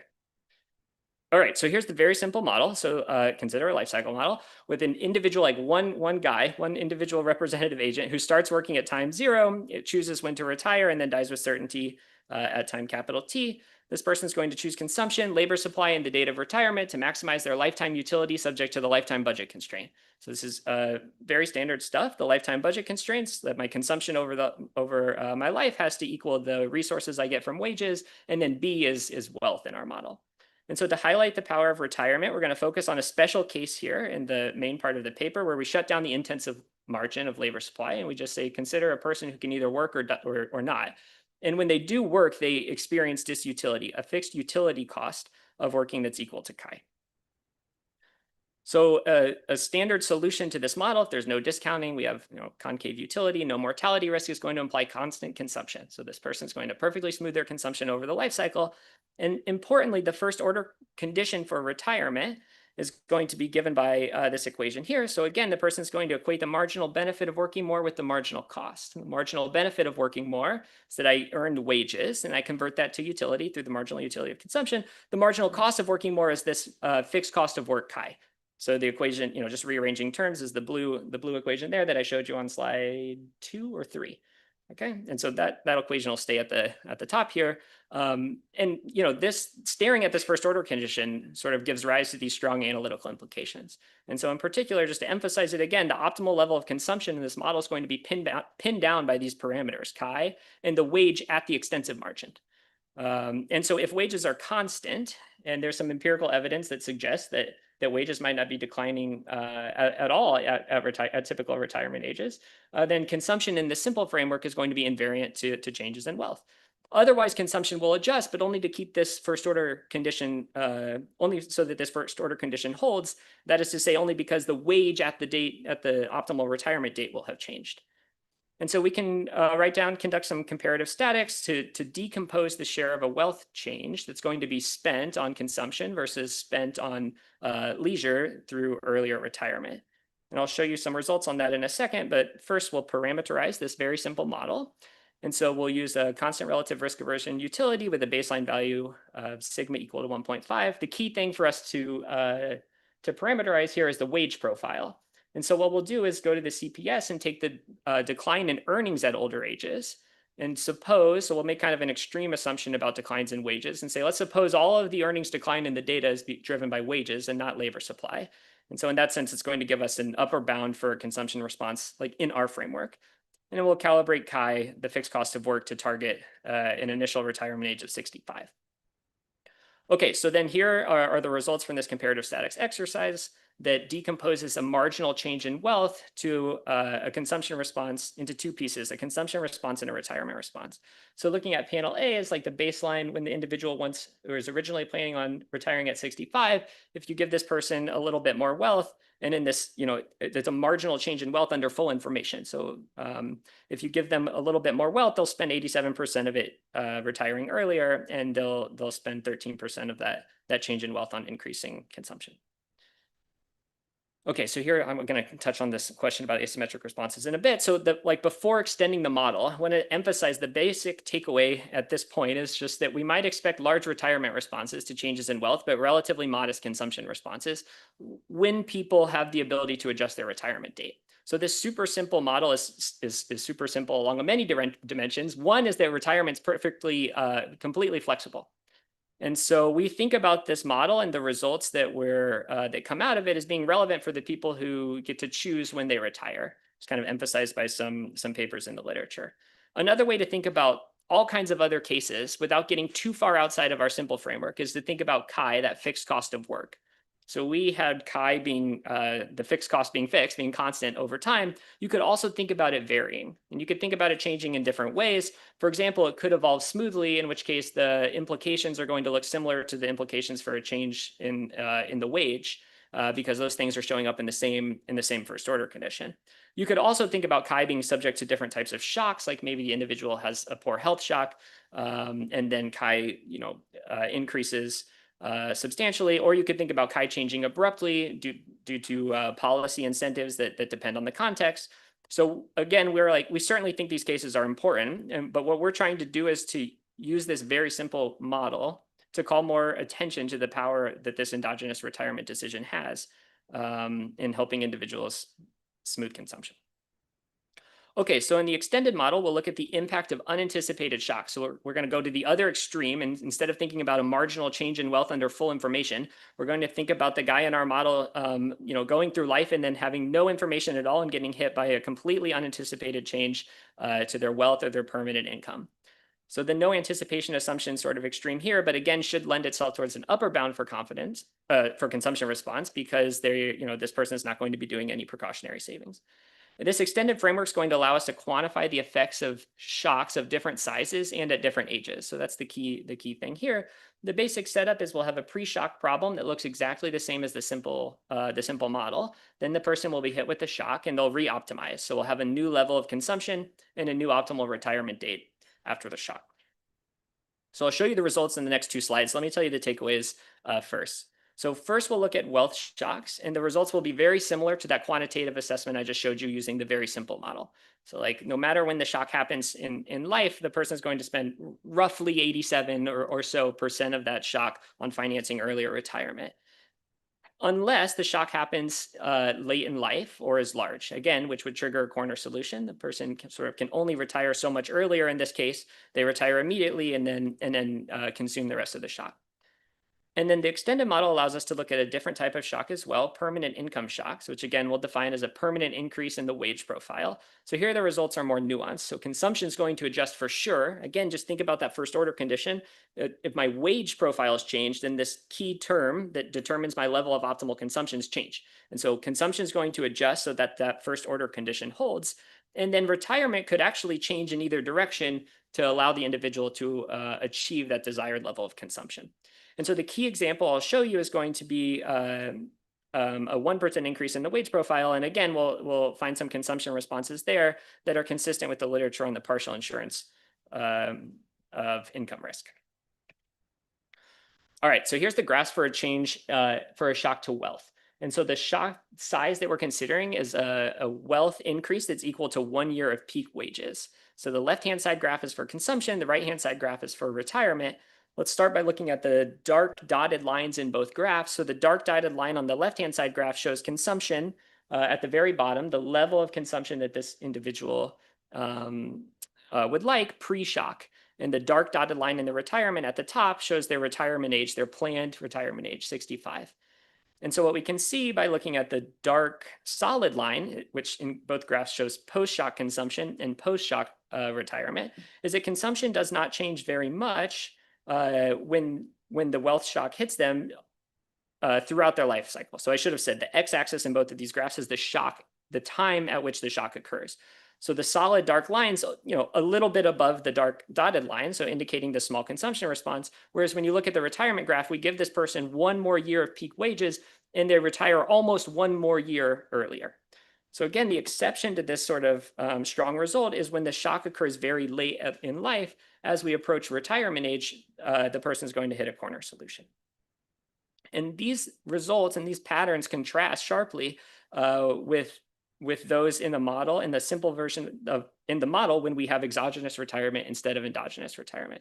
So again, looking at the left-hand side graph for consumption, we see the lighter dotted line shows what the post-shock consumption would be if we shut down endogenous retirement and said this individual can't change when you retire. And when we do that, we're taken into permanent income hypothesis world, and the person's going to smooth the shock, smoother consumption. Okay, the second type of shock that we look at is a change to permanent income. So again, we'll look at a 1% increase in the wage profile. So focus just on the top panel for now with sigma equal to 1.5. The different columns in this table show correspond to different ages at which the person experiences the change to their wage profile. So we can do a similar type of decomposition as before. But actually what I want to focus on is these estimates that are in blue, which show the percent change in consumption for a 1% increase in the wage profile.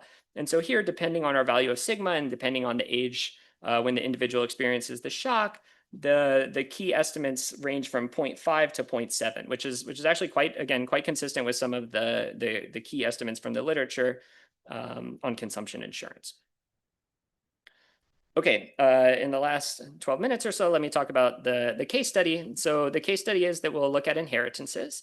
And so again, our goals are to assess the relevance of the model predictions kind of at a high level and to estimate retirement and consumption responses. So we'll use data from the health and retirement study and a stacked difference in differences design to estimate the effects of receiving an inheritance. And again, the evidence here is going to build upon earlier work that used the same data source, like the initial cohorts and the initial survey waves, to look at links between receiving an inheritance and retirement. So compared to that paper, we're going to use a quasi-experimental approach to provide some new graphical, hopefully clean causal estimates. And then updated data as well includes more recent periods and more survey and more recent birth cohorts. But then also we're going to provide some new estimates for consumption by looking at the different spending variables in the HRS. Okay, so the HRS is great for us. It has everything we need. It has information on inheritances, retirement, and spending. To be upfront, the spending sample we face more limitations when studying spending though. So the survey only asked about spending starting after survey wave 5. So it's limited because we'll have it for a subset of waves. It also only asks spending ask questions about spending for a subset of the people in the survey. And so it's limited for that reason. And then one more limitation is within a coupled household, typically only one person responds. So it's like a household level of consumption. Whereas when we study retirement, we can use everyone and we can study individual level responses in the case of coupled households. And so what that means is our spending sample is going to be much smaller. So our key variables in the data, our key outcomes are retirement, which we'll define as an indicator for being either, so this is like they ask about your current labor force status. We'll call you retired if you say I am retired, or if you say I'm not in the labor force. And then our key measure for consumption is going to be non-durable spending, which we think should track consumption closer than some of the other lumpier measures, although we also have access to those. As an important robustness check, we also look at core non-durable spending. So kind of following the literature here and trying to take out some of the components of spending that might be more closely linked to work. So in the paper, we conduct some preliminary descriptive analyses, and we're really just trying to argue that inheritances are relevant. So about 22% of the individuals in the HRS report receiving at least one inheritance at some point. They're also large. So the average size of an inheritance is about 15% of average wealth. And then inheritances are uncertain, if not unexpected. So there's a variable on inheritance expectations in the HRS for, again, a subset of the waves. But look just at panel B on the right-hand side graph here. What we're plotting is a histogram of inheritance expectations. So the survey asks, how likely are you to receive an inheritance in the next 10 years? And that's the histogram for people who we see receive an inheritance.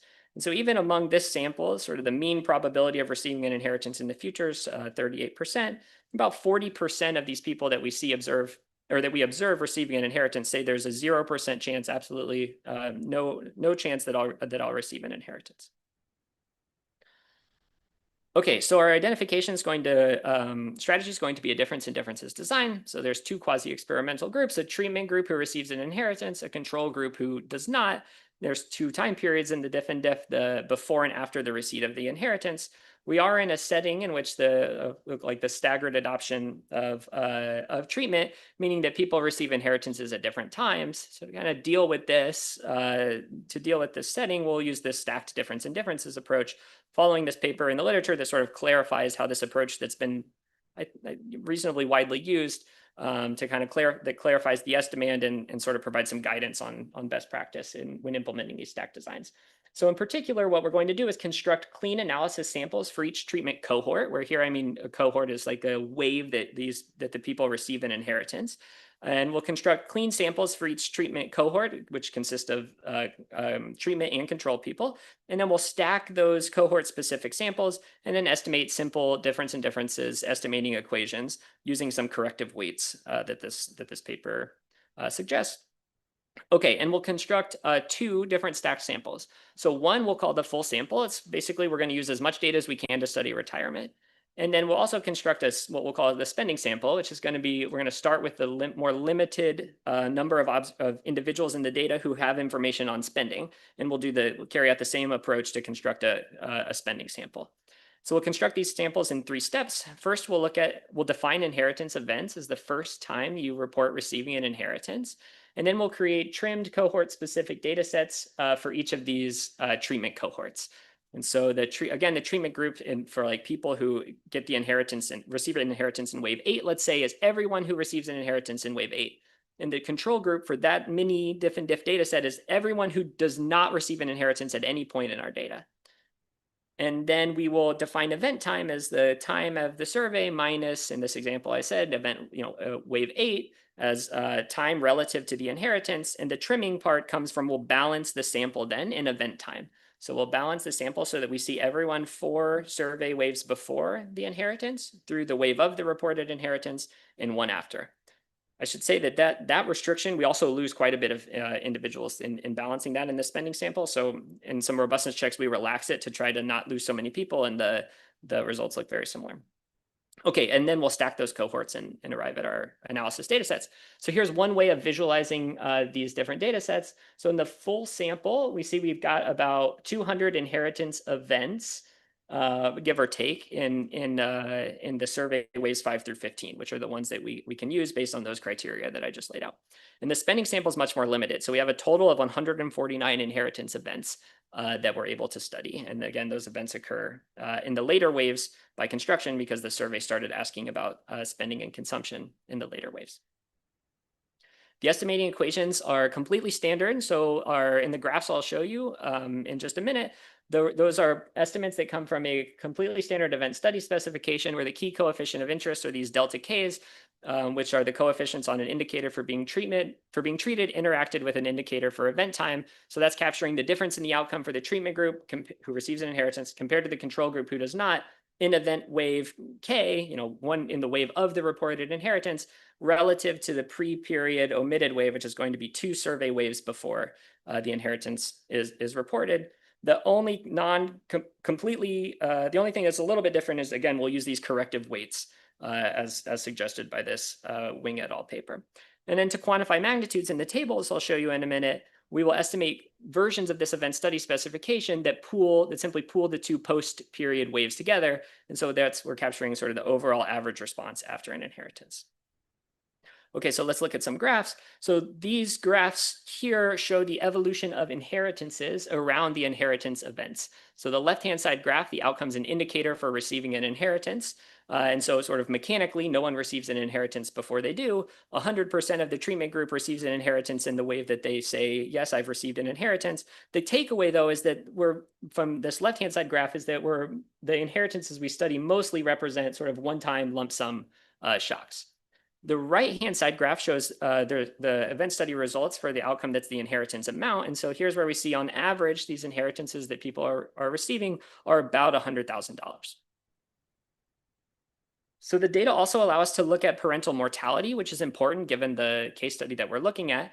And so here I'm plotting the event study estimates for outcomes that are indicator variables for the mother being alive or the father being alive. So one takeaway is that inheritances tend to follow mothers passing away more than fathers. But the other takeaway that's important is this dark line is still that denotes the sort of pre-inheritance and post-inheritance period. But we do see some parental mortality predating the reported inheritance by at least one survey wave. And so what we'll do basically is draw a second little dashed, a lighter dotted line to denote sort of this change. But it's for this reason that we omitted two survey waves before we start to see any parental mortality in the data. And then when we quantify the result, the overall effects will still focus on those 2 post-inheritance periods compared to 2 survey waves before.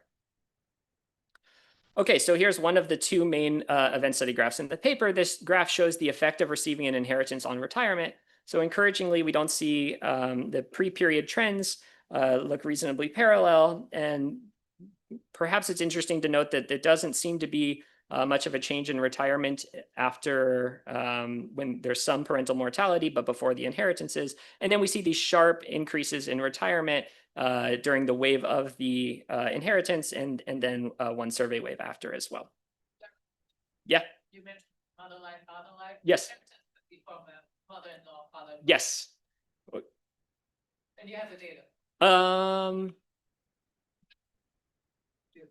Well, we know who it comes from. Oh, okay. I didn't know. Responding to the spending. Yes. Spending is mostly household level. Yes. And so that makes sense. But then, as you know, you have the respondent and response of both members of the survey. Yes. And so they're both asked for this. So it could possibly increase or what you observe inheritance events if you have not taken that into account for some of these issues of maybe there wasn't inheritance reported or anyways. No, that's super helpful. I mean, so in the RAND process versions of the inheritance variables are at the household level. But in this raw survey, you're saying they actually ask both the respondent and the respondent's spouse. So we can go deeper to figure out. Okay, because in the sort of again, in the RAND data products that we're using, inheritance is at household level and consumption's at household level. And so the timing would be the same for me and my spouse based on those variables. So that's why we didn't. So you know. Yeah, okay, I mean, great, and well, yes. Yes, no, yeah, and to be clear, I mean, I think there's some work in the literature that looks at like first defines events based on parental mortality and then tracks and then like looks at inheritances. We are saying the event is the receipt of an inheritance, and it's sort of saying this could be going on. I mean, people could receive an inheritance from an aunt or something, but I didn't know that we could know, so we'll check. Yes. Some of the events. Yeah. Excellent. Thank you very much. Okay, I think I said what I wanted to say about retirement. Here's the effects on non-durable spending. So there is some increase before the inheritance is received. We can't say, I mean, it could be because of parental illness, or it could be some anticipatory spending out of the inheritance that the individual knows is now about to happen. We can't say for sure, but again, when we quantify the estimates in the table I'm about to show you, we'll look at the two post-period waves compared to the omitted wave before. And so let's look at these estimates that quantify the overall effect. So in the full sample, we see this $99,000 inheritance on average, a 5.9 percentage point increase in retirement. So that's the estimate I told you up front. When we look at the spending sample, we see inheritances are comparable in size. We find larger retirement responses, although the standard errors are larger as well. And then we find these consumption responses, responses in non-durable spending that amount to $2,710. And so sort of a simple permanent income hypothesis benchmark might say the average age of the people in the spending sample when they receive the inheritances is about 70, so older than the full sample, again, because it's from the later waves. And so if if you were to take that $9,600 and spread it over the rest of your life, we might expect to see spending responses closer to $9,000. So even though our sample size is small, the upper bound of our 95% confidence interval for non-durable spending is still significantly lower than this sort of this version of the permanent income hypothesis benchmark. Yes. Yes. Yes, and the very next thing I was going to say is like relates to that. So of course, like I think we're treating inheritances as a shock, and it's sort of like what we're going to do what we can do. Of course, there might be some expectations, and we see expectations in the data. So a key robustness thing that we do is we toss out people who are more likely, like report a greater than 50% chance of receiving an inheritance when they're first observed, and the estimates are very, like, look at the spending sample estimates there. It's no longer statistically different from zero, but it's very similar to the estimates when we looked at the full sample, which is sort of consistent with some of the work that in the Brown-Coyle-Weisbender paper. They also do some work to like push on that expectations angle more. Okay, let me just conclude by saying the central point we're trying to make is that endogenous retirement can be a powerful way that people smooth or self-insure their consumption over the life cycle. We're trying to make this point by using a simple framework and by providing some empirical evidence that hopefully emphasizes the relevance of some of the predictions that come out of the theoretical out of the model. And again, let me just end by then saying, like, we think this framework or these results have some important implications. One is that shocks are situations that limit somebody's ability to adjust retirement, like potentially negative shocks, might be the key ones then to think about when thinking of trying to identify shocks or situations that could be more important for life cycle consumption risk. Two is that these endogenous retirement could be a very important model feature to include in these quantitative assessments of income risk. And then third, economic policies that attempt to influence outcomes through wealth effects should be expected to influence retirement, at least to the extent that that retirement is flexible in that setting. So we think that's an important point to keep in mind for policymakers potentially projecting the effects of reforms, but also for empirical researchers thinking about, like, what is the wealth change that I'm studying? What margins might people adjust in real life? And then what margins do I see in the data? Thanks.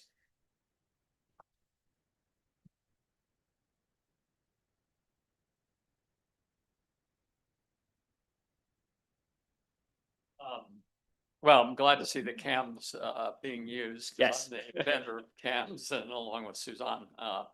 But I mean, it seems to me, especially in empirical work, you need to relate the size of the inheritance to the wealth of the people that are getting the inheritance. I mean, we know well-to-do people have parents that are well-to-do. And so the big inheritances are coming to people that are already wealthy and may have not much effect on them. A $100,000 inheritance is small relative to lifetime wealth. And, kind of any inheritance at all is averages out to, a number like 10 or 20,000, that kind of thing. And so I would suggest using all of the probabilistic points to get an estimated inheritance rather than a probability of inheritance at some target. So you kind of think the expected value of an inheritance, the probability of being in one of those intervals, bequest intervals or inheritance intervals, times the density of wealth within that interval, and you get an expected value and then relate that to their economic resources. Okay, that's a great suggestion. And just so you're saying for an individual might have some expected size of an inheritance, and then they might also receive an inheritance that's different than that. And you're saying we could do more to figure out what the expected value of an inheritance is for the person. Yeah, I think an important thing here is, well, two things. One is what is the expectation quantitatively rather than a probabilistic expectation as some target. Okay. The probability of an inheritance is about 10,000 compared to the expected value. I see. And relative to what they have. And then secondly, what the bequest actually is relative to what they have. Okay. Yeah, great. So this is very interesting, Jonathan. I think there's a parameter that I've been thinking is relevant for policy things. And as we see some of Mark's slides this afternoon, there'd be a whole menu of options for Social Security reform there, some of which are things like, a 10% benefit cut effective 2023, some of which would be, push the age of retirement, normal retirement age up to 67.5 immediately or something like that. Somehow embedded in your model, there is information on how flexible the ability to work a little bit longer is, right? I'm invoking, the David Wise et al., Courtney, other people on, capacity to work at older ages kind of things. But, a parameter that would be useful to have some better understanding of is how painful is it to the elderly population? And it's got to be this heterogeneity here. The last paper is surely right. And the first paper on some people are in occupations where it's really hard to work longer, right? But how should I think about this? Does this suggest there's a whole bunch of folks out there, or some group of folks who, it's not that big a deal. They get a shock of some wealth arrives and they decide I'll retire now, but they were planning to work longer, and that's where they were. I'm trying to just get thinking about, is there some way I can extract from what you've just estimated as a behavioral response something that speaks to how costly is it to, at relatively late date, tell you that your resource constraint is different, right? And I'll stop there, but it seems like it might be something you could do. I'll need to think more if No answer needed now, but I think it's kind of important. Thanks. Yeah. I have like a different but related intuition. So Okay. like if you're 20 years old and you have a negative income or wealth shock, you're like, well, it's really painful for me to cut my consumption right now because of some present bias, loss aversion or something like that. But retirement's so far in the future, like whatever. The opposite can happen when you get a negative shock close to your retirement, where now it's like you plan to retire right now and now you need to change your plans. And it's like, screw it, I'll consume later, but I'd rather retire now. And that's kind of consistent, I think, what we saw with the French study today, right? Where they retired at the same time and it's unclear how they funded themselves. And so like this parameter of not just like how easy it is for you to respond, but also like present biasness of like, is it happening soon, my plan, or not? Because you have these two dimensions, right, along which you can respond. And that's how I would personally decide, I guess. But yeah. So I think you can parameterize this with like how close, like a la present bias parameters, sort of how close you are to that decision. I see. So I had two minor remarks related somehow to the size of inheritance. I guess the distribution of inherited amounts should be very skewed, right? So I would expect some non-linearities first. If I inherit $10,000, I would probably not retire. And also perhaps some robustness checks with respect to the outliers and so on. So winterization, very minor. Yeah, bear with me for a second. We can actually look at what the distribution of inheritances look like. So here's the inheritances amount. Oh, so yeah, I capped. Okay. So it's capped in this graph, but not in the analysis. So that 99,000 is the average, or we might have Windsorized it at the 99.5 percentile or something like that. But yeah, the median is 42,000. The average is 118, and then there are some people in the data that report a couple $1 million. Yeah. One other comment on this, and it's actually triggered by Lisa's comment, right? You know, for those of you who follow the retirement planning literature, there's this risk in the DC plan world of what's called sequence risk. And it's, you know, if you retired at age 66 with your $1 million 401k and you happen to draw a 10% minus return, another 10% minus return, you know, you're down to under $800,000 worth of wealth very quickly. And all of a sudden your consumption plan looks very different than what it did when you retired at your age, right?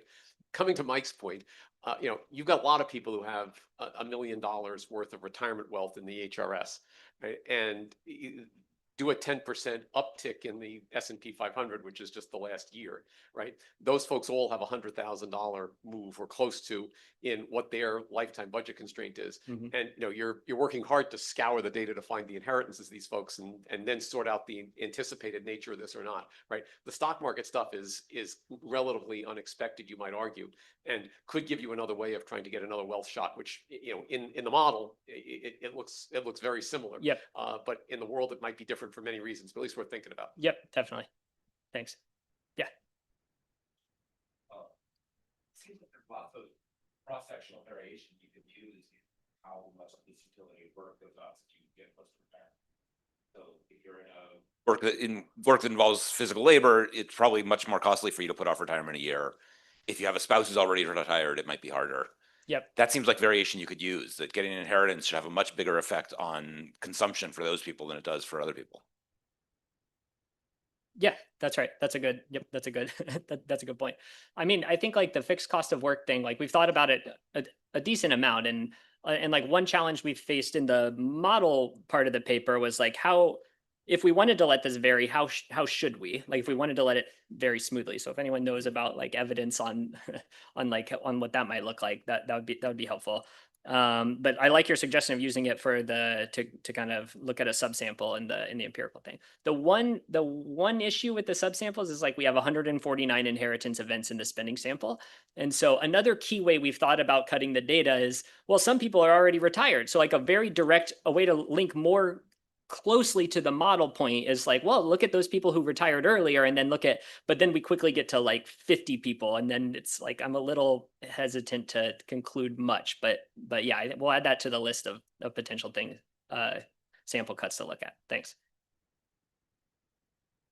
So building on a couple of the questions, sure. Seems like there's an interesting extension to looking at how labor supply is either whether the household is unitary or not. So somebody else has pointed out that you have data on who's the individual in the household receiving the inheritance. It'd be interesting to see whether the nominal recipient of the inheritance is the person who responds more strongly in terms of labor supply. Am I entitled to retire early rather than my wife because it's my inheritance, or does the household behave in a unitary way?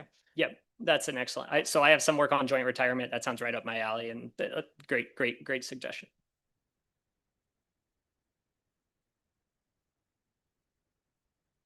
All right, thanks.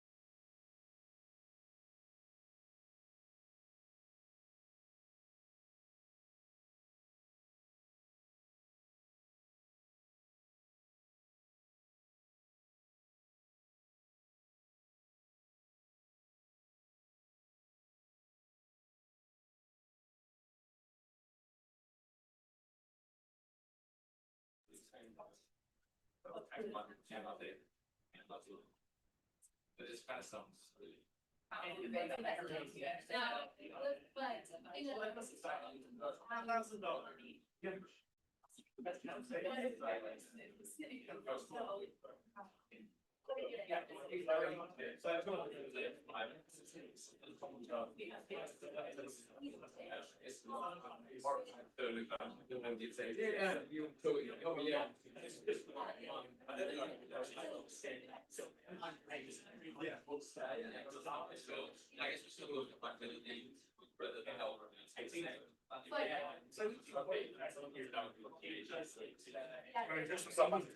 I'm Ching Wei. You are. I'm Ching Wei. Yeah, the third one.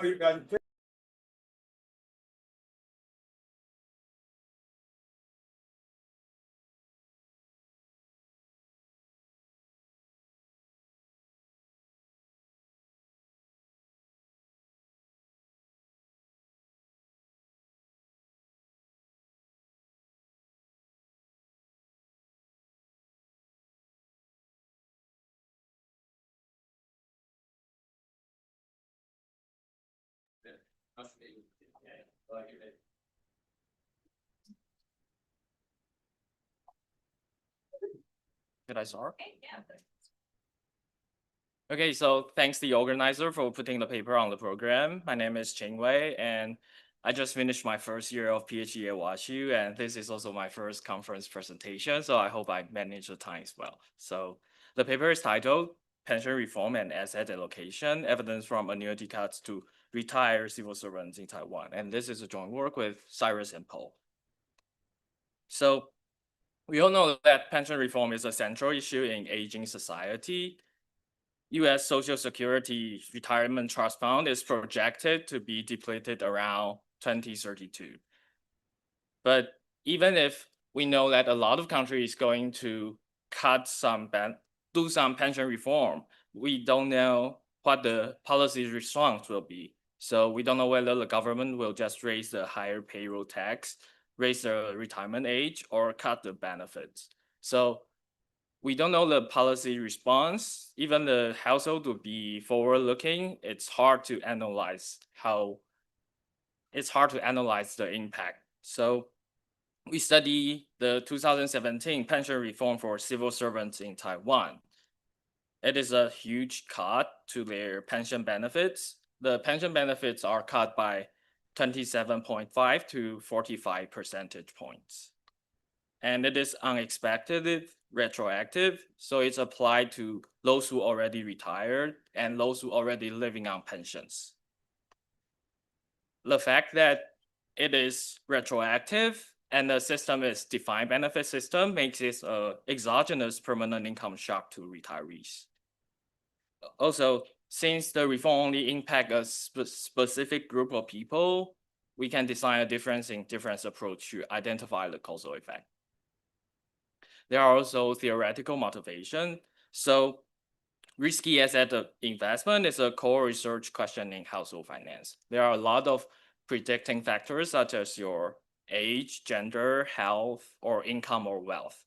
And if you think about life cycle model, there is this special notion of permanent income or human capital that determines households' lifetime resources, which in turn affect their portfolio choices.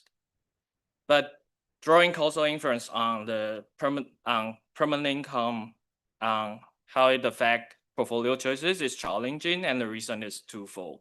First, we always observe only a certain length of the labor income, so you need to make strong structural assumptions to infer the permanent income. But even if we take the measurement for granted, you still need some exogenous variation in permanent income to draw the causal effect.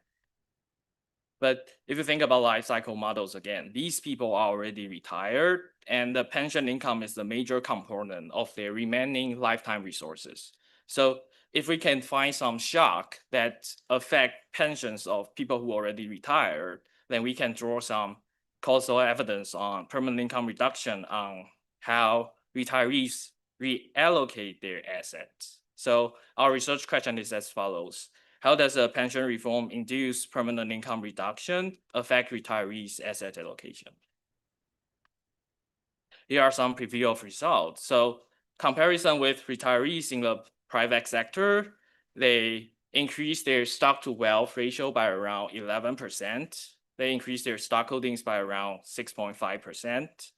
We show that they indeed actively rebalance their portfolio. So this is not driven by the stock market per se. And we find more pronounced effect for families with more dependent children. They lower their deposits, they chase stock with higher past return, and they are more likely to realize gain rather than realize losses.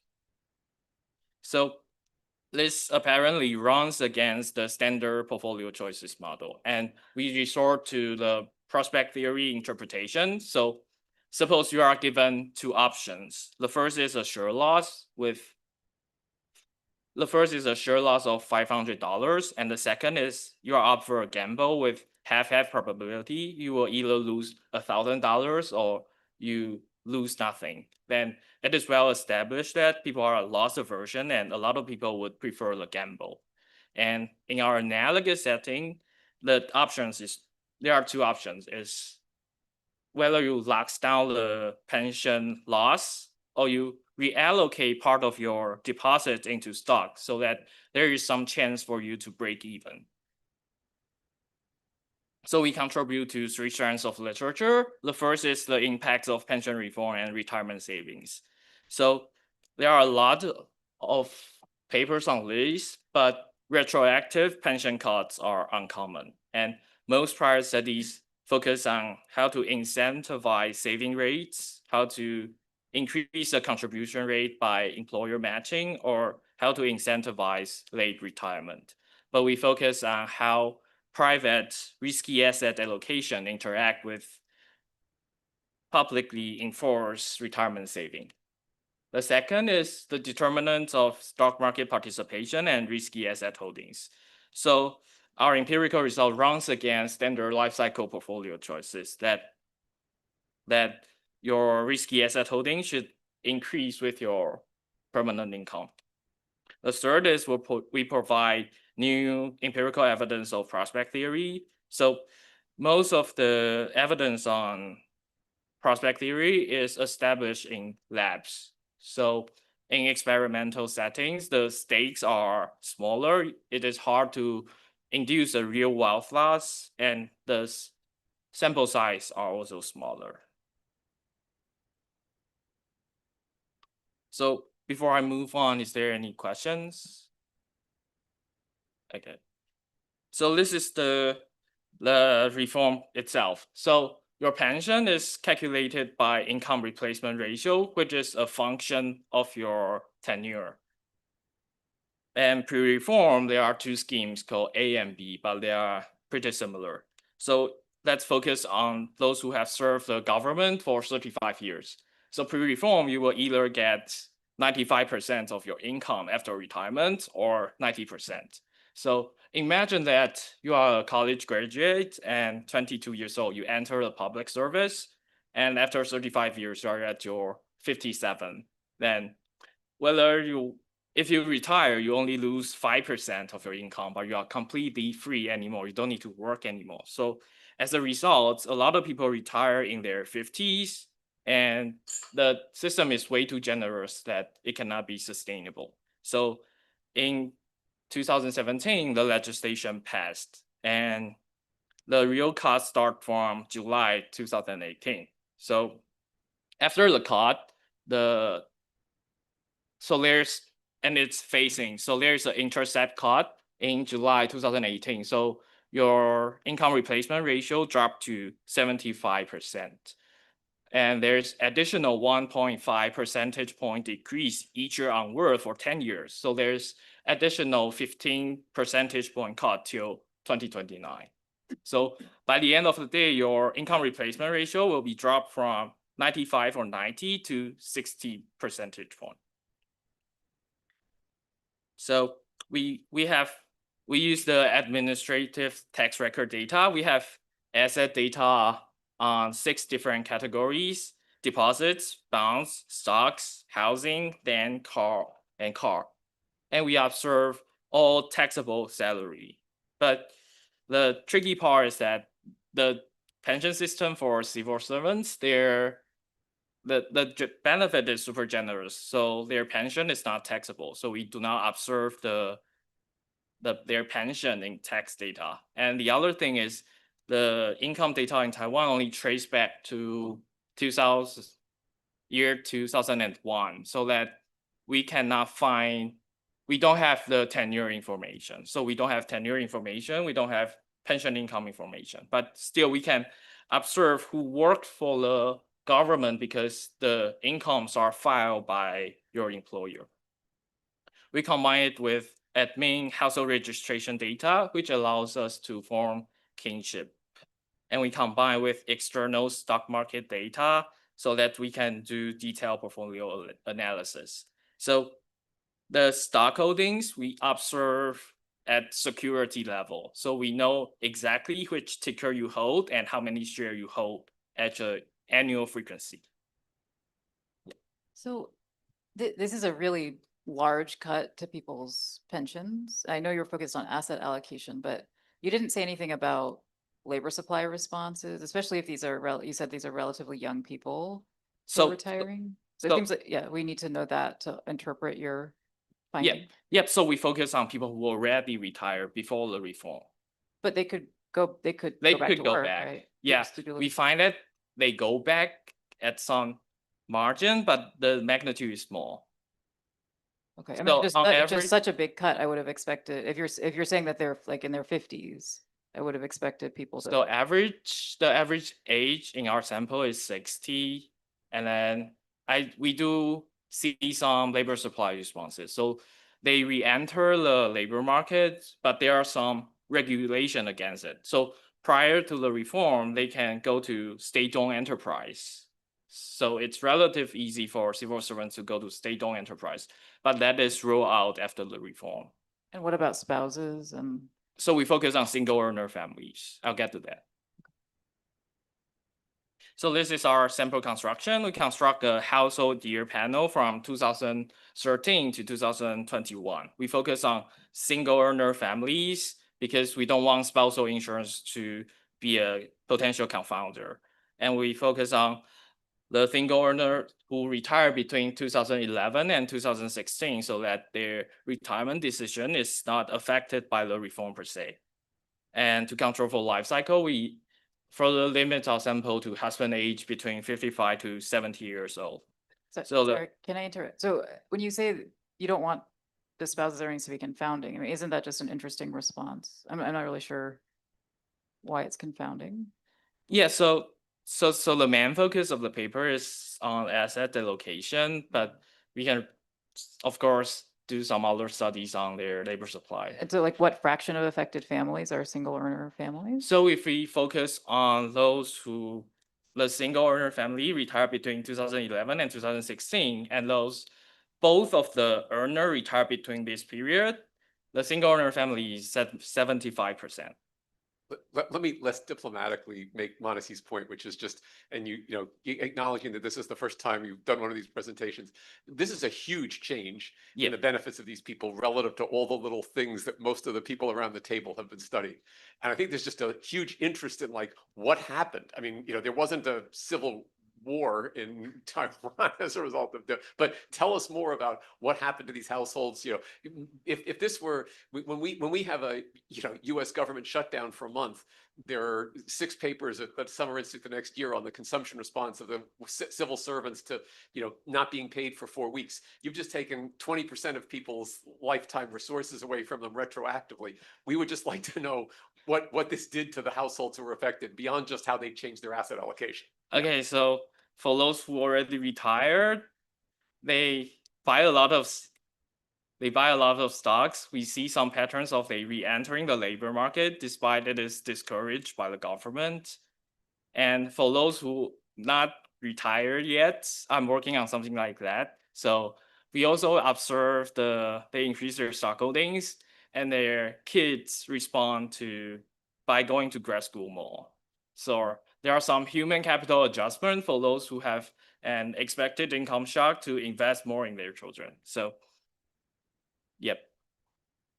And we once tried to impute the consumption so that we can test the consumption responses, but the difficulty is that we do not observe the pension income of them. So we that is a dead end, so we switch to stock holdings. Does that answer your question? Okay. So here are the summary stats. So the first column is for population, the second column is for treated group, and the third column is for private sector. So on average, the husband is around 60 years old, the wife is around 57 years old, 73% of the breadwinner was male. So the child dependency is the number of children below 24 years old. So even if they are old, they have 0.3 children at dependency age. And people hold a level deposit, but people do not hold bonds. So these are in NT dollars, but if you can divide it by 30 to convert to US dollars. So the average bond holding is around $80. And so let's look at the last 3 rows. So the total wealth is around 16 million, and the deposit to wealth ratio for civil servants is around 24%, and stock to wealth ratio is around 8%. But for private sector, the deposit to wealth ratio is 17%, and stock to wealth ratio is around 12%. So we know that civil servants are more financially conservative and private sector are more aggressive. But all we need, so when we are trying to do the identification, we need the trend to be parallel, not the ex ante levels. So we estimate the difference in differences design. So the main outcome variable is the logarithm of stock to wealth ratio and logarithm of stock holdings. So we focus on intensive margin mainly, but we show that the extensive margin is negligible in the magnitude. So the key coefficient of interest is this B of the civil servant and post interaction term. We control for time varyings, the number of children, the outstanding mortgage, and fixed effect of your husband age. And in our preferred specification, we add some baseline controls. So we control the variables measured in 2016, including the logarithm of total wealth, the logarithm of deposit, how much you actively rebalance, and how much is driven by passive valuation. And we include standard household fixed effect and year fixed effect. Yep. Sorry? So this is intensive margin. So we conditional on you hold the stock prior to the reform. But sorry? No, because there are some. So the average stock market participation is 67%. So the S&P stands for stock market participation. So this is the first table. In the first column, we only include two-way fixed effect. And in the second column, we add time varying control. And the third column, we add the baseline control interacted with year dummies. So the estimate is pretty robust across 3 columns. So it says that the retired civil servants increased their stock to wealth ratio by around 11% relative to private sector retirees after the reform. This is the event study plot. So year 0 means 2017 and year 1 is 2018. So you can see that the stock to wealth ratio is statistically significant increase in the legislation year, even before the real cut. And after 2 years, the level somehow plateau at a stable level around 15%. So the stock to wealth ratio measures the exposure of your stock holdings in terms of the total wealth, but this is the absolute level of your stock holdings. So the table structure is similar. We do not control for time varying control for in the first column. We add time varying control in the second column and add baseline control in the third column. So in our preferred specification, it tells us that they increase the stock holdings by around 6.5%. This is the event study plot. So as you can see, there is still no statistically significant pre-trend prior to the reform, and after the reform, they increased a lot of their stock holdings. So by the end of 2021, they increased by around 15%. We did several robustness tests. So the first is we did the power test on the pre-trend test. So it's following the Roth 2022 paper. We suppose given a statistical power, how large would the pre-trend need to be for us to detect it? And we show that even if the statistical power is large, then our estimate is much higher than the potential pre-trend. And there is a caveat in the reform. They were offer a special investment opportunity, but we rule out that it is mechanical quantitatively. And we construct a more balanced sample by matching on pre-reform observables and show that our result still holds. So the next thing we ask is that whether they actively rebalance or this is driven by the market. So we construct the no trade counterfactual following Calvet, Campbell, and Soldini. So the idea is very simple. So we observe every year what ticker and what share they hold. So we hold a time T portfolio fix and use the market price of T+1 to calculate what would the stock to wealth ratio be if they do not trade at all. Then we have an observed ratio called WIT+1 and a passive no trade counterpart with a superscript P. Then our outcome variable is this small a, which is the logarithm of WIT+1 divided by WIT+1 with superscript P. So basically it measures how much the ratio increases over time. So this is the results. So we show that they indeed actively rebalance, but the effect is concentrated in first 2 years. So in 2018 and 2016, the ratio increased by around 10% and 18%.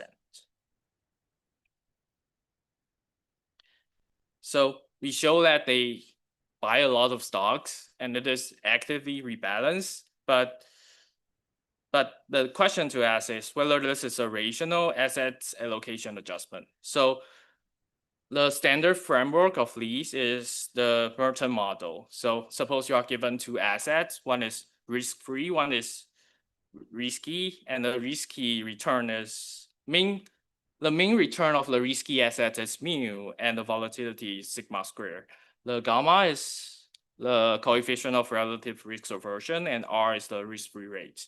So there is an optimal risky share denoted by alpha, which is 1 plus your permanent income divided by financial wealth multiplied by the merchant share. So it's just, so you can see that your optimal risky share should be increasing with your permanent income. So there are several, yep. Did you show us what's going down? Stocks are going up.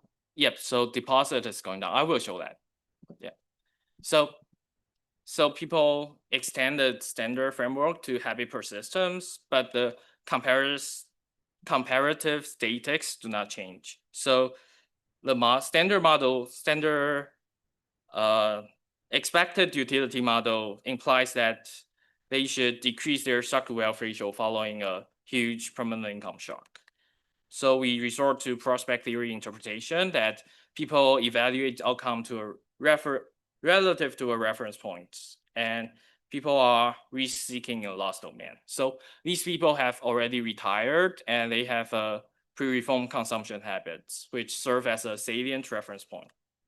The reform generated a perceived loss, so they are trying to gamble around the risk. So they're trying to gamble in the stock market so that they can recover the loss. So the change of break-even is psychologically appealing to them. So we have a toy model now, and if you are familiar with the Reaching for Your paper by Yue Ma, then it's an adaptation of their model. So I will present all the empirical results first and then jump to the toy model, because I guess the smoking gun should lie there, but we haven't been working too much on that. So we stratify the sample based on how many child at dependent age do you have, because we don't have, the ideal experiment would be stratifying by your tenure, but we don't have tenure data. So this is the subgroup analysis based on how many child below 24 years old do you have. So the first column is without any children, the second column is with one children, and the third column is greater than 2 children. So you can see that both for stock to wealth ratio and absolute level of holdings, they increase monotonically with your number of children. And these are other financial behaviors. So the first column is stock market participation. There is a around 0.6 percentage points increase, but it is not, it's the pre-reform average is around 67%. So this is, the magnitude is super small, and they do not change their residential decisions. They do not. So this is the second column is the log value of your real estate. But if we change it to an indicator variable, they do not. The result is also insignificant. The third column is deposit to wealth ratio, so it decreased a lot. It decreased by around 25%. And the fourth is total wealth, so it decreased by around 3%. And then we sort of ask, what kind of stock do you hold? And the fact is they are chasing stock with higher past returns. So we construct the past return with the return in year T minus 1 with the portfolio share weighted by the portfolio share in year T. So they are, the underlying assumption is that they are making, when they are making financial decisions, they are making it based on the information prior, they are based on prior information that are observable. So they are indeed buying stock with higher past returns, which is higher risk. So they are not using, they are not buying some stable stock that just serve as an alternative of bonds. And so they are trading much more. And then we ask, what kind of stock do they sell? So for each stock, we know that do the price went up or the price went down. So we have the realized gains and realized loss. So, and we find that in our preferred specification in third column, they are more likely to realize gains. So the realized gains increase by around 10%, and the realized loss is not statistically significant. So these are the empirical results that I have. Then let me show you the model first. So this is the reference dependent model that we have now. So suppose they have baseline deposits and stocks. The baseline is denoted with subscript 0. So deposit is D0, stock is S0, and the pension is P0. And the pension falls from P0 to P.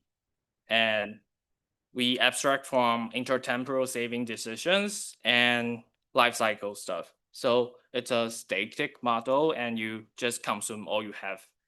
So prior to the reform, the consumption plan is C bar, which is P0 plus D0 plus S0.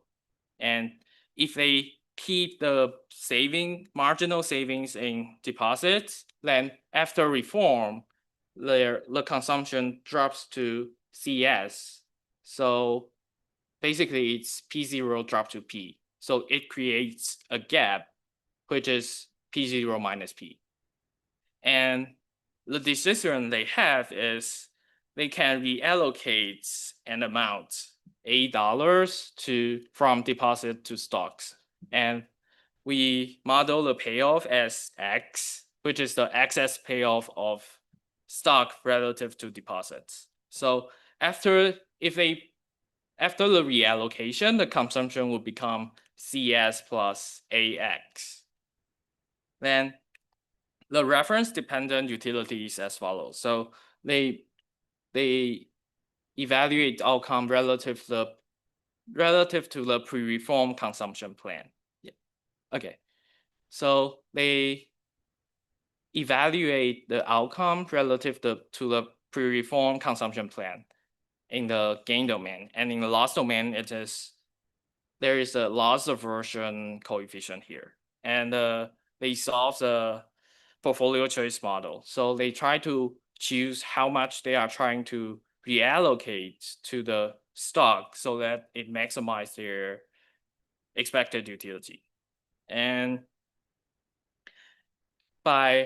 so we follow Lian et al. 2018 paper. So if we model the excess payoff as binary, so in the good state, you have a gain G, and in the bad state, you have a loss negative L with probability P and 1 minus P. And under these assumptions, we have a clean closed form solution. So the optimal the amount you should reallocate is the amount that recovers your consumption in the good state. So it is P0 minus P, which is the gap divided by the good state payoff. So the closed form results give a very clean interpretation, but it is unlikely because we know that stock is not, the payoff is not binary. So we are trying to work on extending it to a continuous payoff. And with a continuous payoff, then we can think about whether they are trying to buy stock with more right skewed payoff or left skewed payoff. So this is what we are working on. So if we extend the model to continuous payoff, then a more excess payoff with heavier right tail will let you recover the loss at a smaller position in expectation. So this is what we are working on right now. So let me draw the conclusion here. So we examine how retired civil servants change their asset allocation upon an unexpected annuity cuts. So the retired civil servants increase their stock to wealth ratio by around 11% and their stock holdings by around 6.5%. We provide novel evidence of the effect of permanent income reduction on portfolio choices. This is consistent with prospect theory, and there are several policy implications. So the retirement saving is designed to for people to smooth out consumption in their retirement age. But now, due to population aging, it is now a source of uncertainty. And the second is spillover effect on defined contribution system. So in Taiwan, for civil servants, it is a defined benefit system, but there is parallel defined contribution system in the private sector. So it could be that when people know the government could cut the retirement pension, like as when the things are bad, they would lower the defined contribution system because the benefits are not guaranteed. And this also reduce the incentive to serve in the public sector. So that's it, and happy to listen to the comments.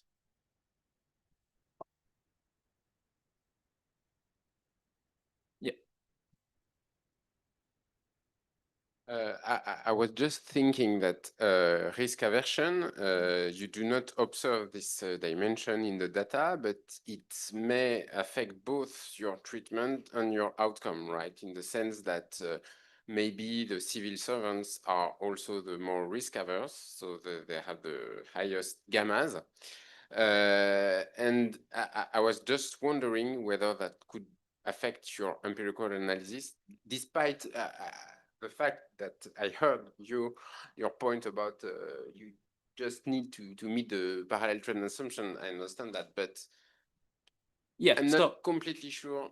So under standard expected utility framework, the only way to go is to, if the relative risk aversion is increasing in wealth, if it's constant or it's decreasing, then you should lower your risky asset allocation after a pension cut. So, but in the literature, all the evidence runs against increasing relative risk aversion. Yeah. I want people financial advice, but how come that do you have any idea of how people decide to move to fast food stocks, especially with that risk? Yeah, that's such a I don't see that happening here. So financial advisor is quite rare, and people just mainly there are 4 type of assets. The main is real estate, which is around 70%, and people almost each household holds a car, and then it's deposits and stock. So the only way to go is stock. Yep.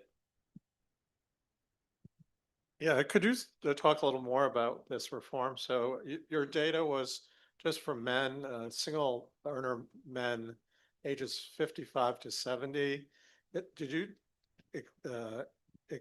keep that 55 to 70 because the reform only affected younger retirees? These cuts happen to like 95-year-olds? Yep. So those all the retirees, all the civil servants applies to the same rule for those who already retired and those are close to retirement and those who are still 30 years old. So it's a universal was change. regardless of how much they were, how much their retirement amount was. It was across the board. So it's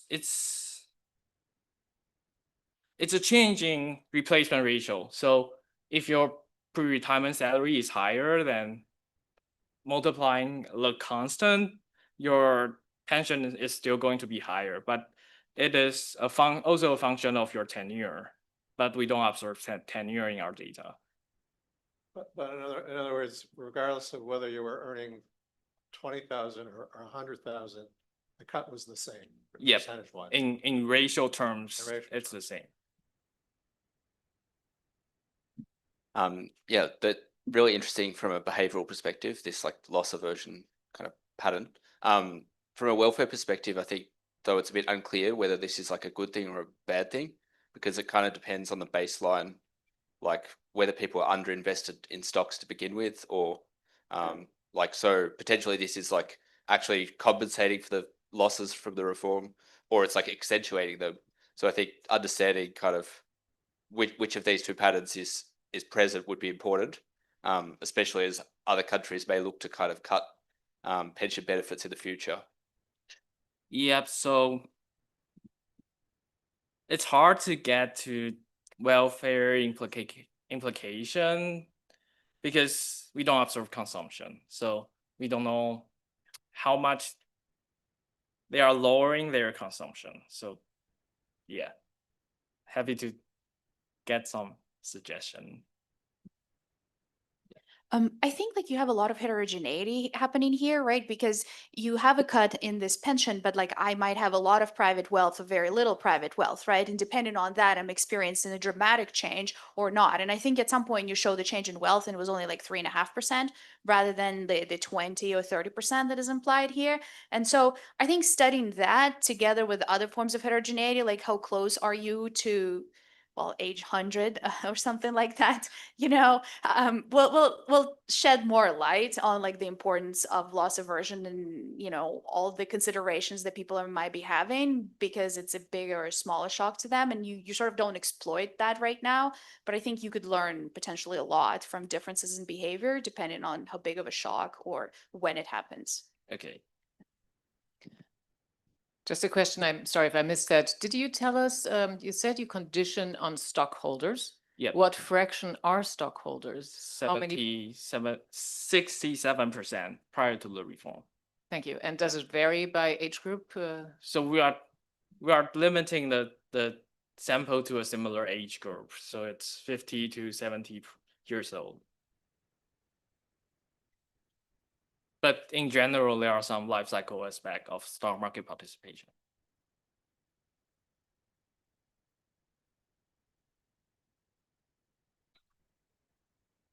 Right.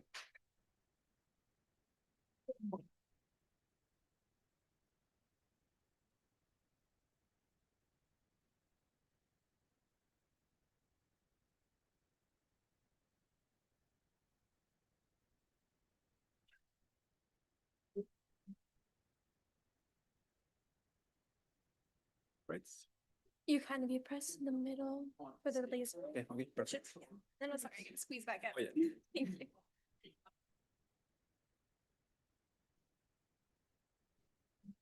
Great. So thank you very much for giving me the opportunity to present here. My name is Andrew Iaitos. I'm doing a postdoc at the University of Oxford, and today I'm going to present a paper on the perceived valuation of Social Security contributions using evidence from voluntary contributions in Spain. So in order to motivate this paper, I'd like to draw your attention to the fact that Social Security contributions account for about 9% of national incomes across OECD countries. So the share taken by Social Security contributions is larger than income taxation, and it is mainly used to finance public pension systems. And given we are living in an age of rapid population aging, we can just expect that the share of national incomes dedicated to Social Security contributions will just keep increasing.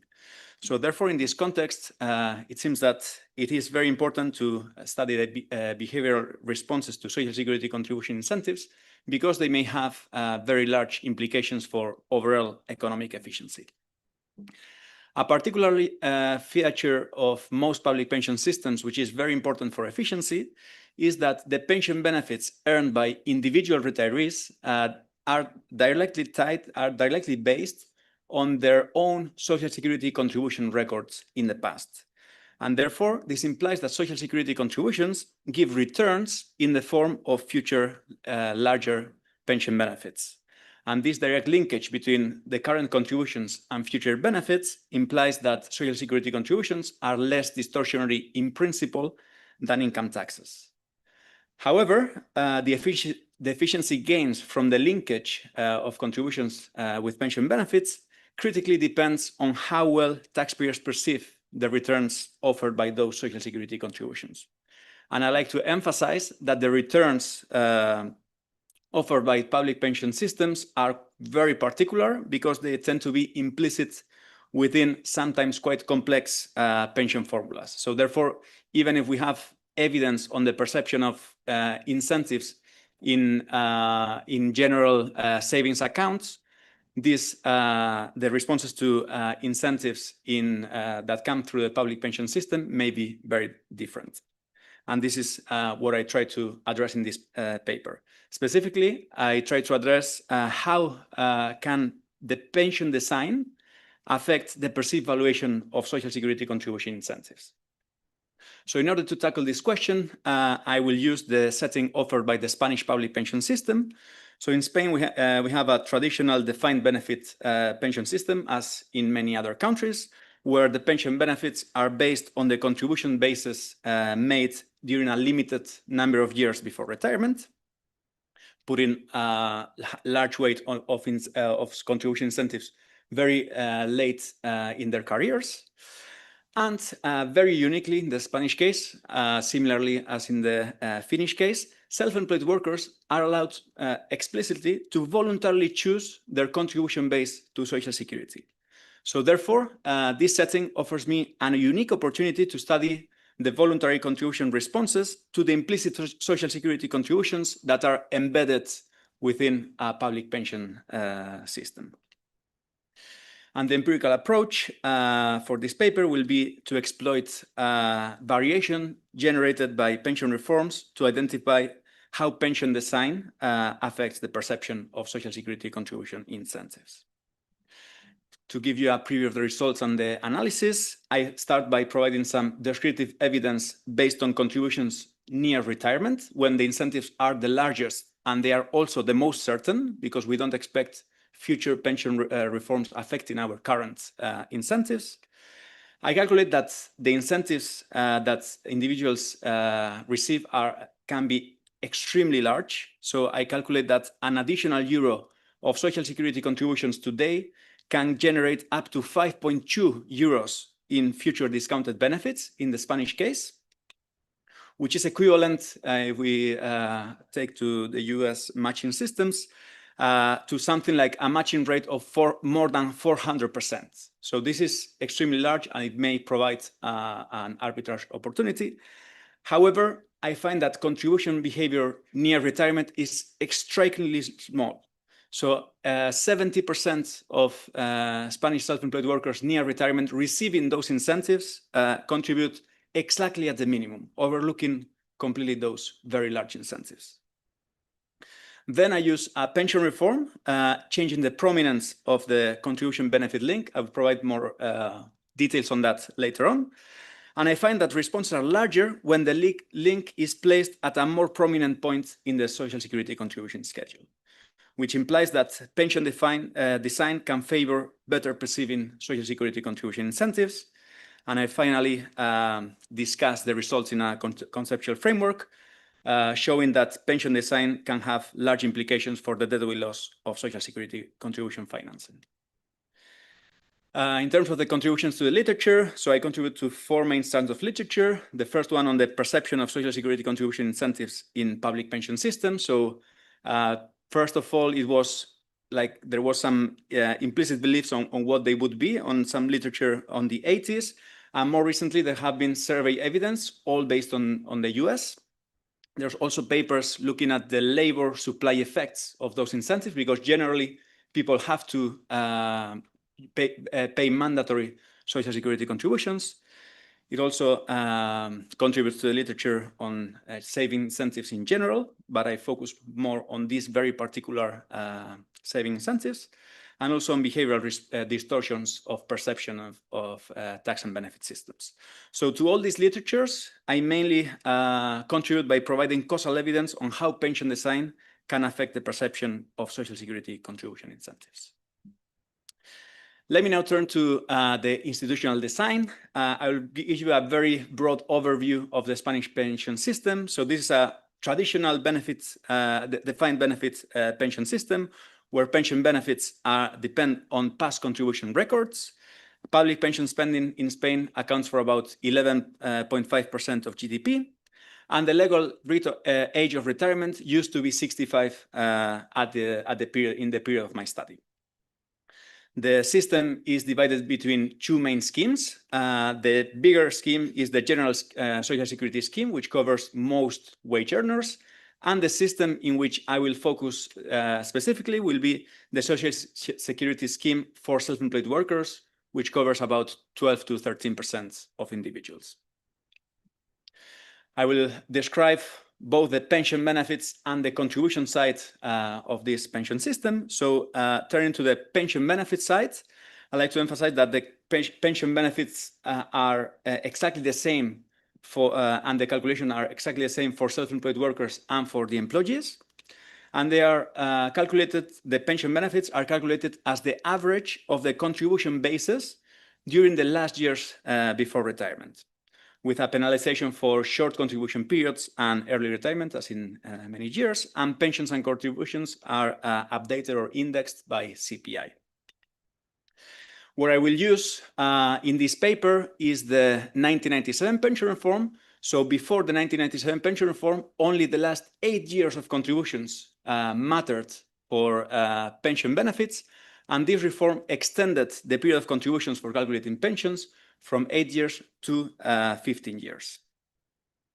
And therefore, given retirement at age 65, the age when Social Security contributions are linked to pension benefits was shifted from the age of 57 to the age of 50. And I'd like to show you that this is quite sharp. Oh, sorry. What do you do? So, because most self-employed workers retire exactly at the age of 65 years old. So therefore, the sharpness of the incentives is quite large. Yeah. Sorry, and how fast was it implemented? Was it like next year affects everybody, or? So not everybody. It will be sharp for my sample. So I will focus on those that are age 50 to 52 in my definitive analysis, and they would be sharply affected. Their formulas were affected sharply. Yeah. So in other words, if like I'm close to my retirement age, I don't know what the government's going to do. Yeah. In some sense, it is a dangerous game. Yeah. So for those that were very close to retirement, there were some transitory rules that smoothed out these effects. Yeah, that's a good point. Great. So let me now turn to the calculation of contribution incentives around this reform, and the measure that I will use is how an additional euro of Social Security contribution today affects the net present value of the pension benefits that I will receive in the future because of this additional contribution. I make several assumptions, and you know, I have many details on the method. For the interest time, I will describe that I use a discount rate for the real rate of discount of 3% for those benefits, that I calculate incentives for a retirement age of 65, and I will use mortality tables. So survival probabilities will come from mortality tables from the Spanish Office of Statistics. So here are the quantification of the net present value of additional Social Security contributions. What you can observe is that, you know, this is for before the 1997 pension reform.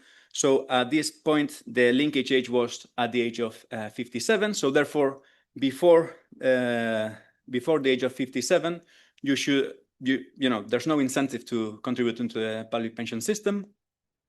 While after the reform, the incentives are very large. So from age 57, every additional euro of Social Security contribution gave returns ranging between 4.1 to 5.2%, 5.2 euros. So this is extremely large, and offers, I guess, an arbitrary opportunity. So the real rates of return, annual real rates of return, are more than 30% for periods near retirement.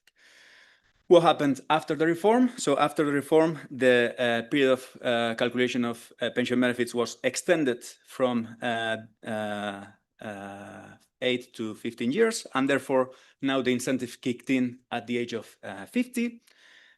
We can observe that also the size of the incentives were attenuated a bit, because now you need, I mean, you need more years of contributions, or the incentives are spread out across more years of contributions.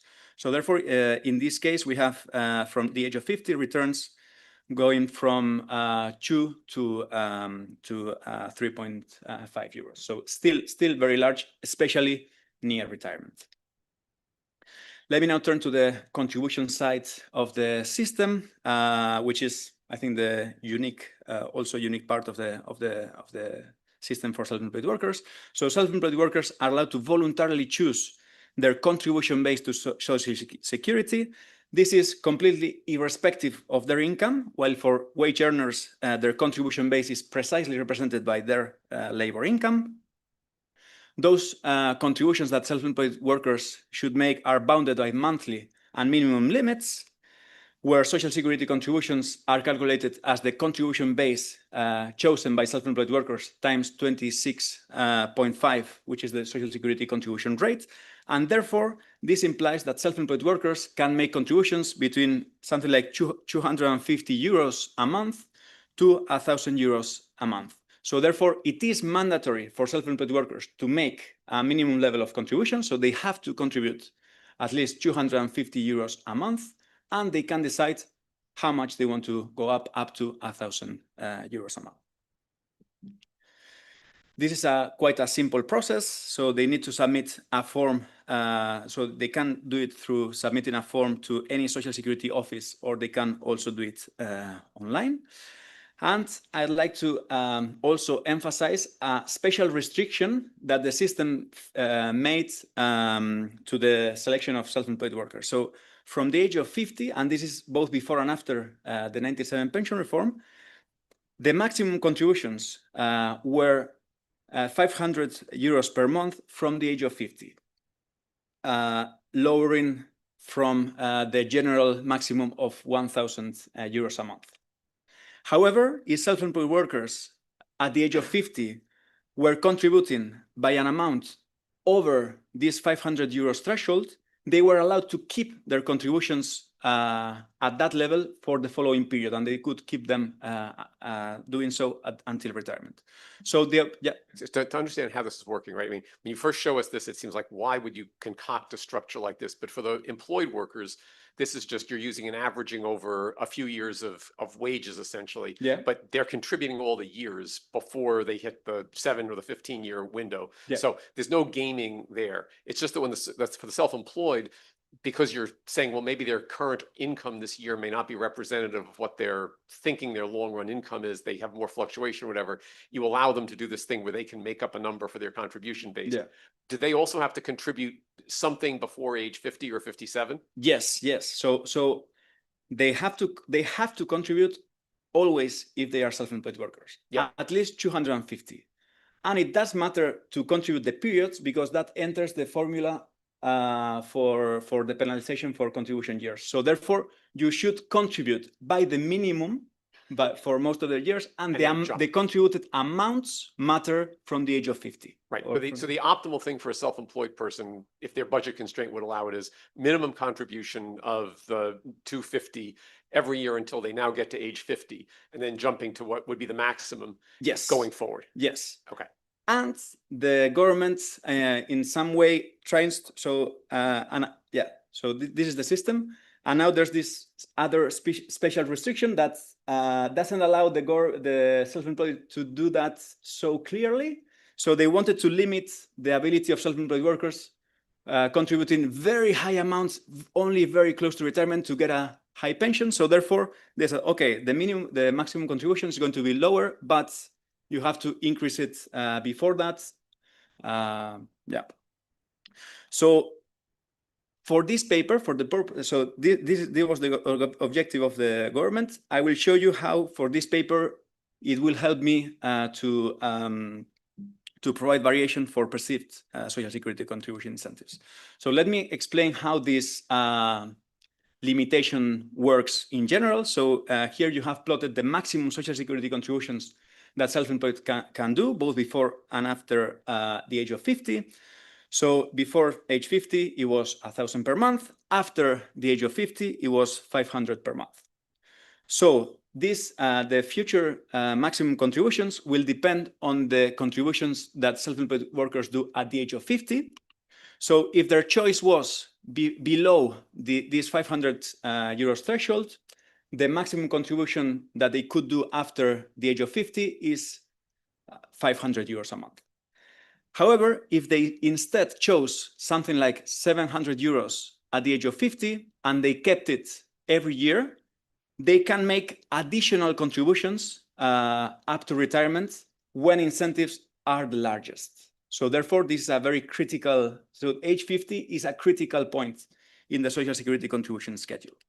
And I calculate that at the age of 50, very large Social Security contributions could give an option value worth 70,000 euros. So it's a high stake decision. So therefore, as I said, age 50 is a critical point in the Social Security contribution schedule. There could be potentially a large option value, and it is also a prominent age in the Social Security contribution schedule because it's communicated, it's there, it's written in the law, and it's important. So how do I use it for perception of incentives? Well, the 1997 pension reform changed the contribution benefit linkage from the age of 57 to precisely the age of 50, making it coincide with this critical age in the Social Security contribution schedule. So therefore, aligning the linkage with this critical point could make the self-employed workers remember the timing of Social Security contributions better, and the high-stakes decision involving at age 50 could justify the cognitive costs of processing Social Security contribution incentives, mitigating potentially behavioral inattention. So therefore, the 1997 pension reform could improve perceived Social Security contribution incentives. Let me now very briefly turn to the data. So I use administrative Social Security microdata from Spain. This covers a random sample of 4% of Spanish Social Security affiliates in 2005. And for participants in the sample, it provides their entire employment history and pension history, as well as their contribution information, which includes the precise contribution bases chosen by self-employed workers. I select two samples for this study, a sample that covers self-employed workers near retirement. So I select a sample of already retired self-employed workers for whom I can observe their pension parameters at retirement, and therefore I can calculate Social Security contribution incentives with certainty.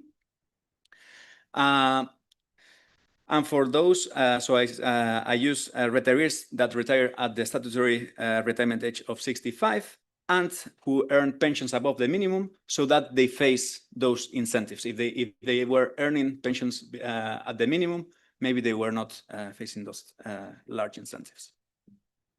And for studying the effect of the 1997 pension reform, I select a balanced panel of Spanish self-employed workers between 1994 and 2002, and I exclude the 20% with shortest contribution periods, which corresponds with the share of self-employed workers receiving minimum pensions because of short careers.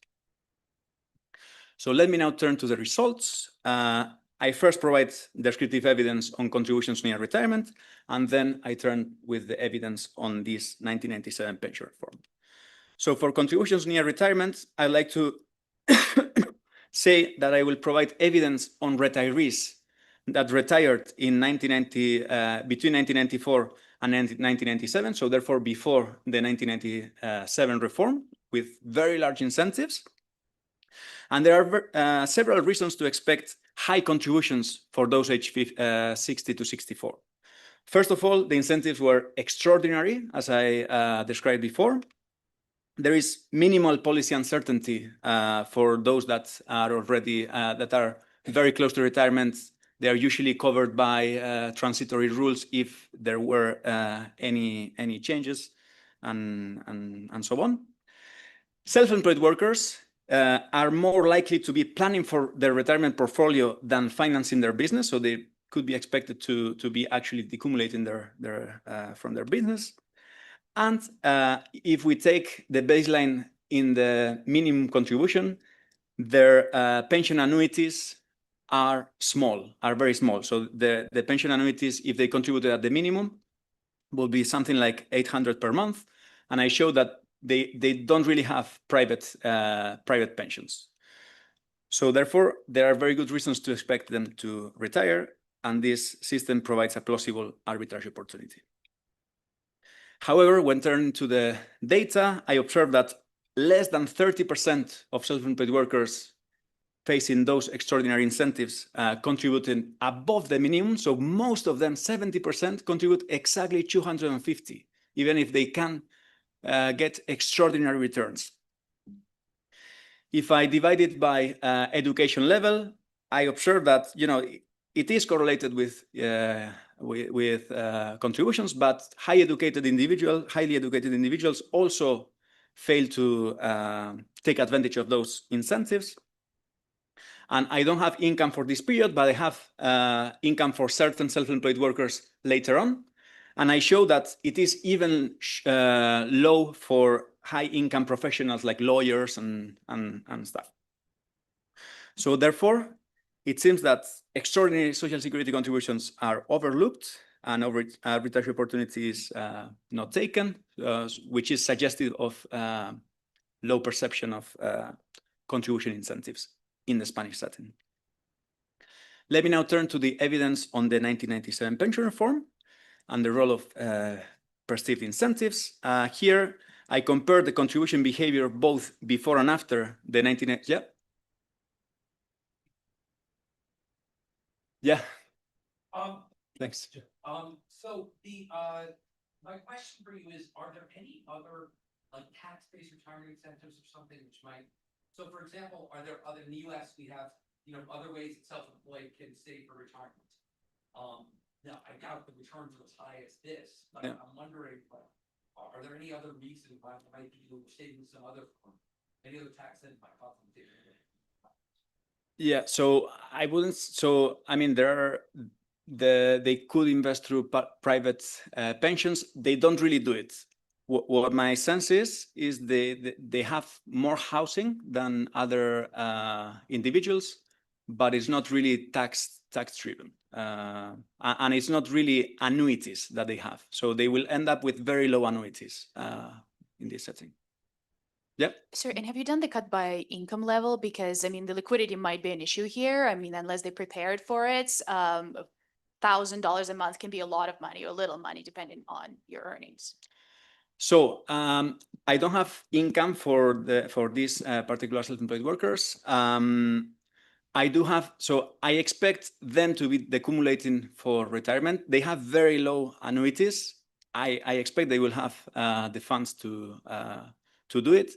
But still, so as I said, in a later period, I do have income for certain self-employed. And even when I condition on those that have high incomes, and they are professionals, I observe very low contributions. Yeah. Great. So back to the 1997 pension reform. So as I said, before the 1997 pension reform, the linkage and the prominent point did not coincide, while the after the 1997 pension reform, both the linkage and the option point, this prominent point, were happening at the same time at the age of 50, which in principle could improve perceived Social Security contribution incentives. So here I plot the fraction of individuals contributing above the minimum before the 1997 pension reform. So you can see it's increasing with age. I didn't mention that Social Security contributions also give rise to disability benefits and survivorship benefits, which may explain the increase in contributions by age. But there was no change over the period of study. So here we can observe the option age was at 50, the linkage age was at 57.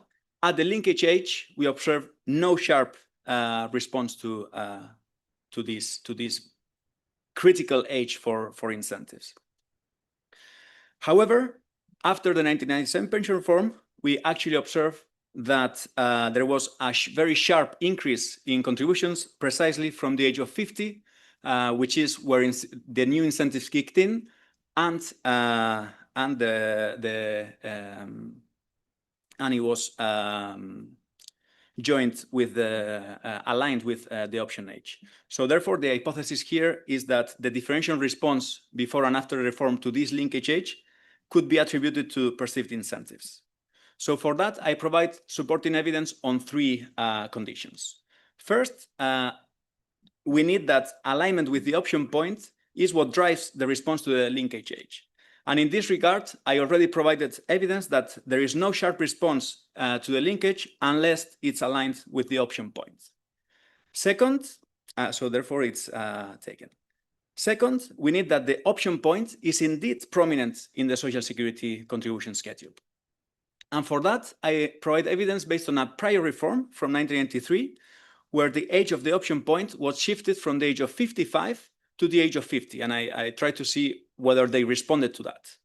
So first of all, I can provide evidence on contribution behaviors before the reform.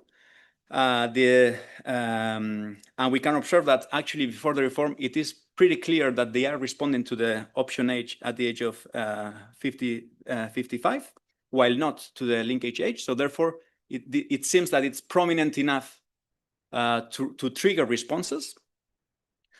And when the reform kicks in, precisely in the ages when that were affected by the reform, we see an increase in contribution. So therefore, it's the significant response to the option point reveals that it is well perceived, at least enough to drive responses. And finally, we need that alignment drives behavior through perceived incentives, not these option incentives that come from the age of for contributions above 500 euros, because this could confound the interpretation of the result. However, I use the fact that the option incentives only exist above 500 euros a month. So therefore, any response to the 1997 pension reform below this threshold could be attributed to perceived Social Security contribution incentives. And breaking down the responses below and above this threshold, we can observe that actually the vast majority, 90% of the response, comes from below the option threshold, where the option has no real financial implications. So therefore, this can be attributed. So the differential response to the 1997 pension reform can be attributed to better perceived Social Security contribution incentives, which implies that pension design can improve perceived Social Security contribution incentives. Then I have more analysis on the magnitude of responses using a dynamic definitive result. So here you have the incentive schedule from the after the 1997 pension reform, from the age of 50 to the age of 56, there were new incentives kicking in. So I compare the self-employed that saw their contributions suddenly linked to pension benefits to those that whose contributions remained unlinked to pension benefits, both before and after the reform. We can observe that the parallel trends were quite well aligned before the reform, and then there's a gradual increase in response.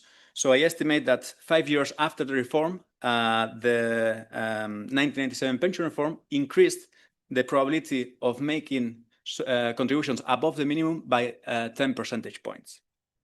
And to give a comment on the magnitude of these responses, we can see that before 1997, I showed that only 30% contributed above the minimum at the age of 60 to 64.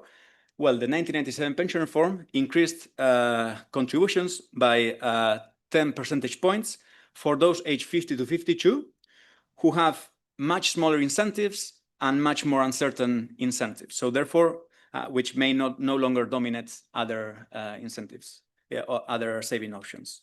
So therefore, we can conclude that the response to the 1997 pension reform can be quite sizable, which highlights the relevance of pension design for perceiving Social Security contribution incentives. And finally, I discuss the implications of these results on the deadweight loss of Social Security financing. And for that, I here provide the expression for the deadweight loss of Social Security financing as the multiplication of two elements. So first, we have the deadweight loss of Social Security under no link, which is the deadweight loss tau, which is attenuated by the perceived Social Security contribution incentives that individuals have. And this can be decomposed into elements in order to isolate the welfare effects of or the efficiency effect valuation wages in Social Security incentives, with the expression on the red expression on the left. So this taking this expression and the evidence in the paper, it seems that there may be a substantial valuation wage in traditional defined benefits pension systems, and this efficiency of raising Social Security contribution revenue can be influenced by pension design with low-cost interventions that can drive big efficiency gains. So therefore, to conclude, I find that taxpayers seem to have difficulty in perceiving the implicit contribution incentives embedded in traditional defined benefit pension systems. My results highlight the relevance of pension design for perception of Social Security contribution incentives, and I show that they may have important implications for the deadly loss of Social Security financing. Thank you very much.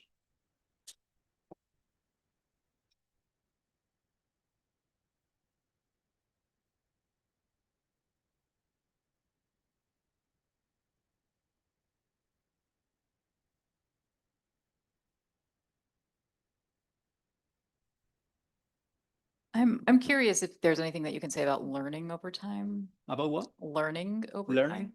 time. Yeah. What I can say is that, it seems that the response to the 1997 pension reform is there's some gradual effect on that.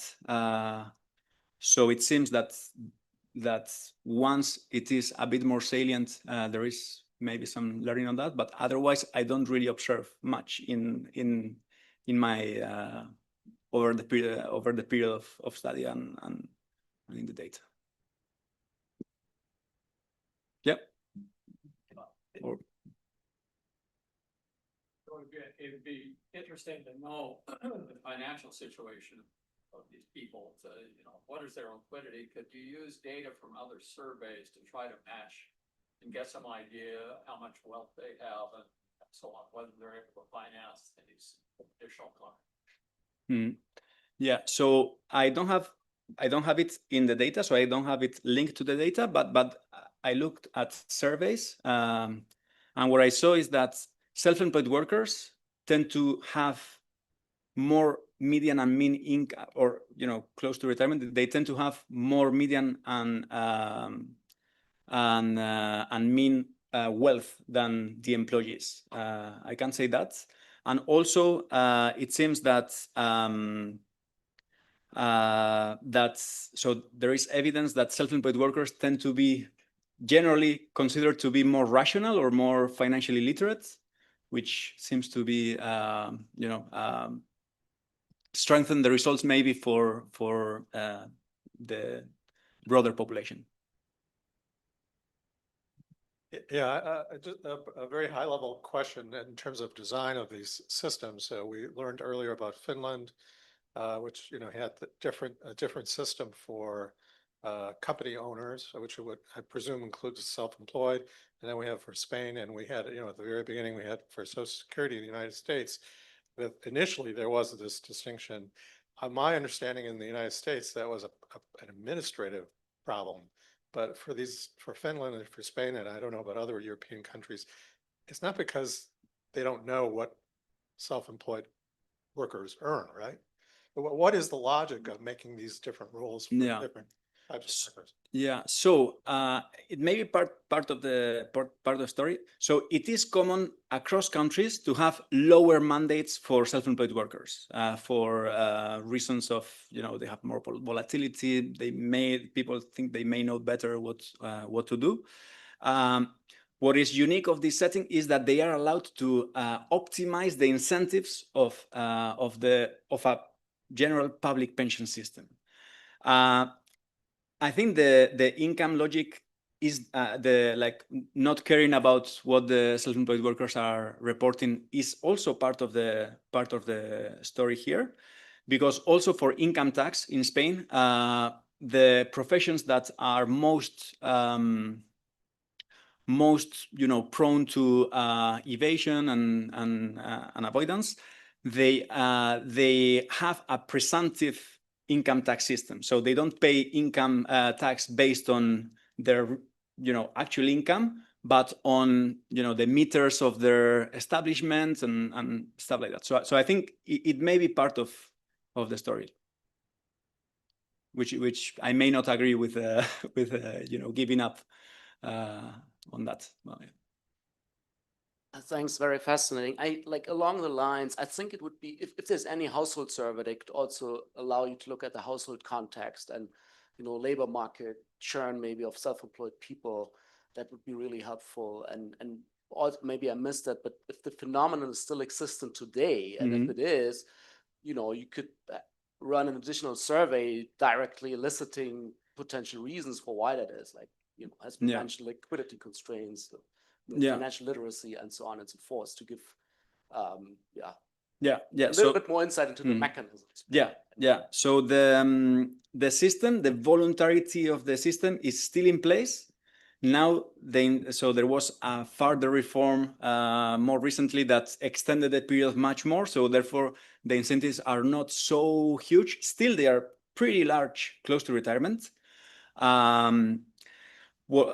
What I like also about the time of my study is that there was no real concern or not salient concern about the sustainability of pension systems. I think now maybe self-employed workers will attribute it to, I think I will not receive a pension or things like that. So unfortunately, I cannot do a survey for those incentives, but I still think, and I'm thinking about that, of a survey on those near retirement whose returns are still quite certain. So that's a great point.